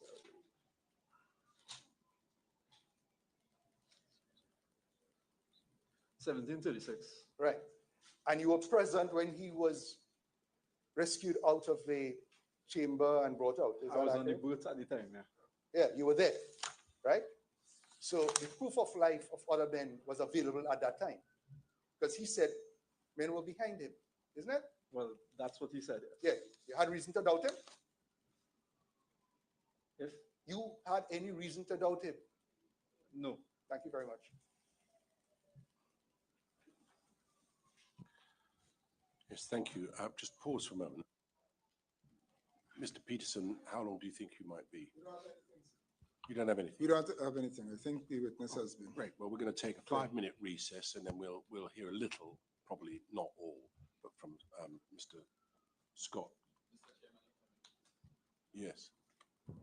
Arising from Mr. Ramada's cross, I just want to clarify one thing from this witness before What is he it? leaves the Ask court. me first. What I want to get from this witness is that there was no way for Mr. Madrad Singh to supervise the removal of this migration barrier and stop the works. What he said in answer to Mr. Ramada is that anybody could have stopped the work if it is they see something going not according to plan with respect to the work permit. Ask him. Yes. Thank you very much. Now, in answer to my friend, Mr. Ramada, you made reference to you, who were a person in operations. You couldn't supervise a maintenance job. Correct. Right. Now, in further answer to him, you indicated that there were specific tasks on a work permit. Yes? Yes. And if it was found that the contractor LMCS was doing something which was not according to plan, anybody could have stopped them. Correct. Right.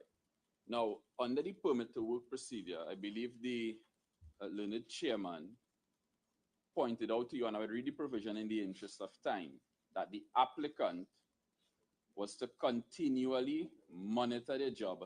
It's on the screen. Right. It's on the screen.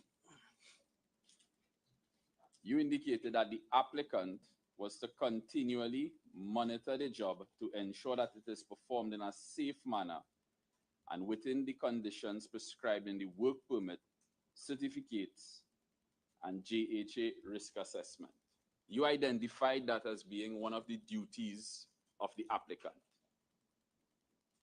Yes, according to the permit to work system, yes. Right. And then you went on to say that the applicant could have stopped the work if he noticed that there was a removal of this migration barrier. Yes? Correct, if you notice. Right. Now, under the system that you all utilized, a lot would have depended, on the contractor supervision in order for the applicant to stop the removal of the migration barrier. Correct, because the contractor was trained in the permit to work system. Right. As you understand it, the contractor official provided full-time supervision. Yes? That's how I understand. And the only way Mr. Madrad Singh could know that there was going to be a removal of the migration barrier is if the contractor official notified him. Correct. Much obliged.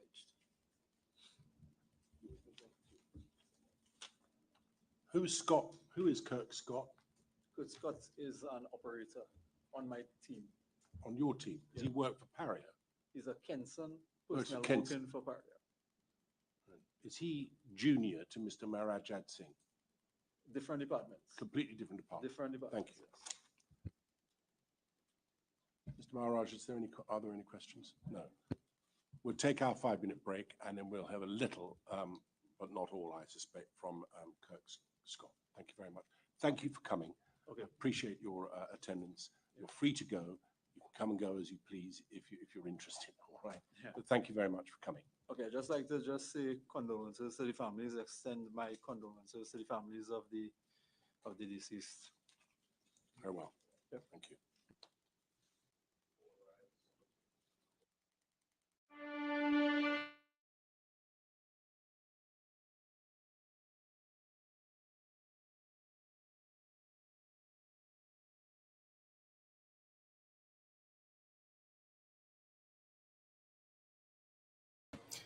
All right, so we are going on a 5-minute break.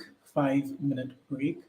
So this we should restart around 6 minutes past the hour. 6 minutes past the hour. So do stick around.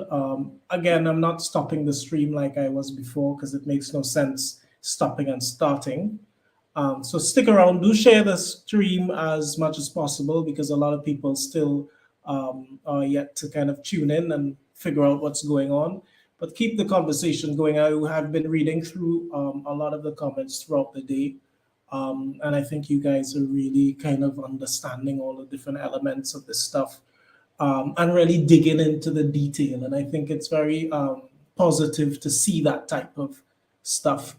So take a little break, a 5-minute break, and we shall indeed return to this. Okay. So we'll talk.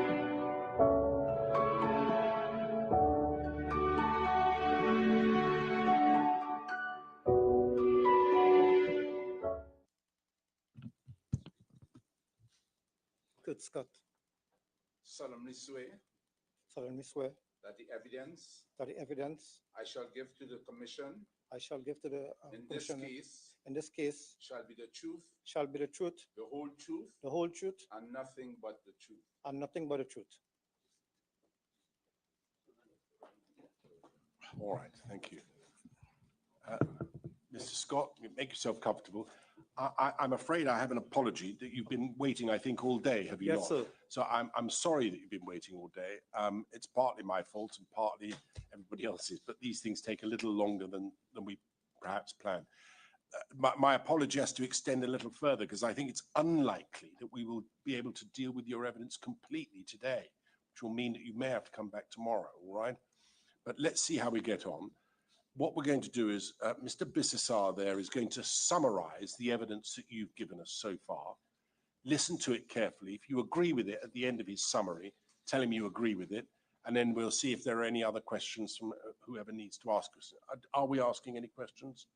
Yes, there will be some questions from Mr. Maharaj, all right? And then the other lawyers, some of them may want to ask you questions as well. All right? Yes, sir. All right, thank you very much. Thank you, Chairman. Chairman, Mr. Kurt Scott declined the invitation to be interviewed by the Commission. And in fact, a witness summons was issued by the Commission to compel his attendance. And on the 2nd of December, 2022, Mr. Scott provided a witness statement. It's an 11-paragraph witness statement, so rather than summarize, I will simply read it. It's fairly short. So when did you say it was again? The 2nd of December. And it's at, forgive me, it's at 3029 of the supplemental witness bundle. And it's on the screen. My name is Kurt Scott. I have been an offshore operator at Paria Fuel Trading Company Limited since December 2018. I've been an offshore operator for the past 18 years. On the 25th of February 2022, I reported for duty at Paria at 600 hours. I recall arriving on berth 6 at about 8:20 hours. My role on the berth was to monitor the work area for any signs of pollution, mainly oil pollution, to be on the lookout for any incoming vessels, and ensure no work other than the operation within the defined area of number 36 Sealine Riser was performed. While performing my duties at about 14:45 hours, I noticed a splash on the monitor, which was showing the ongoing work activity inside the hyperbaric chamber. After this flash that appeared on the screen went blank, and I could no longer see anything on the screen. Upon making this observation, I immediately alerted LMCS's dive supervisor, Andrew Farah. I also alerted LMCS's safety personnel, who was located on the nearby barge Adventurer 1, informing him of my observation. I recall saying to him that something appears to be wrong inside the chamber. Upon alerting them, I noticed that they did not make any immediate checks. I recall raising my voice, demanding of them that checks within the area and inside the chamber be made. I also demanded that they initiate their emergency backup plan, as I figured something was wrong. I recall telling them to try and communicate with the personnel in the chamber via radio or by knocking on the chamber. I also contacted the offshore terminal supervisor, Jonathan Ramdan, at approximately 14:50 hours and informed him that his immediate presence is required at berth 6, as I was not getting any feedback from the contractor with further information from the checks demanded. At approximately 15:05 hours, I observed the dive supervisor was suited up with diving equipment and was told by personnel on the barge that he was going to check inside the chamber. Shortly after, about 5 minutes, the dive supervisor returned to the barge. I immediately demanded feedback from the LMCS personnel on the barge. However, no feedback is given. I continued to question the LMCS personnel on the barge, and I finally received feedback. One of the LMCS's workers told me that the chamber was empty and that LMCS divers who were in the chamber were all missing. I recall asking, what is the next step? Because the divers could not be accounted for. I did not get an answer to this question.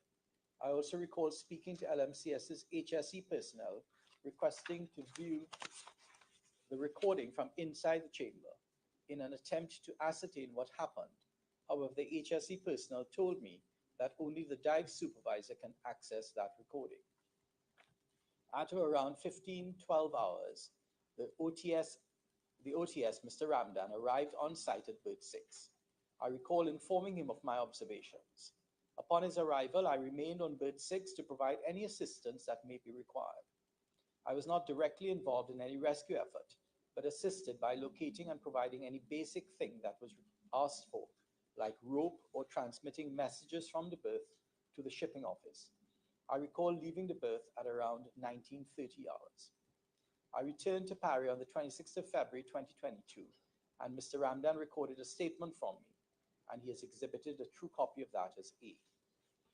Finally, I also answered questions asked of me in an interview with the Occupational Safety and Health Agency. A copy of those notes, which was provided by the Commission, is attached and marked B. Thank you, Chair. Yes, thank you, Mr. Mirage.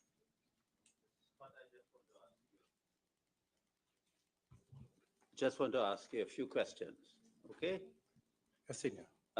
You report for duties at Paria, Yes, and you perform your duties at Paria, yes, and you are instructed by Paria officials what work to do, yes, and they also instruct you how to do the work, yes, and you have office facilities at Paria in order to perform your duties. You have an office, so you are there at the facilities. What time you work? From what time to what time you work at Paria? shift. Shift. Yes, How many hours? 12 hours. 12 hours shift. And during those 12 hours, you're at Paria's premises. Yes, So on this, but they say you're a Kenson employee. Who you're paid by? by Kenson. So you're paid by Kenson, but working at Paria. Yes, Kenson is a contracting company. yes. What is your experience? You have any experience as an off? How long you're doing this job? Well, in Paria, in a branch over from Petrotrin into Paria. From Petrotrin into Paria on the port. I start in 1998 as a PMan, then the operator, and in 2014, 2012 there, after the act as dock supervisor, and on the closure of Petrotrin, I had 4 years. I'm in the position of a dock supervisor. Okay, on the 25th of February 2022, you were performing the duties as what at Paria? As a jetty, as an offshore operator. Offshore operator. Yes. What those duties involved? Those duties as an offshore operator consist of taking mooring lines, standing by vessels to whether they're loading or discharging cargoes, and manning the boat facilities. Okay. But on that date, you were looking at, is it a video screen when you saw the splash? Yes, sir. And you had a view of the chamber where the work was being done? Yes, sir. And for how long were you looking at the video screen at the chamber on that date? In between, when I was making my checks, I will take because it was first time I was experiencing seeing the operation in the chamber. First time. Wait, the first time you were First time in the 24 years service in the port. First time I was seeing that operation. So were you monitoring the works that were being done in the chamber that day? No, sir. No. Was anybody with you monitoring the works? No, sir. Do you know whether anybody was monitoring the works on behalf of Paria that day? I cannot say. You can't say. But from where you were in Yes. relation to the chamber, you were topside, obviously. Yes. And where you were in an office? No, I was roaming, making my checks on the boat.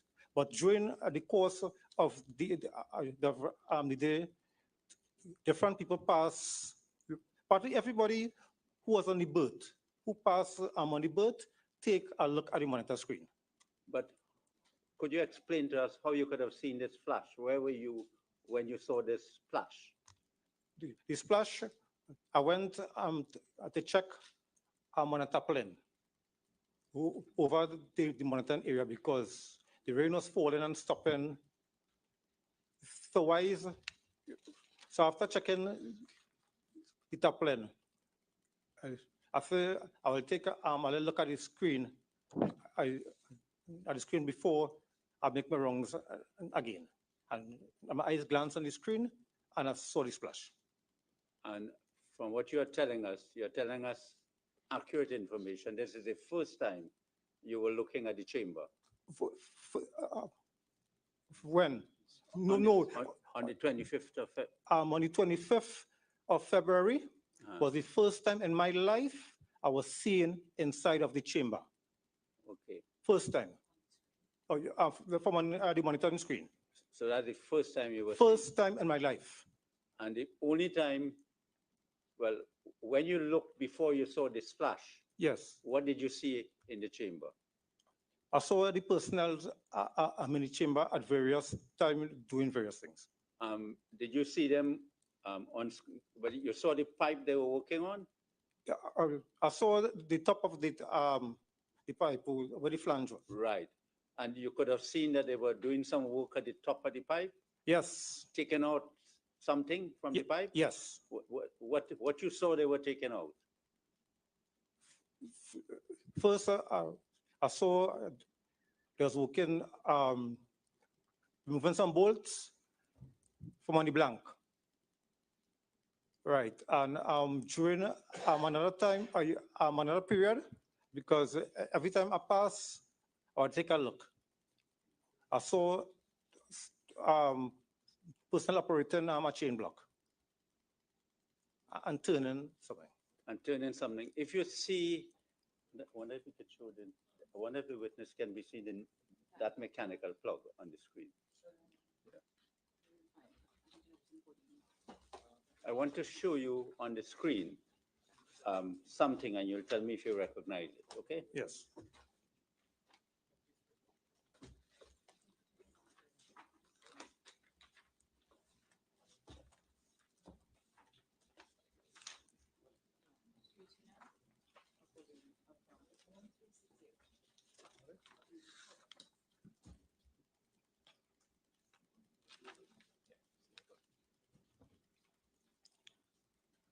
Was it something like that you saw them working on? Yes, something like that I saw after the top of the pipe. I'm sorry? Something resembling that I saw. So, and for how long you saw them working on that? Whenever you saw it, for how long you saw them? 5 minutes, 10 minutes, 20 minutes, how long? I can't recall the exact period. No, I think it could be about I was in the area for about 5 minutes. About 5 minutes? Yes. And you saw it one time for 5 minutes, or you saw it before? No, the only time I saw it was when it was out of the pipe and resting on the flange. On the flange? Yes. So you saw it out of the pipe, but did you see them working on it too? Moving it out? I didn't know what they was working on. Okay. But could you see what was in the pipe when they were working? No, sir. No. But how long, but from the time you saw them working on the pipe to the time you saw them this out of the pipe in the chamber, how much time, about how much time passed? I know you're not exact. Tell me about how much time. Well, why there's operating the chain block and turning, I would have left the area and returned because I didn't know what it is they was doing. Right. Yeah, And then when you come back, you saw it out, or? yes, sir. And how long was that from the time you saw it first and you come back? About how long? Roughly about, could be about 5 minutes. About 5 5 to 10 minutes. Okay. Right. One, I want to ask you Yes. something. Do you know whether anybody from Paria, anybody who was working with Paria was monitoring that job, what was being done in the chamber? In between, during the course of the operation, I saw various people come by the screen there, but I cannot identify who is who because I was not focused on that area. Okay, but where is the screen? Where is the screen that you're talking about? Where was the screen? The screen was on a table on a top side? Yes, sir. But in an office? No. Where? On the walkway, not too far from the riser. On the walkway, Yes, not too far from the riser. The area where you tour? So it's on the boat then? Yes. On boat number 6? Yes, sir. On the walkway? Yes. And so people could walk and they could pass and they could see what's happening? Yes, it was inside of the walkway. So once you come on the boat, you could take a look. Okay. Right. I want to ask you one more question. Yes, sir. You were not given any instructions by Paria that day to monitor the work which was going on in that chamber? No, sir. No. Much better. No further questions. I should ask. Yes, sir. I'm sorry, Mr. Chairman. Do you know whether anybody from LMCS, do you know the company LMCS? Yes, sir. Do you know whether anyone from LMCS was monitoring that work that day? The majority of the time, I thought the dive supervisor monitoring. By the camera or? Yeah, by the screen. By the screen. You know the name of that person? Andrew. Andrew. Yeah. Andrew. You know anybody else you know from LMCS? By name? Yeah. Who was there? Yeah. No, sir. No. Do you know anybody named from Paria who was there looking at the screen? Do you know anybody? If you don't know, you don't know. No, only about, I'm in between, I believe I saw the maintenance technician, Houston, and some other individuals, but I'm not too familiar with the maintenance personnel. Houston Majad Singh? Yes. Okay. I'm much obliged. Thank you very much. Thanks, Mr. Chairman.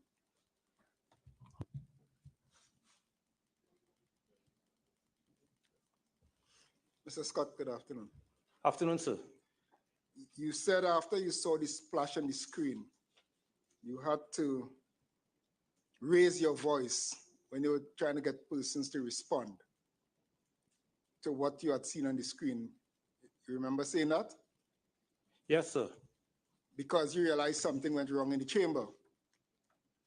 Yes, sir. Who did you have to raise your voice and tell them to initiate emergency backup plan? Who were you referring to? First, I notify the diver supervisor and the... Is that the Andrew you spoke about? Yes, sir. Yeah. And the question with the emergency backup plan would have been the HSC personnel, the safety personnel who was located on the badge. That was an LMCS person? Yes, sir. How many times you had to raise your voice to get their attention and for them to respond? Well, I can't recall exactly how many times. But it's more than once. Basically, roughly. All right. Thank you, Mr. Chairman. That's all. Anyone else? Mrs. Scott, good afternoon. Afternoon, ma'am. Kamini Prasad from LMCS, representing LMCS.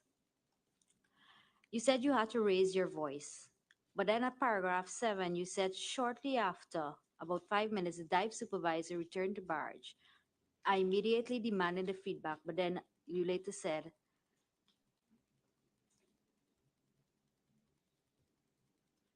well, you don't later say it. Did you observe him taking a walk around the area and looking back from where he was? First of all, was Mr. Andrew Farah standing or sitting? He was walking towards the monitor. All right. And then you observe him walking around the area, looking into the water around the monitor where the monitor was situated? I did not observe that. Did you observe him speaking or shouting to anyone across the barge, to the barge? I can't recall right now. Did you observe or heard anyone from the barge speak to Mr. Farah? Not from where I was. Did you observe Mr. Farah go into the water, put on his gear and go into the water? Yes. Yeah. And how long would that have been after the splash was observed? That could have been approximately about 15 to 20 minutes after. 15 to 20 minutes after. Approximately. All right. Thank you. That's all.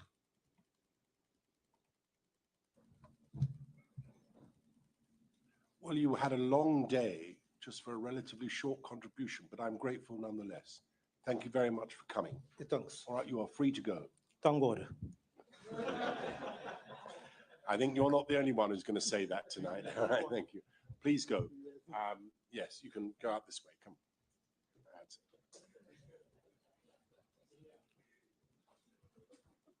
All right. Well, happily, we've managed to at least conclude at a reasonable hour. So we will stop today and we will start. I think we'll stick with 9:30 tomorrow morning. I see you shake your head. I know my colleagues blaming me for this, but I will. That's not the only burden. I think your shoulders are broad enough. That's not the only burden I've been asked to carry. So.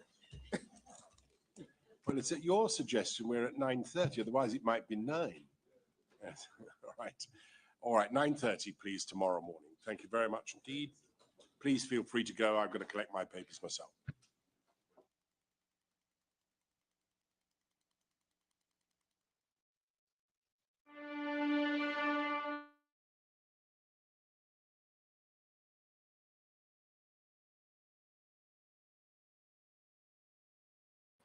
Well, there it is. That is the end of the Commission of Inquiry for today. We've now satisfactorily ended with, for the first time actually, all of the witnesses scheduled for the day being cross-examined. I guess Mr. Kirk-Scott didn't really have much information to provide, and so the lawyers didn't really feel the need to keep him there for any longer, right? It was quite clear that he was nervous. And so, yeah, for those of you asking if I'm coming on tomorrow, I will have to see, but I hope to be. I may not necessarily be able to cover the entire day, but I shall definitely strive to do as best as I can. But yeah, I think I'm just going to ask a question. What did you guys think of the day's proceedings? Those of you who managed to look at all of the witnesses, what was your takeaway from it? I don't really have much to say about Kirk-Scott's contribution, to be quite honest with you. I think he gave what he could, and as to whether, you know, he's competent or not, I don't necessarily think that we got enough information to make that determination. So I mean, I can't say. He didn't really strike me as being somebody who's too sure of his stuff, but then perhaps that might be attributed to the fact that he was exceptionally nervous, right? And so I'm not really going to sort of give too much of an opinion on Kirk Scott. However, in terms of Jonathan, now I think that Jonathan was grilled to the high heavens, and I don't necessarily think that he was able to demonstrate his competence. Yeah, like somebody said, today was a successful, but they felt that Jonathan came across as not truthful. This individual says, you can see the nervousness in this man fumbling to speak up in his last response, but thank God sealed it. Yes, that's true. And you know, you could see that he was relieved. Joe says, in all I've seen so far, the risk assessment was the greatest failure. If it did not capture delta P, then they were incapable of planning for it. That's a very good point. Shelly Ann says, I can't believe these so educated people are so dumb. Precious says, Kirk Scott may or may not be competent, but was he qualified and the best man to be on the job out there? I really don't know. Well, you see, we haven't, I mean, usually when the Commission of Inquiry has time and they, you know, ask people to submit their evidence and so on, that usually comes with their qualifications and so on. But because Kirk Scott had refused to participate in the Commission of Inquiry, the Commission of Inquiry was then forced to issue a summons.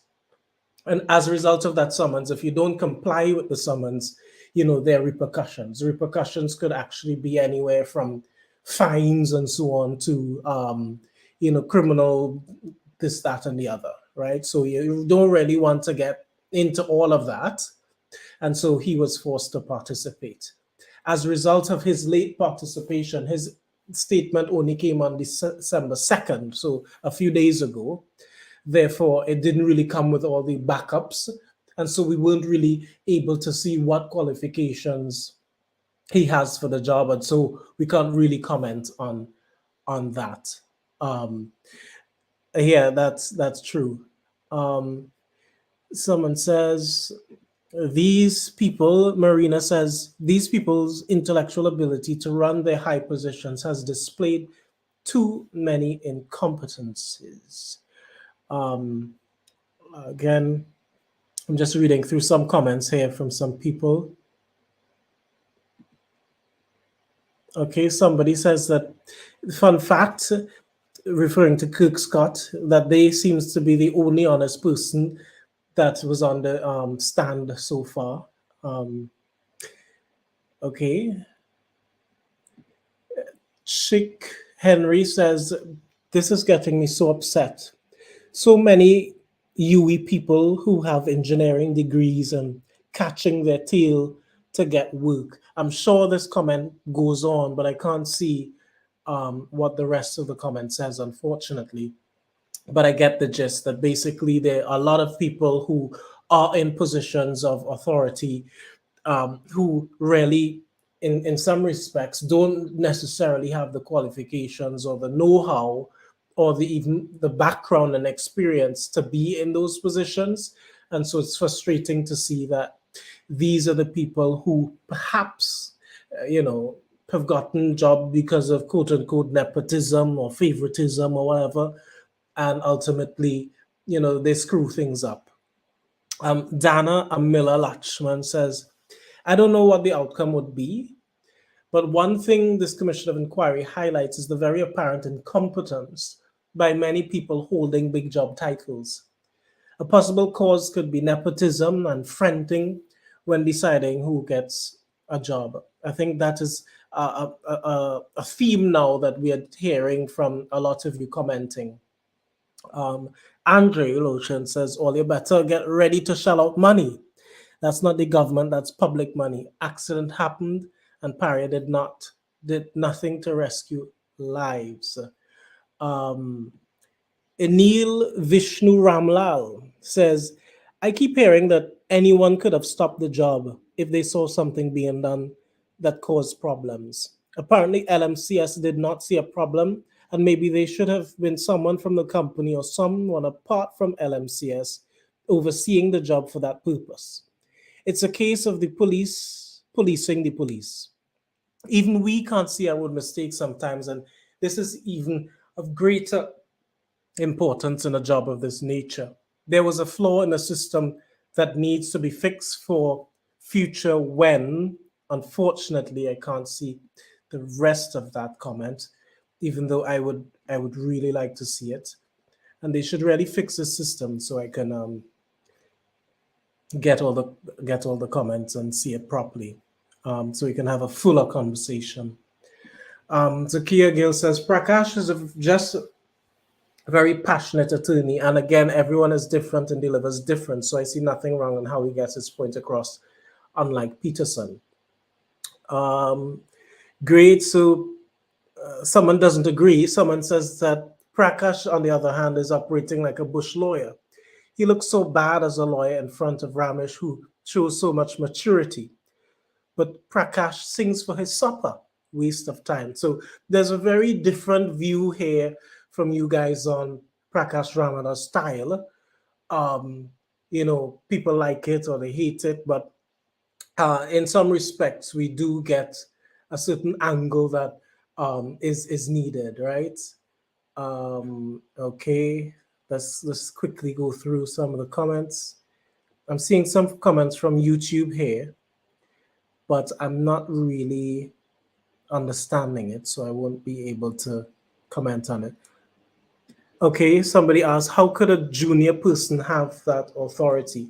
This is in reference to Jonathan indicating that any person with any job title at Paria could have stopped the work, right? And that caused a little bit of confusion in the commission because people are saying, well, how could that be the case?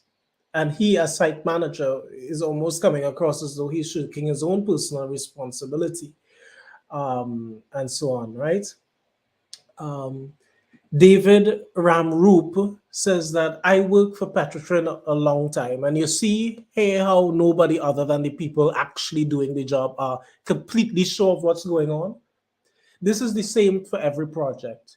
You are your own worker and supervisor safety man. The only difference is we had highly skilled workers doing the job, not half-paid contractors trying to skim on every project. I don't know if other people have worked for Petrotrin or state oil companies and so on, who can probably lend credence to that. But this is a very, very instructive comment. If Darwin has actually worked at Petrotrin, it's stark and scary at the same time, right? Okay, let's just see some other comments.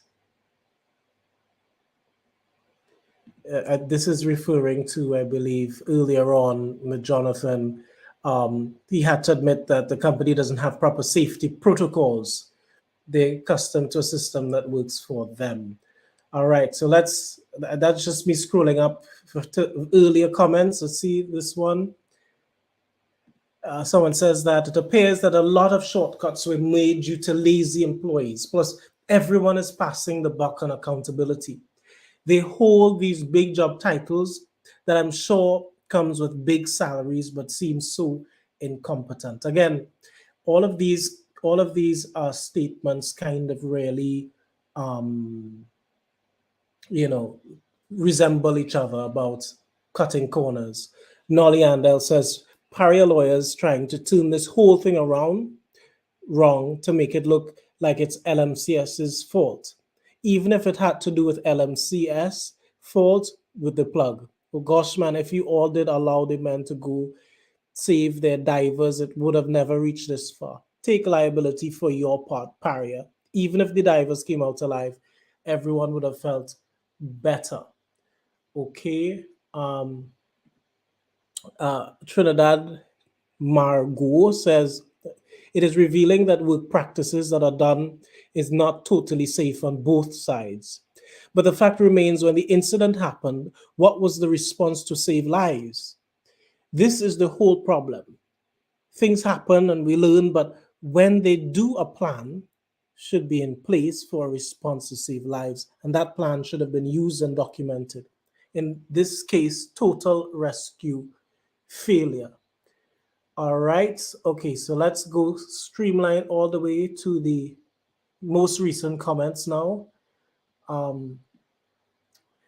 Sherry Sanya says, so many people are involved in the job and have no answers to the questions asked. So many getting paid to do a job that apparently have no idea about the job. Right, hold on. Natisha says, what hurts is that each of the Paria officials act as though they are not an individual with conscience. Yes, protocol is important, but there comes a time when that instinct to save lives must kick in. That's a very good point. Teresa says, Mr. Scott, on my take, he was so nervous that he didn't want to screw up the questioning. So most time he was fumbling. Okay, so, excuse me. So, I mean, I think we've had a lot of coverage and a lot to say. Of course, keep the conversation going. But at some point, we got to come to an end, right? We've been streaming nonstop for 6 hours and 30 seconds exactly. So thank you for watching throughout the day. People are expressing that they're feeling sorry for Mr. Scott. In some respects, he was waiting for all day. So at the end, he must have been really, really nervous. But thank you for watching throughout the day. It's been a pleasure having you guys, tune in and comment throughout the last 6 hours and stuff. I decided not to stop and start the stream and to just have one straight stream. So if you want to watch things over, please feel free when this is ended to skip through the various different sections of the stream to get to the most relevant parts that you would like. Of course, you can't really, you may not want to sit there and for 6 hours again to watch over things, right? So it's your prerogative. Do what you like. The material is there. Thanks for watching again. And I may come back tomorrow to, stream the proceedings again soon. That have to ensure that I actually have the time to do so, but I will strive to ensure that the public gets access to this information, because I did note today that TTT or Facebook and so on was having a great difficulty in streaming the stuff to the public, because they were stopping and starting every 4 minutes, it seemed like. And I didn't want to do that. I wanted a straight coverage of this Commission of Inquiry. I'll just cut out the sections for where there are adverts, but I think you guys deserve no less to be able to understand what's really taking place, right? So, all the best. Thanks for watching. And yeah, tune in and keep the conversation going, because these divers deserve nothing but justice, because their lives do matter. And we're here, all of us are here caring about justice and getting to the facts at hand. So have a good evening. All the best. God bless. Take care. Bye.